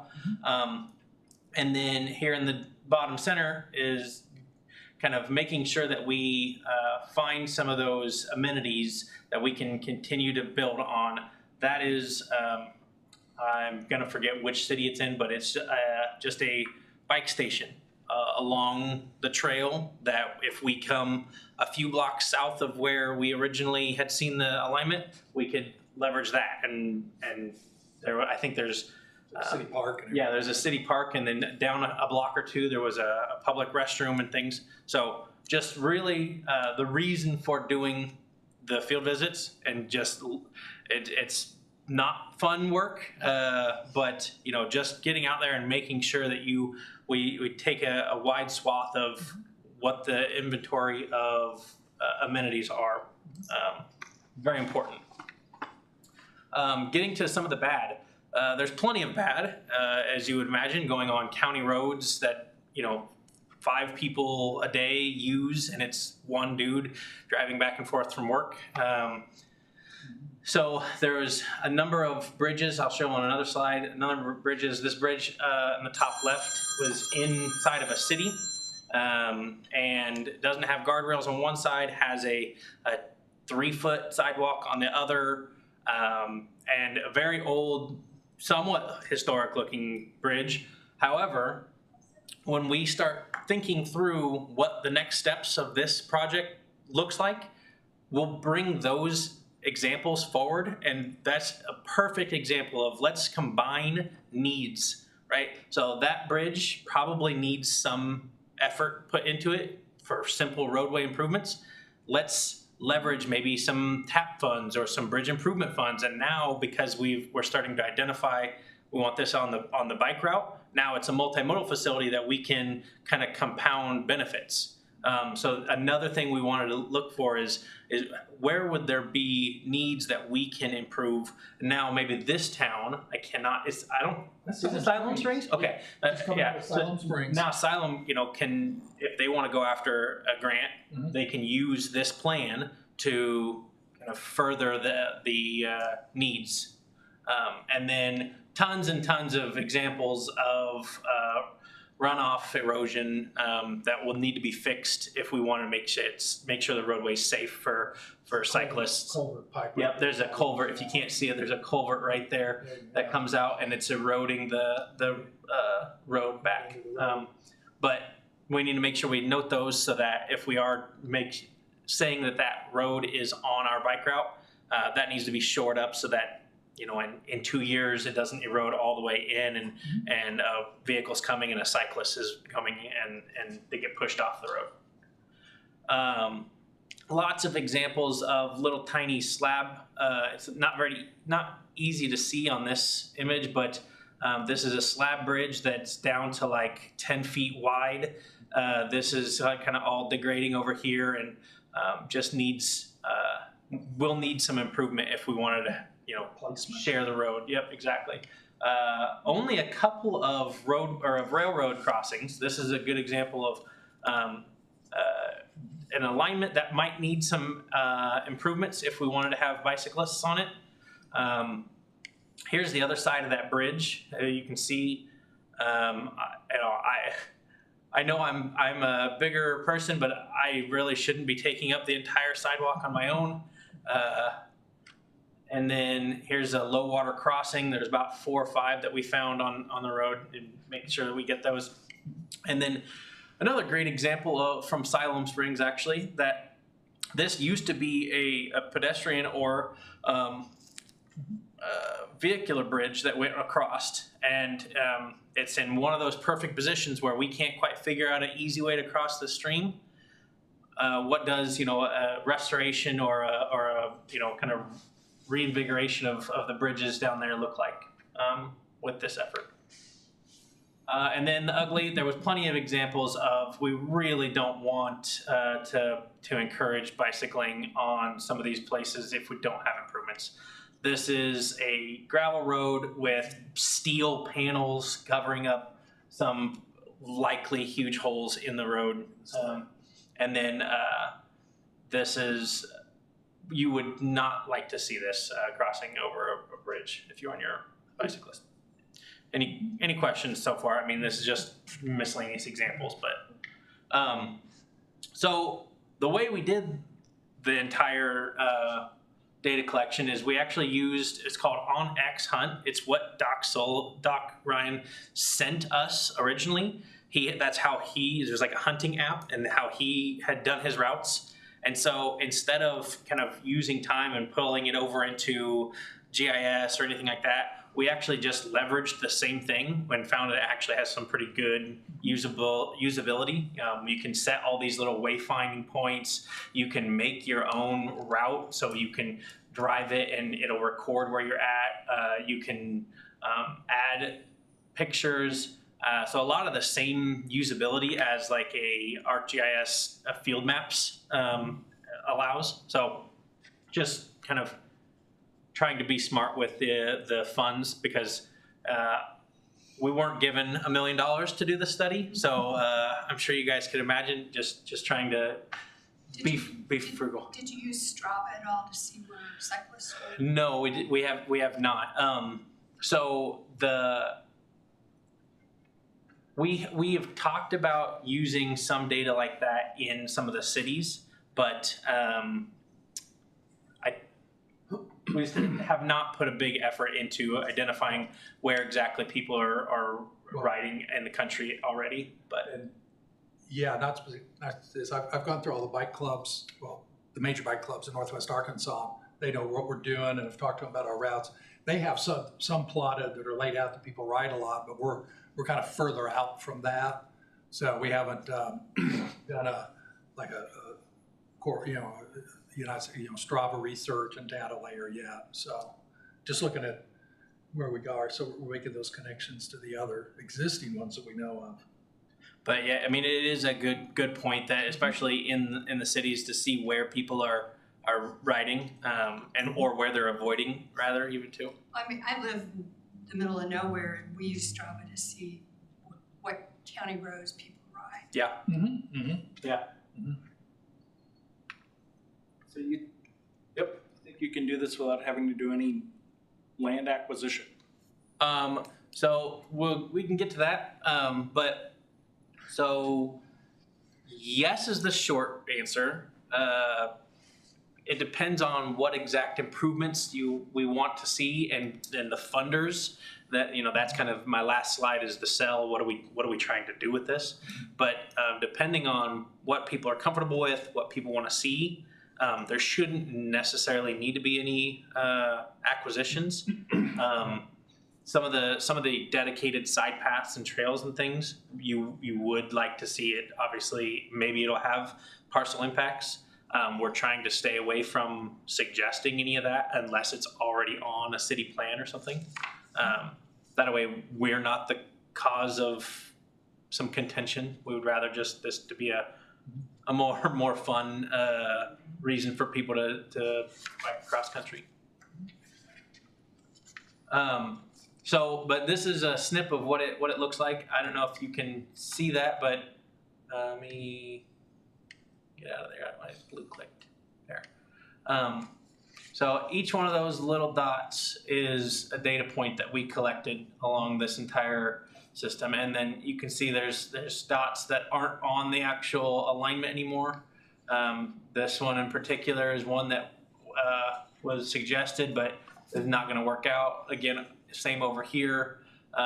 That's just us driving different parts, different roads, and if there was something that very clearly, we don't want this to happen.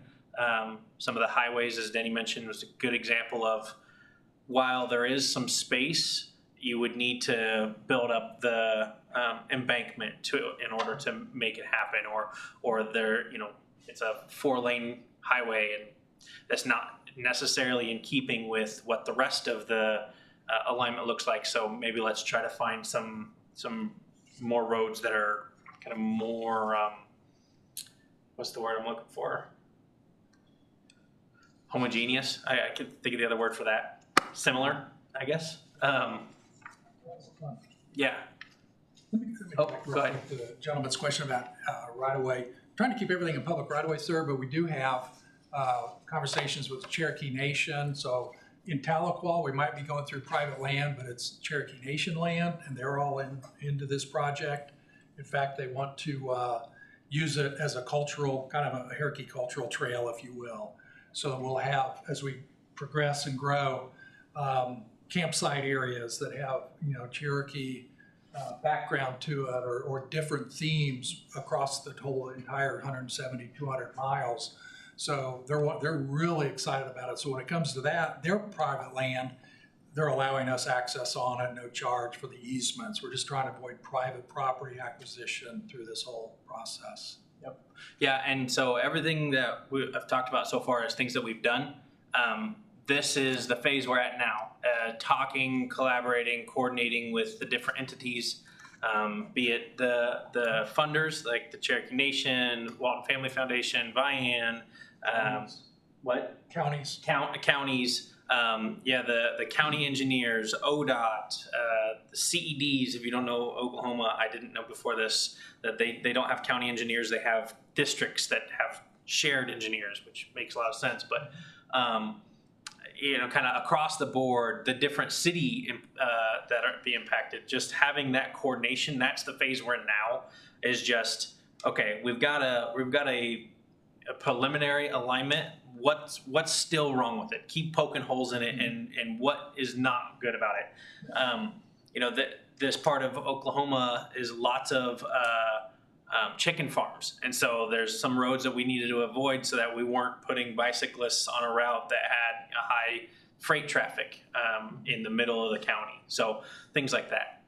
So have you got the whole alignment of the trail divided up as to who would have jurisdiction over the various segments, and then you meet with them as stakeholders and get We don't have it in like a single map of like here district engineers, this is your section. It's more of continuing to explain, some of that first comments that I made about making sure people are thinking outside of theirs, right? Because if I just showed a district engineer, here's your section, he's going to say, well, I don't like that, or I don't want that. But when you keep it in the larger context of here's your section, and this is why it's important, so that we can make these connections and we can do this larger project. What kind of comments do you get back from? I'll let Denny talk to that too. Yeah, we're in the process now. We're finalizing what we call the preliminary alignment, and once we get that run through, we'll be visiting with the Vian Community Foundation and Dr. Ryan Kenyatta and folks. Let's go forward with this.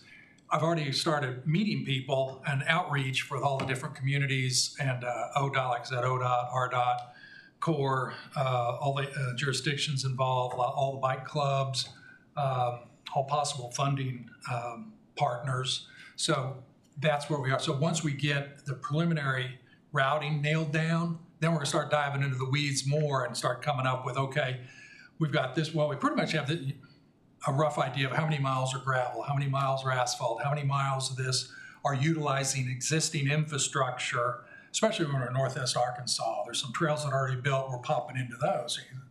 Kyle had a picture of that. So there's a number of those. So we're still in that, that's our next step, is once the preliminary is approved, then we come in and start, really dicing it down, and then start coming in with the implementation strategies, funding, possible funding costs. What's this going to cost to connect here? Because we have some bridge crossing, we got some bridge repair, like Kyle said. We're going to have to tap into existing funding opportunities to replace bridges, improve bridges. We have some where we're going to have to put in a brand new bike ped bridge. So we're in that part right now. That'll be the next step we do. So maybe next year's summit, we'll have everything done and part of it's up and running, and we can present on it then. But it's a work in progress. So as we're going, this is kind of like, real time work that we're doing on this big old thing. Yeah, but it will get built. I mean, we got so many people involved now. Yeah, lots of want this done. Right. So in comparison with a rail trail, what kind of elevation are we talking about? Because you know, I'm working on a rail track project, which is 2% grade. Yeah. Because most beginning riders, that's what they want. So is this trail gonna be more for the mountain biker and? It's gonna have that's a great question. It's gonna have a variety of grades, but for the most part, when we were in rural Oklahoma and those, whether it be gravel or paved, the grades were very reasonable. Not like some of what we see here and in Northwest Arkansas. And that's why the great thing, when we hit Northwest Arkansas, we can tie into existing infrastructure trails that are already built. Most of those have very good grades on them. So, and not, crazy steep. So we're trying, so it can be for not only the avid cyclist and the long distance rider, but also, family can go out and enjoy it for a day trip, maybe just part of it, or go to a campsite and back. So I'm a long distance rider, so what kind of bike would I need? Right. I mean, I've got a gravel bike, I have a touring bike, I have a road bike. Yeah, That's so what I bring. I think that the answer to that, it's similar to the who's it for. We can make this project as expensive or as inexpensive as the people want, as the funders want, right? So the kind of baseline thought is we're finding the county roads, the gravel roads that are preferable for travel for a bicyclist because of because of vehicular travel, because of condition, things like that. So the unlike a rails to trail, this will, it's not a separated facility for the most part, right? 170, 200 miles. I would say 25 of it maybe will be separated because it's already something that was separated, because they've already created. Maybe it's 50 because once we get into Northwest Arkansas and get in Bentonville, they have trails. But, a vast majority of it, as we're thinking about it, will be on county road. However, if somebody gets a wild hair and they're thinking big and they say, okay, for this stretch here, we actually want this to be separated on the side. For some of the short stretches on the highways, we expect to be on separated pathways. But in those cases, we've done our best to make sure that's being leveraged with this highway already needs this bridge to be improved because it looks like it's gonna fail inspection next time. Let's try to get this on and make that bridge more appealing so that we can, partner better. And then just touching on the next steps, we're working on, the polish, getting, as Danny said, getting everybody in alignment, what exactly this looks like, what do we need? The presentation will be probably a story maps, ArcGIS story maps, just a scroll down that shows different chunks of the trail and pops out, bad bridge conditions, pops out road improvements needed, things like that. So as somebody was to scroll down this website, you would see certain sections light up to show to the funders, which is the cell on, hey, Cherokee Nation, this is your game reserve, and here is your kind of your boundaries. What are you interested in? Here's all the good and bad that we saw in your section, and how do we get everybody on the same page to start improving it and putting up signage that says, this is a bike route, things like that. There's naming and things like that we started to talk through. What is this called? Several of the funders are very interested to call it. They want to brand it. Yeah, brand it to specific things. So, yeah, that's kind of the next 2 or 3 months of pull it all together and try to make the cell. The other neat thing with this preliminary alignment, it shows how it's already growing bigger. Doc Ryan and Kenyatta are already talking with major landowners that they know kind of in this area, so we can shoot off the bike route and build mountain bike trails. So they're already dreaming beyond this big dream and to create a series of like mountain bike nodes all the way between Vian and Bentonville. So that's just found out about doing all that now. So I'll meeting with them Monday to get caught up on a lot of stuff. So this thing keeps growing, but it's fun. We're about at Yep, and that's it. That's everything. So more than happy to answer more questions. Do they ever anticipate like their state park or somebody taking over the Oklahoma section or the Arkansas section, or is it just gonna be a designated bike route? That's like a good question. USVR? That's all part of our next discussions as we're moving forward. Again, we're talking about, here's folks that do want to, be part of the sponsorship, the branding. They want a big chunk of this. They want to be champions of it. So we're real excited about that. And those, it's a great question. Those are the next conversations. And as Denny said, that they're looking at different potential mountain bike parks.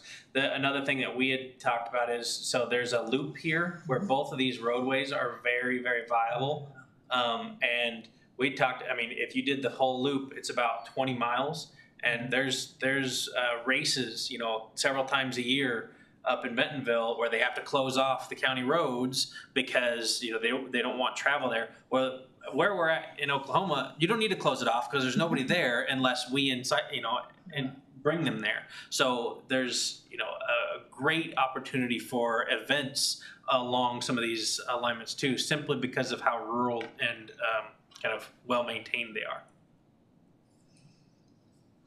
By the way, we have until 2:40. Oh, I was thinking 2:20. I thought it was 20. 2:40. Okay. All right, so we're definitely going to need some more questions. Because literally my next slide is Olson's slide. Yeah. So I was curious if you're talking to the municipalities that will be maintaining those roads, like give them some standards for gravel, for example. I know from experience, I could ride a loop by my house in the country and all of a sudden they put some crushed lime out there and it's dangerous as hell all of a sudden. Yeah. So that's something to consider. Yeah, every county does it differently, and between states, absolutely. So I don't know how heavily we'll get into it with this project, but having at least a section on kind of consistency or operations and maintenance. Exactly. Part of the final report, and I'm having those discussions with the county engineers and county reps about the road departments in those counties. We're entering that now that we know pretty much what the alignment is. So find out what they're doing. And also congratulate a lot of these. They're, like Kyle said, these things are so well maintained. They're amazing. Yeah, that was one of my questions. Like, and this is to your question about what type of bicycle people would take on these trails. So I do find like the gravel roads are a lot rougher than say the Katy Trail. Right. So are you thinking of any improvements to the gravel surfaces? Probably. So that the trail overall would be more friendly to all styles of cyclists? Probably not. It's going to be, probably won't do that because of the cost. And gravel riding is huge in Northwest Arkansas now. I mean, it's the thing again. I mean, that's just what everybody's doing. They're out trying to find gravel roads and take the gravel bike out and ride all over. And then they'll ride on, hard surface with it.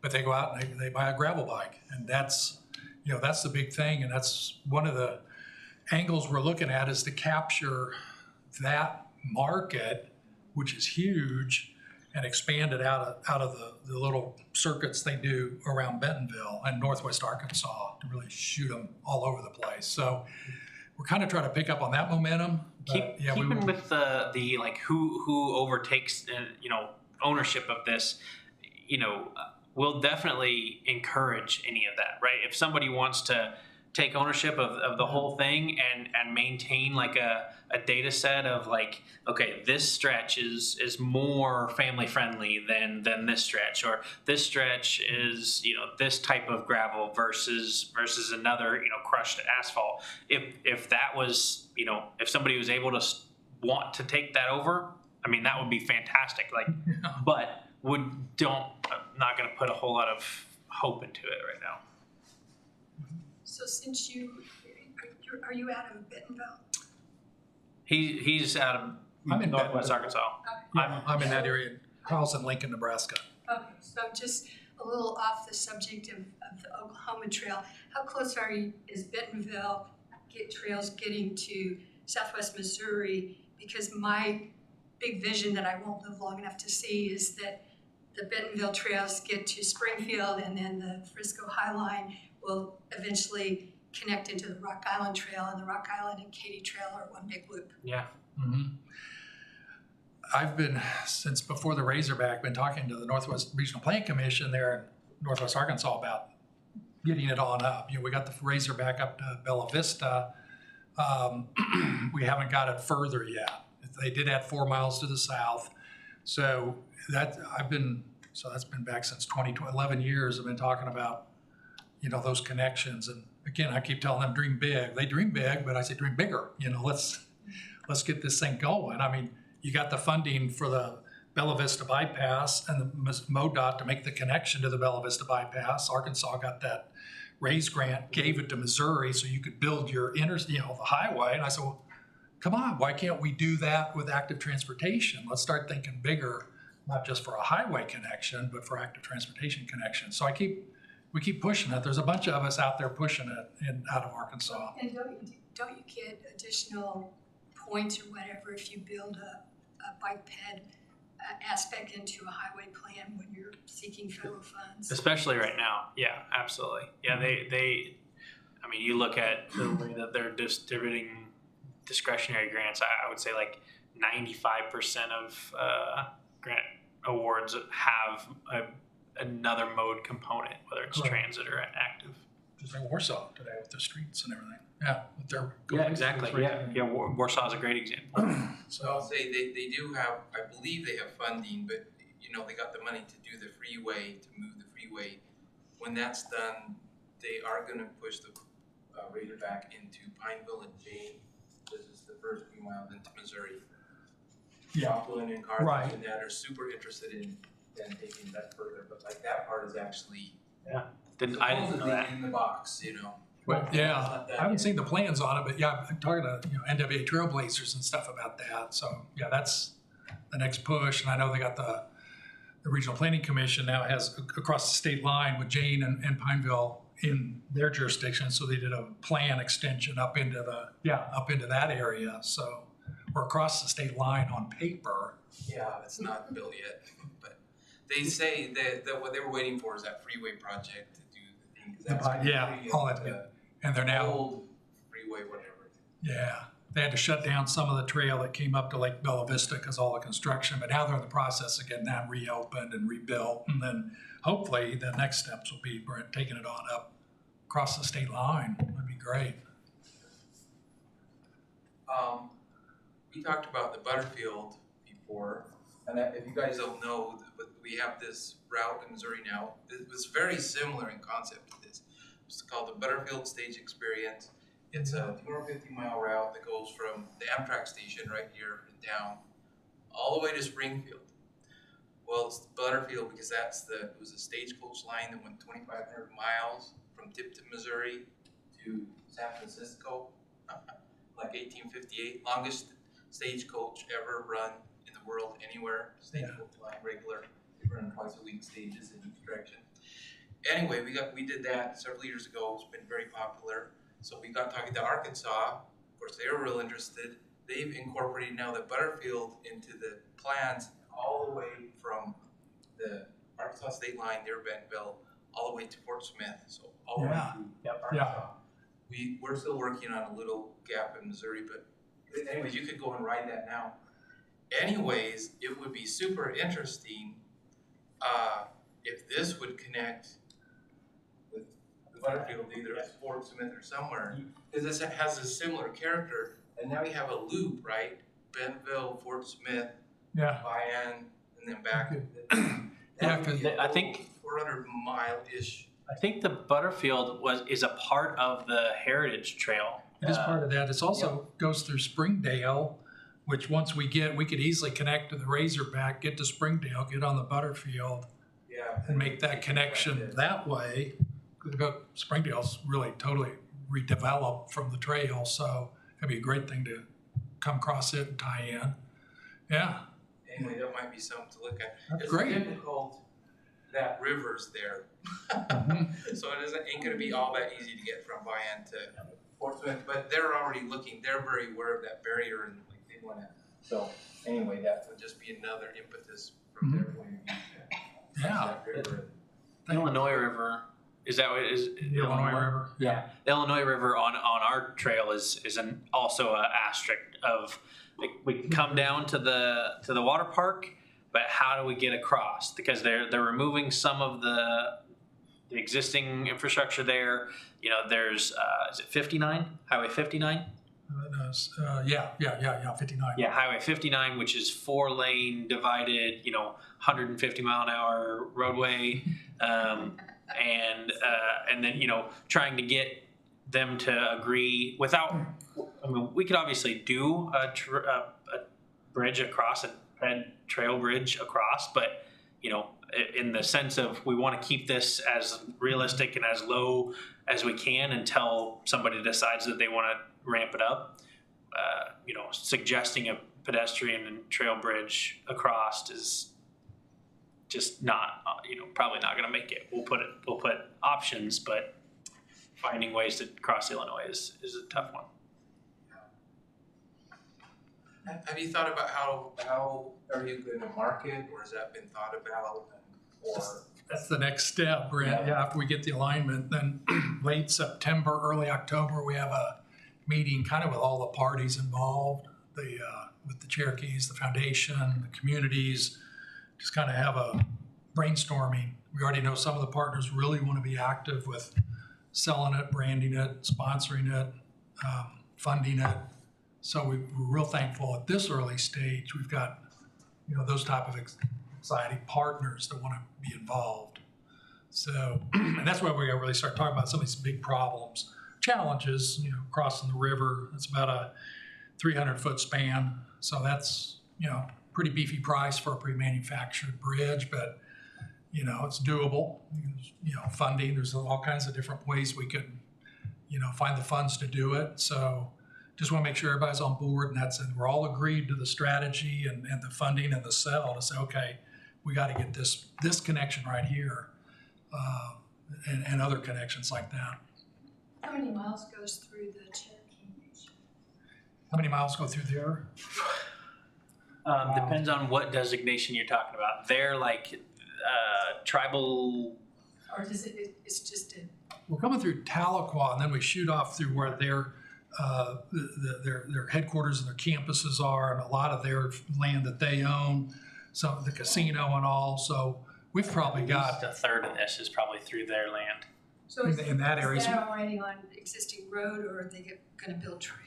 We're looking at off-road in those areas. We've talked to them about, a free easement to bring it, through all of their facilities. To say, looking at federal grants, there seem to be a lot for Native Tribal. American. Tribal. Exactly. So we're, all options are open. So we're looking at that. If that becomes a problem, then we do have road. We can put it in the right of way, but through their lands, they're open to have it, on their land. So because they know what a boom it is. So looking to do that. I'm not going to let anybody leave for at least 10 minutes, so just keep asking.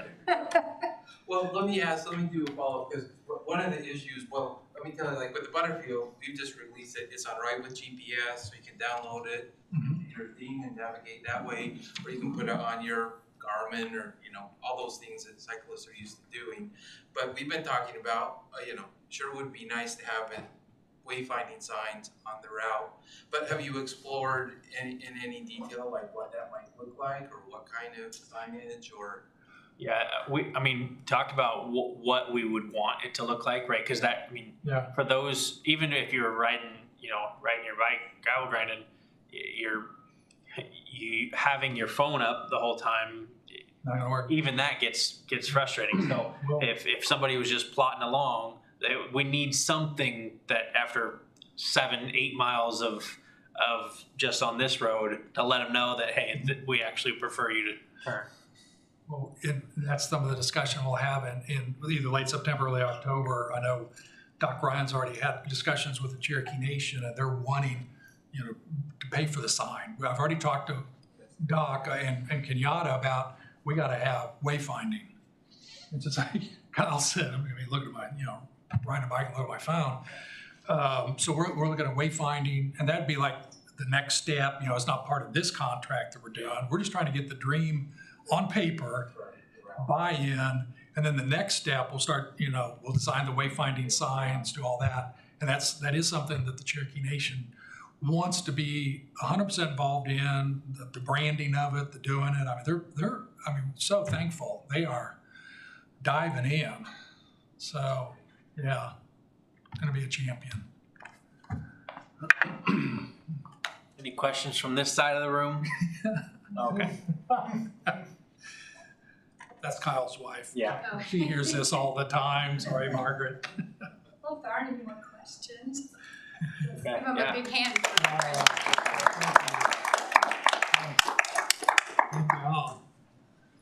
I'm sure they'll stick around for a few minutes if you have more questions. Yep, I'm not going anywhere. And I have little like flyer handout things that I created up, so it would make me feel good if anybody took them. Sure. Look at mine, it's in here. They keep moving them from one pocket to the other. Oh, you're reaching out. Anything I can do to help you. I tell you what, it's education about funding. And I know, Paul, I still have one in Washington. I had to deal with those. Oh, thank you. Oh, was laying over. a lot of education. I didn't listen, but at the state level, I've had better fortune. Yeah, absolutely. Educating folks and the economic return for every dollar you invest, you get so many more dollars back. Like I said, 160.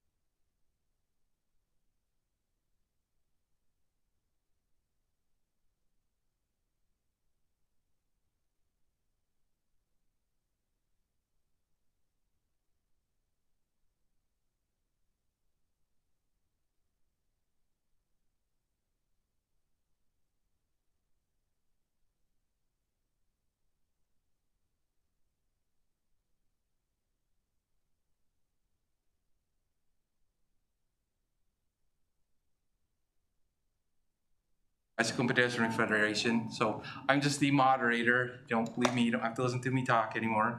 But this is an amazing session. If you were here last year, Mandy gave our keynote and talked about the same program. And she said, very soon we're gonna have this ready for people to just, take home and start using it. So that's what I believe she's gonna talk about now.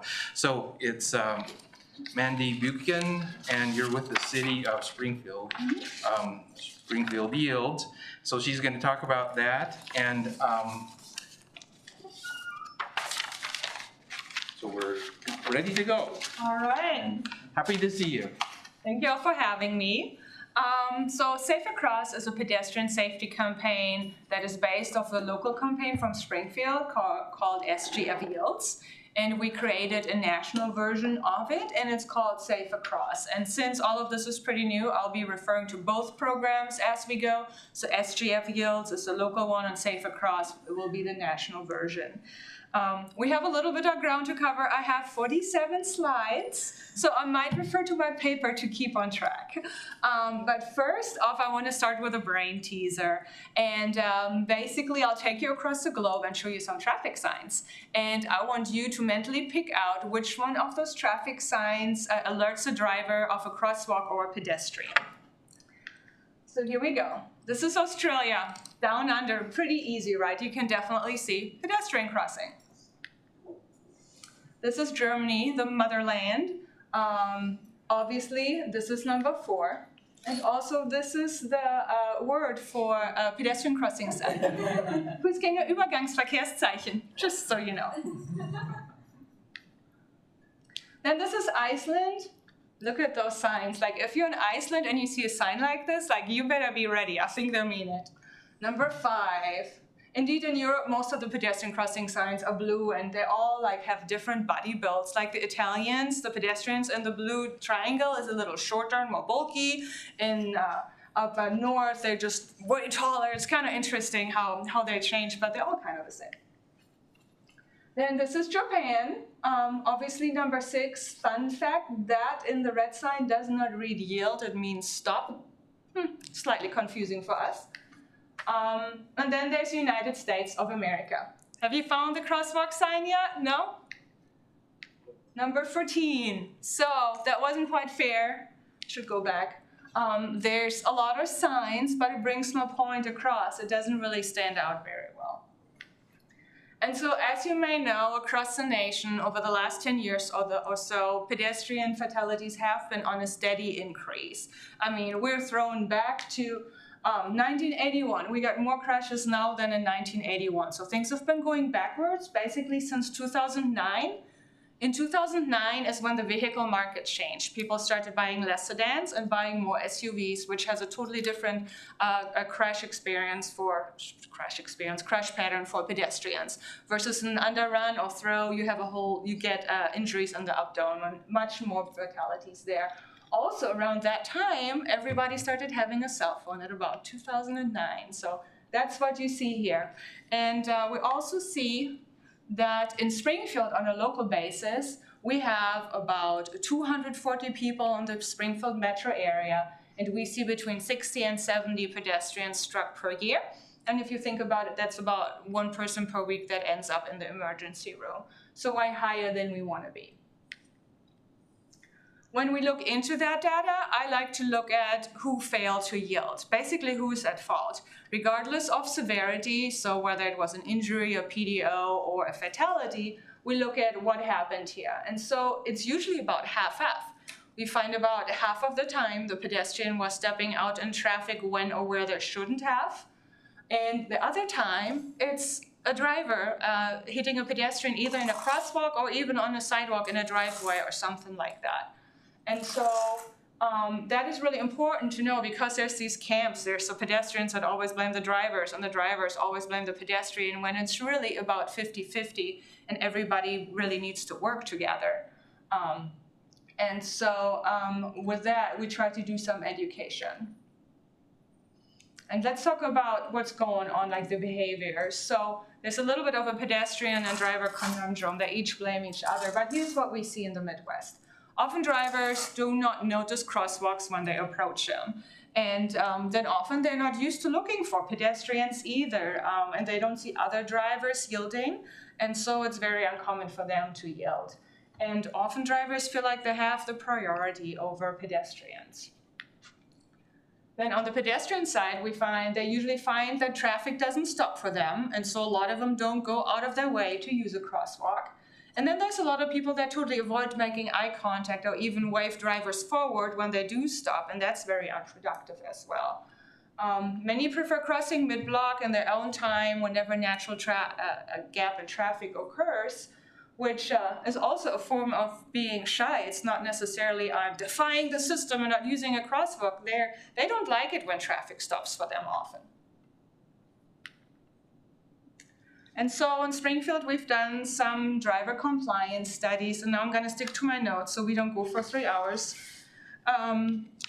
Basically, we go out and test crosswalks as test pedestrians. And when we started in 2017, we found that only 1 in 4 drivers would stop to a pedestrian who had already 1 foot on the crosswalk, so they were legally in the street. And that's a really terrible ratio, because if somebody walks out of their way to legally use a crosswalk and then nobody yields, or God forbid they get hit, then that's terrible. And who are we as engineers and city officials to tell people use the crosswalk when they're really not safe? And so that is something that our campaign centers on. And you're welcome to ask questions anytime. So there's multiple reasons why drivers don't do well with crosswalks, and I feel like this is the most obvious one. The first clue a driver gets when approaching a crosswalk is this sign. But as you saw earlier, it blends in with all the other warning signs. It looks just like a deer crossing sign, like, careful, pedestrian might be jumping out of the bushes, but that's not what we want here. We want drivers to actively yield to a pedestrian, which is very different than dodging a deer, right? And so it is really important that we educate, and this helps us. The MUTCD allows us to put the neon yellow signage, which is reserved for pedestrian and bikes, up, not just in school zones, but for all crosswalks. And that is obviously very different from the deer crossing and all the other warning signs, and that gives us a huge educational advantage, because now you can tie the yield message to that you wouldn't have with the other signs. And those are the signs we happen to have on Springfield roadways, on the city-maintained ones. MoDOT does not, but that is what we based our educational campaign on.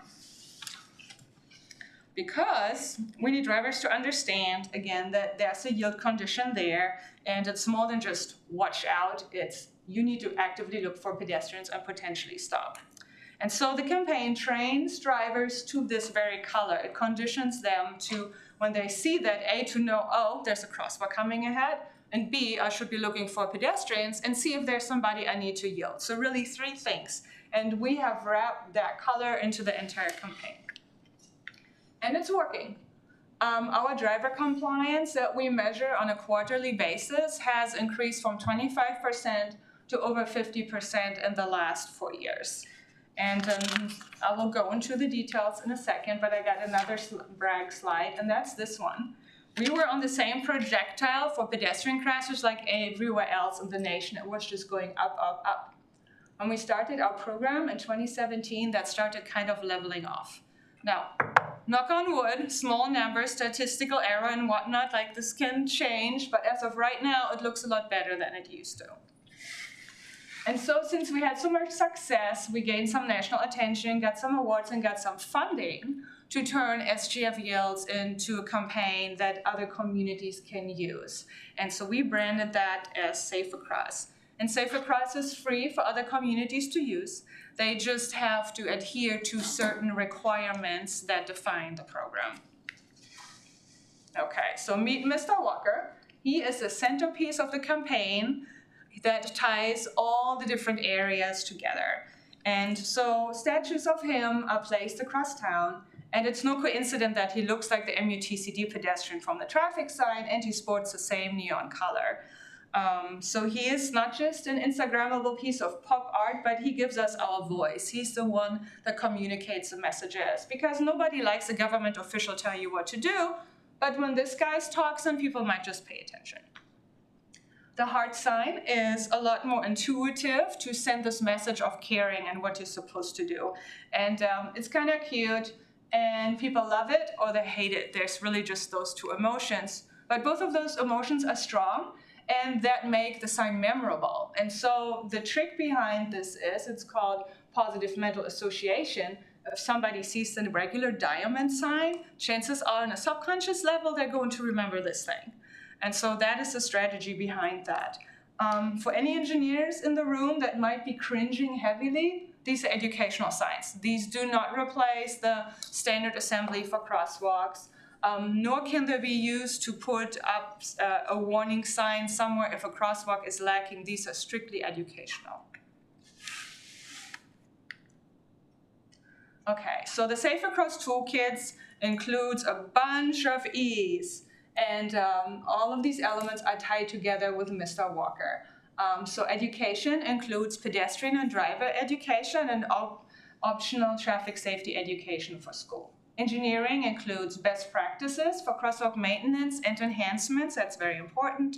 And evaluation includes regular quarterly crosswalk compliance studies, and the results are shared with the public. Engagement and equity includes public involvement, obviously, and enforcement is a crosswalk enforcement that we branded Yield Check. And now I'll go through each of those briefly. So, public education. So these are called social snips. They can be used in newsletters and emails, but mostly also on social media to basically bring out snippets of traffic safety information. And these are all branded, ready to go for any community that wants to run with Safe Across. We also have flyers, and these can all be put together and personalized. We put the flyers out at the DMVs and other places. There's lots of topics that we cover. Then we also have multiple PSAs for right now, working on a 5th one. And communities that are involved, they can use these, send them to their media stations. Usually they have a PSA quota they have to meet, and so they will be airing these for free, most likely. Then also the non-digital stuff. It's really important to be involved with the public. And for example, we have sidewalk decals that are non-slip. We explain what yielding actually is, which that's not a given, letting walkers go first. So we have those magnets on our fleet vehicles. And then the Mr. Walker stickers are so insignificant, but also very important. We put them early in the program on the hip local businesses in town after talking to them.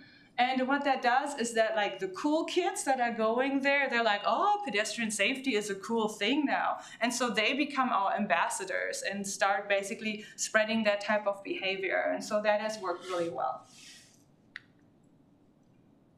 Then public education for schools is really important. If we're going to change our future, then we need to start with the kiddos and change the culture. And so the Safe Across Toolkit offers 20-minute lesson plans for a speaker, in this case an engineer, to come in, to come in and talk to the kids and teach. Right now I have a consultant do that, engineering consulting firm.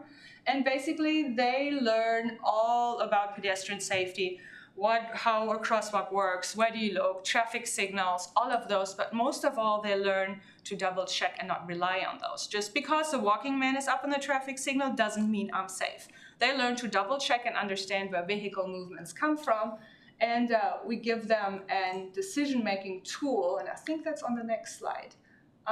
Yes, it's called the STOP procedure. And since it's a small group, I'm gonna be goofy. So we have them stand at the crosswalk and they stop, they think and observe and proceed before they go on. And so we walk them through doing that at a crosswalk, at a traffic signal, at a driveway when they're on the sidewalk. And so the kids learn in a fun way to apply that decision-making tool and learn about traffic. And at the end of the lesson, they get superhero capes when they graduate. And so the whole idea is to get them engaged in their own safety and start to not make major decisions, but just be present. Like when the crossing guard tells you, okay, cross the street, you should still double check. When your parents drag you across the street, you should pay attention and double check. And so it really empowers the kids. And all of that is written for an actual engineer to do if it takes that. I know most of us are scared to talk, but I think there's ways about that that are actually really fun and doable because it's only 20 minutes per class. Evaluation is very important. This program takes constant evaluation because you want to monitor your process. And Safe Across provides detailed instruction on how to do that. It takes 2 staff members, both of them in plain clothing, to act as pedestrians. And they will do about 40 crossings. And basically, you approach the crosswalk to arrive on the street when a car is about 200 feet away. Sorry, I'm moving. There's a formula for that based on the speed limit, but that gives the driver plenty of time to make a decision and come to a stop if they choose to do so. The second person is tallying the results, and we do about 40 crossings for about an hour, and that gives us a pretty solid number for a site. When we go back the next week, we're gonna get a similar result, so we know that this is fairly accurate. And so that's what the project is based on.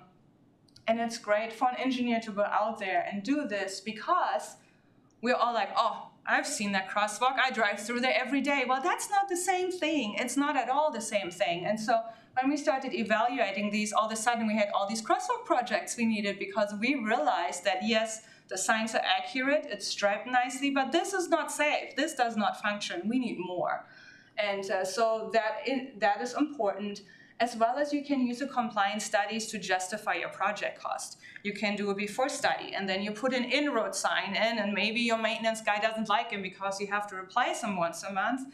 But with this, you can show that you get 30% more compliance. Maybe it's worth it. So there's that. And then most of all, for the success of this campaign, we use the compliance numbers to do social norming. So we put the numbers on a board and tell the drivers this many people are yielding at the crosswalk. And have that on the second slide. There we go. Because this is when drivers realize, A, hey, somebody's paying attention to crosswalks, and B, should I be yielding? And then nobody wants to be like the guy that doesn't yield. And so we've really had a lot of success by publicizing those compliance numbers. And we do an average at some major intersections in town. And then the little sign, the yard signs, those are at the crosswalk. And we leave them there for about a week, just enough to not tick off the property owners. Then we bring them back in. But people drive by and they're like, oh, somebody's paying attention. And so that has really helped. I'm gonna have a drink. Sorry about that. And there on the right, you see the version that's branded for Safe Across. Ours looks slightly different for Springfield, but then on the right, you just have these PDFs that you can fill and print, and there you go. It's all ready for you. Engineering, well, we recognize a lot of smaller communities might not have a resident engineers.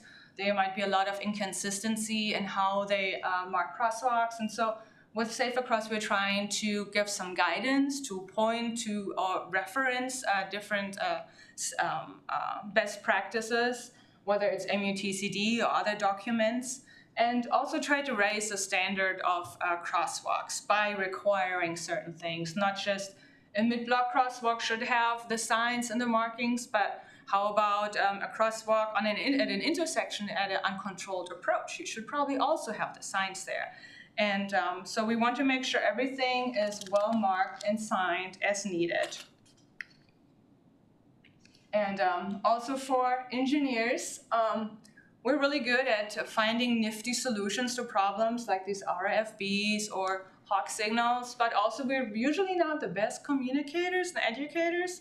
And so Safe Across gives you a lot of options to educate the public. Because the fact is, with these devices, if the public doesn't know why they're there and don't see the need, and they don't know how to use them, then you're not gonna have good compliance. But if you want to get the best out of your money, then you do also need to educate about this type of technology. And the same is true for the hawk signal. We've had for many years only one in Springfield, and it's a total failure because A, there's just one, but there's to be more. And we're going to, as there's more coming in, we will vamp up our education. We developed this flyer, and we're working on a video right now. And the video will also be available to Safe Across communities. Encouragement is super important. It's all about changing people's minds about crosswalk and really proving to people that this is not just the big bad government trying to enforce some law. This is something that neighborhoods want. This is something people want, that everybody wants to be able to cross the street safely. And public events are a great way to influence people's ways of thinking and minds by having those discussions, being able to have conversations with kids, but also parents, and get that safety information out there. Also on the right, Safe Across has a guide for holding a Crossing Guard Appreciation Day. During COVID, we found ourselves with virtually no crossing guards for 2 years, and everybody from me to the city traffic engineer had to help out for almost 2 years. And we got to understand what a terribly hard job that can be. Not only you're out there rain or shine, it totally cuts your day into pieces. If you have to be there from 7:30 to 8:30, and then again from 2:30 to 3:30, like your day just went poof. And so it's a huge commitment on the parts of people that do these jobs because it limits them to whatever else they can do with their day.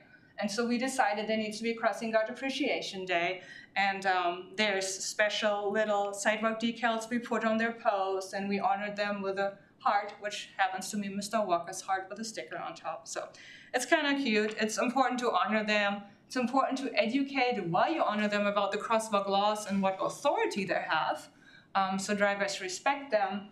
And last but not least, selfishly, job retention. We want them to have that connection to the school, and we want them to be happy and be out there. Another great opportunity is October, which is Pedestrian Safety Month. In Springfield, we started lantern walks 3 years ago, and they have grown since. And basically, it's a big event to shine a light on pedestrian safety. We felt it's a lot more positive to bring people out and walk and build neighborhoods instead of just having an announcement that this and this many pedestrians died in traffic. Instead, we come together and learn together about pedestrian safety and enjoy walking, and also practice nighttime visibility. And how this works is that we partner with the neighborhoods, and they will dedicate a 1-mile route.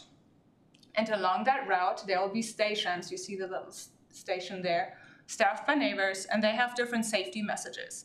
They have safety messages for the kids, which are fairly basic. They have safety messages for drivers and parents. A lot of times, parents just drag their kids across the street when there's a gap in traffic, and they don't involve their kids. And so the kids don't really have a chance to learn and to learn to make decisions and to get that judgment. And so this event really encourages them to work together and practice traffic safety along the way.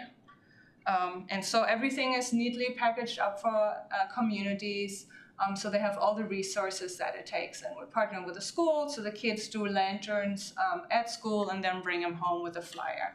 And so we do that on the first weekend in October. And so that's kind of fun. Engagement. It's a lot of fun to see where the public has taken this. Anytime I go on Twitter, I find pictures like this. And also, when it gets cold, Mr. Walker will show up with jackets, and people that are cold, they can take something along. We have those fun little holiday signs just to get people start talking and noticing them. Diaper banks, I've put diapers on them when they were in need, and so the community kind of embraces them. We had some vandalism, but really not a whole lot. Sometimes they grow appendices, it happens. Other times we had somebody put like tire tread stickers across the top, like to make a point that pedestrian safety is not up to par. But I'm like, gosh, that's why I'm here, you hater. But yeah, it happens. Sometimes we move the Mr. Walker statues around to get more exposure because people kind of get used to them after a while. And then we get death threats, or people just really want them back or think they got stolen. And so I have stickers we can put on those pads that say, hey, I've walked to a new location, another neighborhood needs me, and that type of thing to inform the public and keep them posted. Okay, here's the big topic, and that's where I really need my notes. Equity, part of encouragement, but also very different, because not the same message works for the same group of people. And as you know, most pedestrian fatalities occur mid-block on major arterials or highways. And what we found here in Springfield is that a lot of times if we have a low-income area across from goods and services on the other side of the street, divided by usually a state route or a major arterial, then that's where we see a lot of our fatalities. And so here we mapped camps and Walmarts and soup kitchens and just that type of thing, and we can definitely see a trend that that's where the crashes are taking place. Here's the thing though, when these fatalities occur, a lot of people, including a lot of transportation professionals, including me a few years ago, felt like there's nothing we can do about these. I mean, they're crossing mid-block, they're crossing in the dark, they're wearing black clothes, like what in the hell can we do about it? About nothing, and we don't think about it a whole lot. Like, it sucks, we want to bring the numbers down, but we really feel like there's nothing we can do. And I think that's something we need to move past. If we're committed to zero fatalities and we're providing infrastructure, we need to go further than just building things. You can't engineer yourself out of pedestrian fatalities. You need to start looking at behaviors. And again, engineers say, woo, dealing with people. But we really need to tackle those things. We need to tackle the risky behaviors that lead to that. And that's where we really came to, at least I came to understand that I would do the same thing. This is not the person's fault. The next crossing might be half a mile out of the way. Of course, yes, we sometimes see people, cross across red or just be 50 feet away from a traffic signal. That too, but a lot of that is this way. You just don't have a way out. And we really try to dig into why people are undertaking the risky crossings and with why not just as basic as, okay, the traffic signal is too far away or I just don't care about my safety. Like, it goes beyond that. We really wanted to dig in. And so we looked into those crashes and we started a coalition to try to understand what the issues really are. And we wanted to create a campaign that speaks to the risk group, basically where they're at. Because SJF Yields is this fun Mr. Walker with a certain tone, and it's all about feeling good, and we can sell that to the average citizen. But when it comes to this population group, where they really don't know where the next meal comes from or where they're gonna sleep, like that type of talk does not work for them, nor are they on social media as much. And so we really had to understand and think deep and figure out how we can reach them. And so in the process, I'm way ahead of myself. In the process, we started talking to the nonprofits to get their opinions about traffic safety. And we started talking to some of the individuals that live on the street. And it became very clear that it's not them, it's us, it's the infrastructure mostly. And in the progress, when we talked to them, I expected them to be hateful and angry because we don't have sidewalks anywhere, and the city and MoDOT, they're all the same, people don't care, you are the government and you're the bad guy. But we didn't get that. People were so sweet. People were so excited that somebody wanted to hear about their stories, about their communication or their messages to drivers, the problems they face when crossing a street. It was amazing. It just was a huge eye-opener and really humiliating because, like I said, I used to have that attitude, well, you crossed in dark clothing across the street in the middle of the night, mid-block, like, what am I gonna do? But once you meet these people, you don't think like that anymore.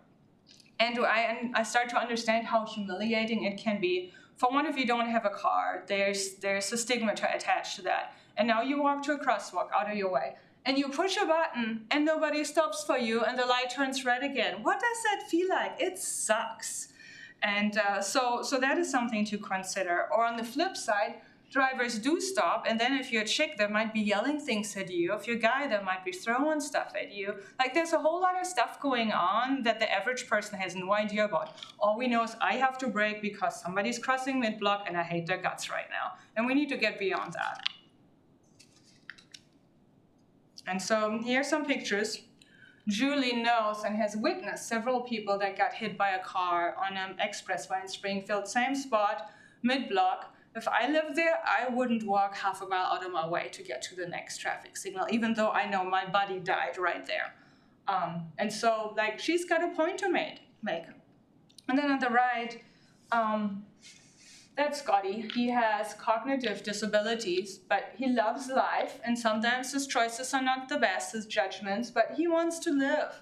And he's just asking drivers for a little bit patience and grace. And so there's so many stories. There's Cynthia, there's Charles, there's Ambers. We talked to all of these people. And the craziest thing was that 90% of them have gotten hit by cars. The police reports I reviewed, they don't show that. We have no idea how many people that are on the streets get hit on a regular basis. And there's one guy, I don't have his picture in here, but you can see it on our Facebook page for SGF Yields.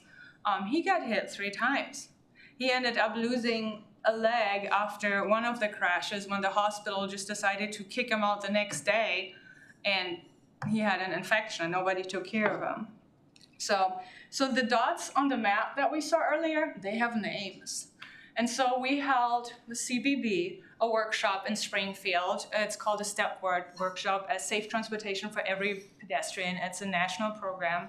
We held this workshop, and I decided to share these images with them because it is so important that engineers, planners, and decision makers start rethinking how they make decisions. Nobody wants to talk about the tough choices. You really don't want to put a crosswalk there because it's not good for traffic or because something, God forbid, might happen.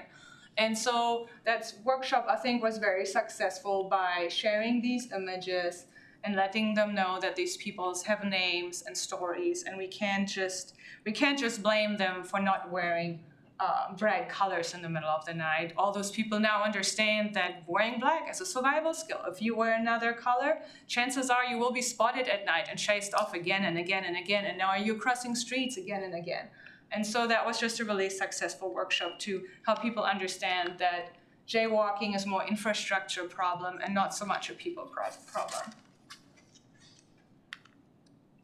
And out of all of this effort, we created the WITS program. And that is basically SGF Yields branded to the unsheltered and low-income community that tends to get hit in a certain type of traffic crash. This one does not so much go into the direction of like, be kind, flash a smile in the crosswalk, but is more into the direction of, hey, you really don't want to get hurt. And so we made a video, we talked to people that were homeless that have gotten hit, and they basically say, it happened super crazy fast when I was crossing. These are the consequences, which is placed on suffering consequences really as a motivator, which is sad, but the nonprofit said that's probably the best way to get them. And then we have these, the WITS spelled out, which W stands for watch and be seen, I stands for identify the risks, T stands for take the safest route, and S stands for stay alert. And so they go through what happened to them and then basically give the safety tips. And we're about to roll it out. We already have bus shelters ready to go, but once this video is finalized, that'll be also becoming part of Safe Across. Other communities can use that as well. But if you are interested, I still encourage you to talk to your own population of folks and really get their stories, because you might be surprised what you learn. Okay, jumping to enforcement. Based on national guidance, we developed yield checks where police officers in plain clothing act as pedestrians. And comes across kind of sneaky, right? And we don't want that. So to make it transparent, we announce where we're going to do the details. We put a crosswalk ahead, enforcement ahead sign out ahead of the details, so as driver approaches, they should really notice a sign on the street if they're paying attention. And then we'd start with like 2 months of a warning phase before we ever give out citations. And so all of that helps reinforce that the primary focus of the program is on safety education and not on revenue. Don't fall asleep, Brady, you're my wingman. Okay. And so there's templates for that as well. So on the left, you have the location announcement. Hey, we're gonna be here. And then you can post to social media and be like, hey, we'll be here. We said this, we're doing this, pay attention. And people will share and follow. And then they see all your other information and education. It's great. And for this one, it was at a hawk signal to try to raise awareness. And then on the right, we share the results. We want to let people know. Yes? Question? I had a question. Yeah, go for it. To go way back, because you're doing enforcement here with police officers, but if I wanted to do a study, a yield study, how would I navigate that with like safety of staff? You make sure your staff has good insurance. Good. So I've done this for a few years now. We've never had anything happen. I think the more realistic thing to happen is to have a rear end crash, and I haven't had that yet. I've thought it through, but none of that is ideal. You step into the street, and if a car is not slowing down, you don't go, you step back. So, and then you cross just half the street. If this guy yields, you stop at the center line. And so there's ways, but sometimes it doesn't feel comfortable. I'm not gonna lie. Especially roads that don't have a bike lane or a shoulder, then you might just put a toe past the curb. So, does that answer your question? Yep. And we can talk more about that later. Also part of the yield checks, this is kind of fun. We have some pedestrian advocates. Some of you might know David Hutchinson in here. And we invite them as cheering squads to our yield checks while we're in the warning phase. Not when there's citations, but in the warning phase. And what that does is when the driver comes through, they see the sign, they see the plainclothes officer, they're so proud of themselves. And then they get cheered at, they love it. They eat it up. And so they're more likely next time to yield for pedestrian because it feels good. So as you see, a lot of this program is just kind of psychology and messing with people, but I'm not gonna apologize, it works. Excuse me. I usually don't talk, I'm an office recluse, so this is really hard for me. I'm a very quiet person, believe it or not. Okay, we had all the E's. Here's a P for policy to mix it up, and this is kind of, you could stir up some trouble there, but sometimes that hard work needs to be done. So Safe Across encourages communities to review their codes, because whether it's right-of-way laws or other restrictions, a lot of officers don't even know what the white cane law is, for example. And so it's important to review that because then you can educate it. And in Springfield, such review led to the 3-foot rule, which means that now a pedestrian has only to be within 3 feet of the crosswalk to require a yield. Because the way the state law is written, and for most communities, you're not in the crosswalk unless you're in the pavement. And so you have to basically throw yourself out there and hope the driver adheres to the law, and otherwise you have to jump back out. Well, that's not safe. And so with the 3-foot rule, we established that you have just a small little area. If you stand there, you're basically showing your intent to cross. 3 feet is enough to accommodate a wheelchair or somebody with a stroller, but it's small enough of an area where drivers shouldn't get frustrated because somebody's hanging out at the corner. Because if you're just hanging out, on your cell phone or whatnot, you're probably not going to be within the 3 feet right by the street. And so that looked at a couple of different state laws that more progressive states had, and that kind of seemed to be a good solution, and it's really worked for us. And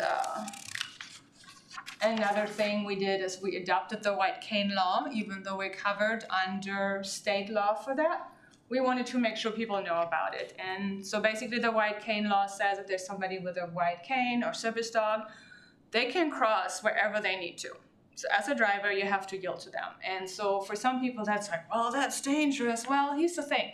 If you are visually impaired, then you will usually always stick to the corners. That's how they're taught, because that's how they keep their bearings. That's how they know where they're at. And so if you encounter somebody that is crossing a major road mid-block, they're probably in distress. They're out of options. There's a sidewalk closure. There's something in their way that they can maneuver their way. And so that law protects them.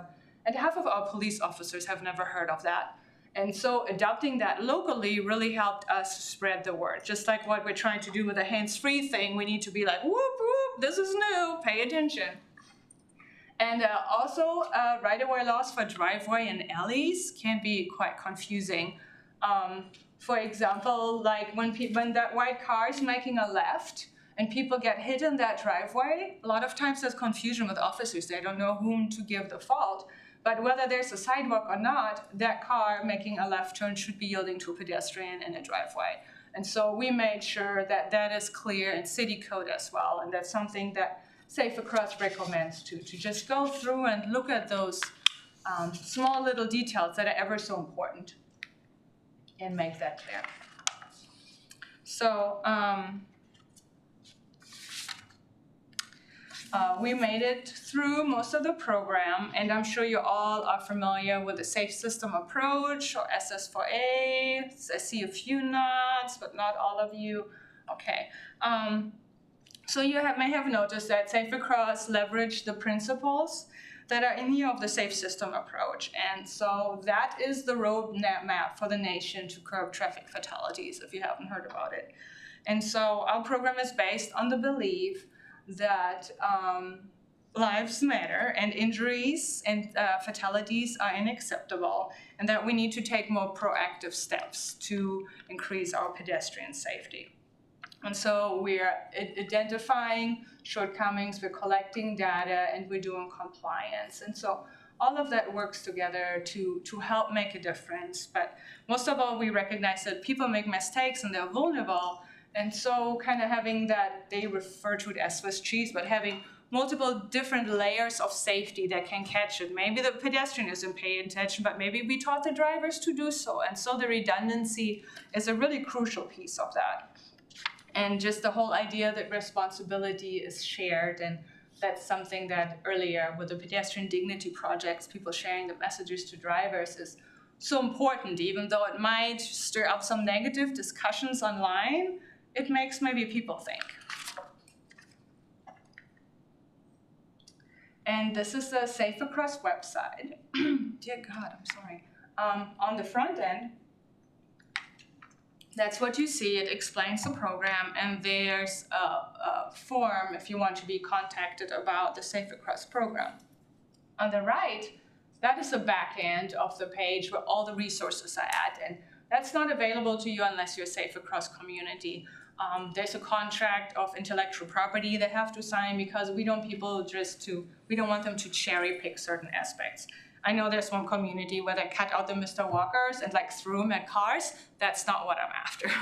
And so there's a little bit of paperwork to do, but communities that do want to commit to best practices and certain things, they can sign in, they get a login, and everything is there. The implementation guide, all the technical guidance to how to do compliance studies, how to do the signs, CAD files, stock photos, videos, everything is right there in one place, really easy to access.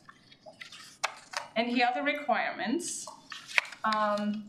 Obviously, regular crosswalk compliance study once a quarter. Depending on community size, you might just have a couple locations. We do 6 at the City of Springfield, and we have them on a rotating system. So I'll do this set of 4 this quarter, and then this set of 4. And after a year, I'll come back to the first group. But for all 4 groups, I have 2 control sites. I do them every single quarter. Just that way, if there's some fluctuation, I can go back and be like, something was wrong at the City of Springfield. Like Christmas. People don't yield around Christmas time. Let me tell you, people are just stressed out and don't see pedestrians. So I can see that because I have control intersections. So part of the compliance studies are also assessment. I wouldn't want you to cross for an hour back and forth if the crosswalk sign is covered up by a branch or something like that. So the assessment is just basically, yeah, signs are here, they're retroreflective, they're not blocked, something like that. Bigger is the crosswalks, the best practices. We do want communities that sign up to make sure they commit to having great crosswalks. We want them to make sure they are signed, they are marked, and really important, but this is a deal breaker for many, we need those signs to be fluorescent yellow-green, because that's how the program works. We can't go with a deer crossing color. It needs to be this color for it to work. And so to switch that out, that could be a little bit of money and effort, but there's so much money coming down from the federal government. I think they'd find a way, but that is important.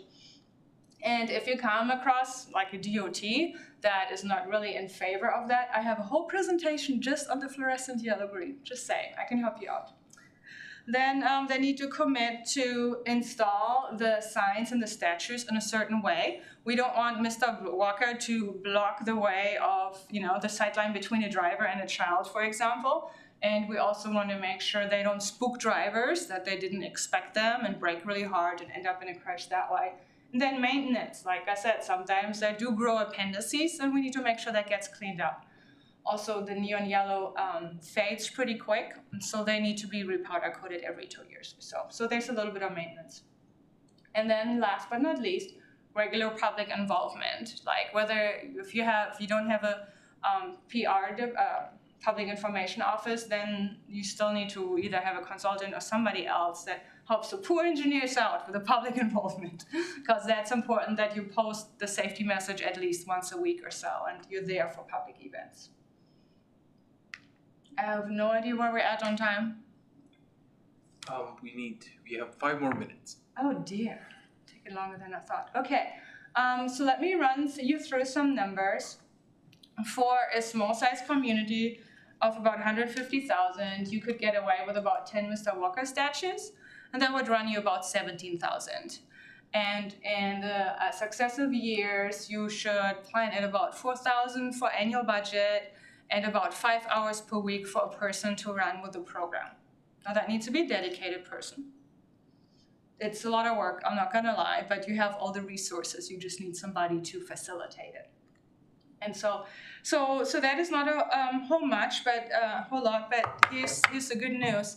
The Missouri Department of Transportation put some money away for this program. So Capo Girardeau is actually trying to do this, but there is money available for any Missouri community to come and say, hey, we want to do this, and they will give you money for the statues, for prints, for all kinds of things to help facilitate that. They will not pay for your traffic signs to be upgraded to neon yellow, though. That's the only thing that is not included from what I understand. But there's money around to do this. And with that, I will answer questions and give you my contact information. That goes to safeacross.com.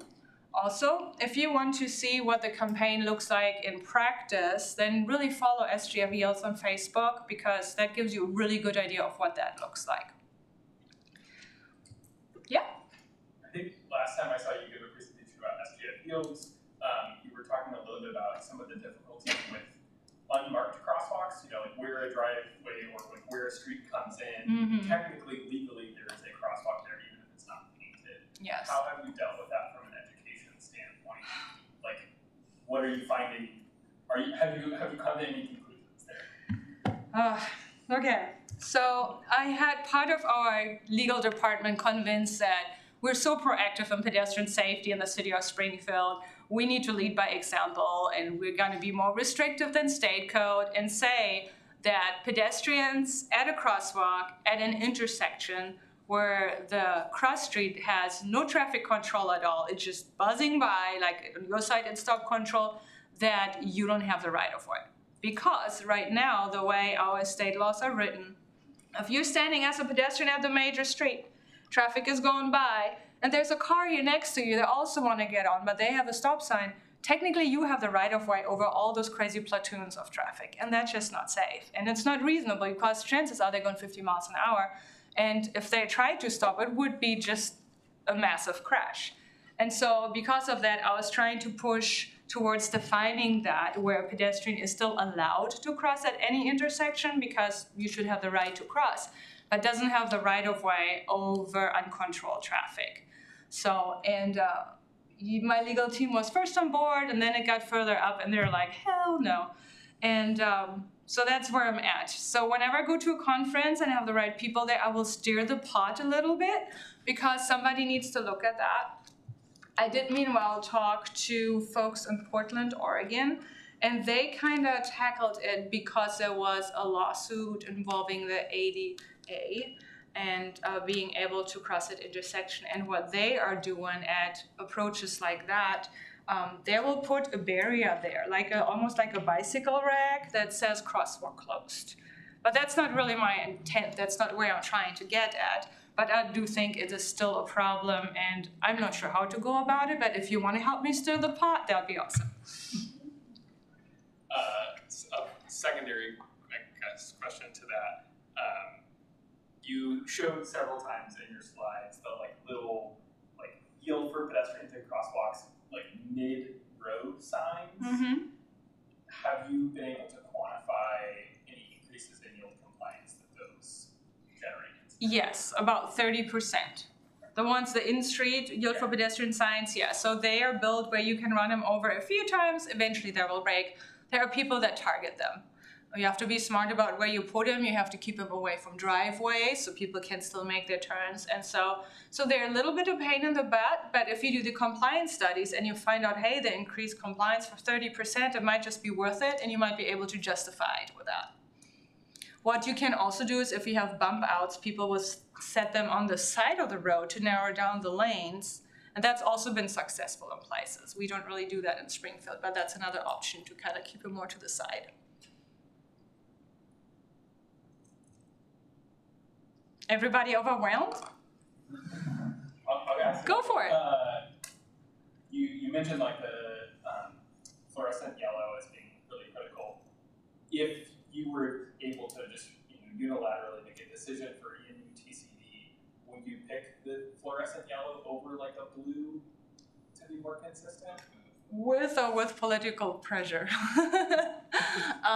It would be the easiest way to fix it because a lot of communities already have that. The school zone signs have the same color. I think that would totally work.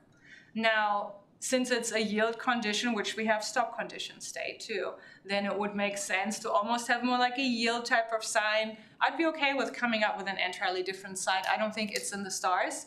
I did write last year to the Transportation Research Board to look into this issue of signs, and I haven't heard back yet. But again, I'm doing this. Those diamond signs are really just like notification or information signs. They're not, Right. according to their own standards, those are like when it has the one with the deer on it. It's a warning. It's not, yeah, it's just a warning that the deer might be here. So really, according to their own system, that's just saying, oh, look out, a pedestrian might be here. Yeah. But it's not really telling you to do anything. It's just kind of a warning is all. Right. So I mean, I think according to their own system, it probably should be done a different way. Right, but if you have hundreds of thousands of signs on your system and you are the district engineer, then you can have a really strong opinion against that. I have some brochures out in the back if you're interested, if there's any community you want to hand those to, and always welcome to email me as well. Do you know, you said the MoDOT has the money to help communities, like who would you ask about that? Maybe you? Yes, I can point them into the right direction. It was Tara in the central office, but I think she's switching to the enforcement grant side, so I'm not sure who the new person is, but there is money set aside to help with this program. Well, thank you. Thank you so much. That is a great program, and it's great to hear all about it.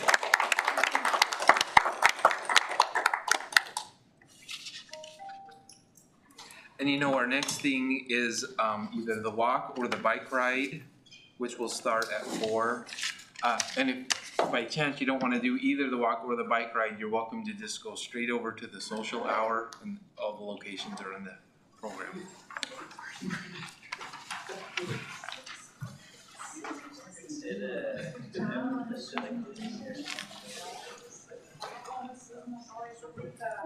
That's why I trust everyone. I was with for like 2 minutes. Yeah.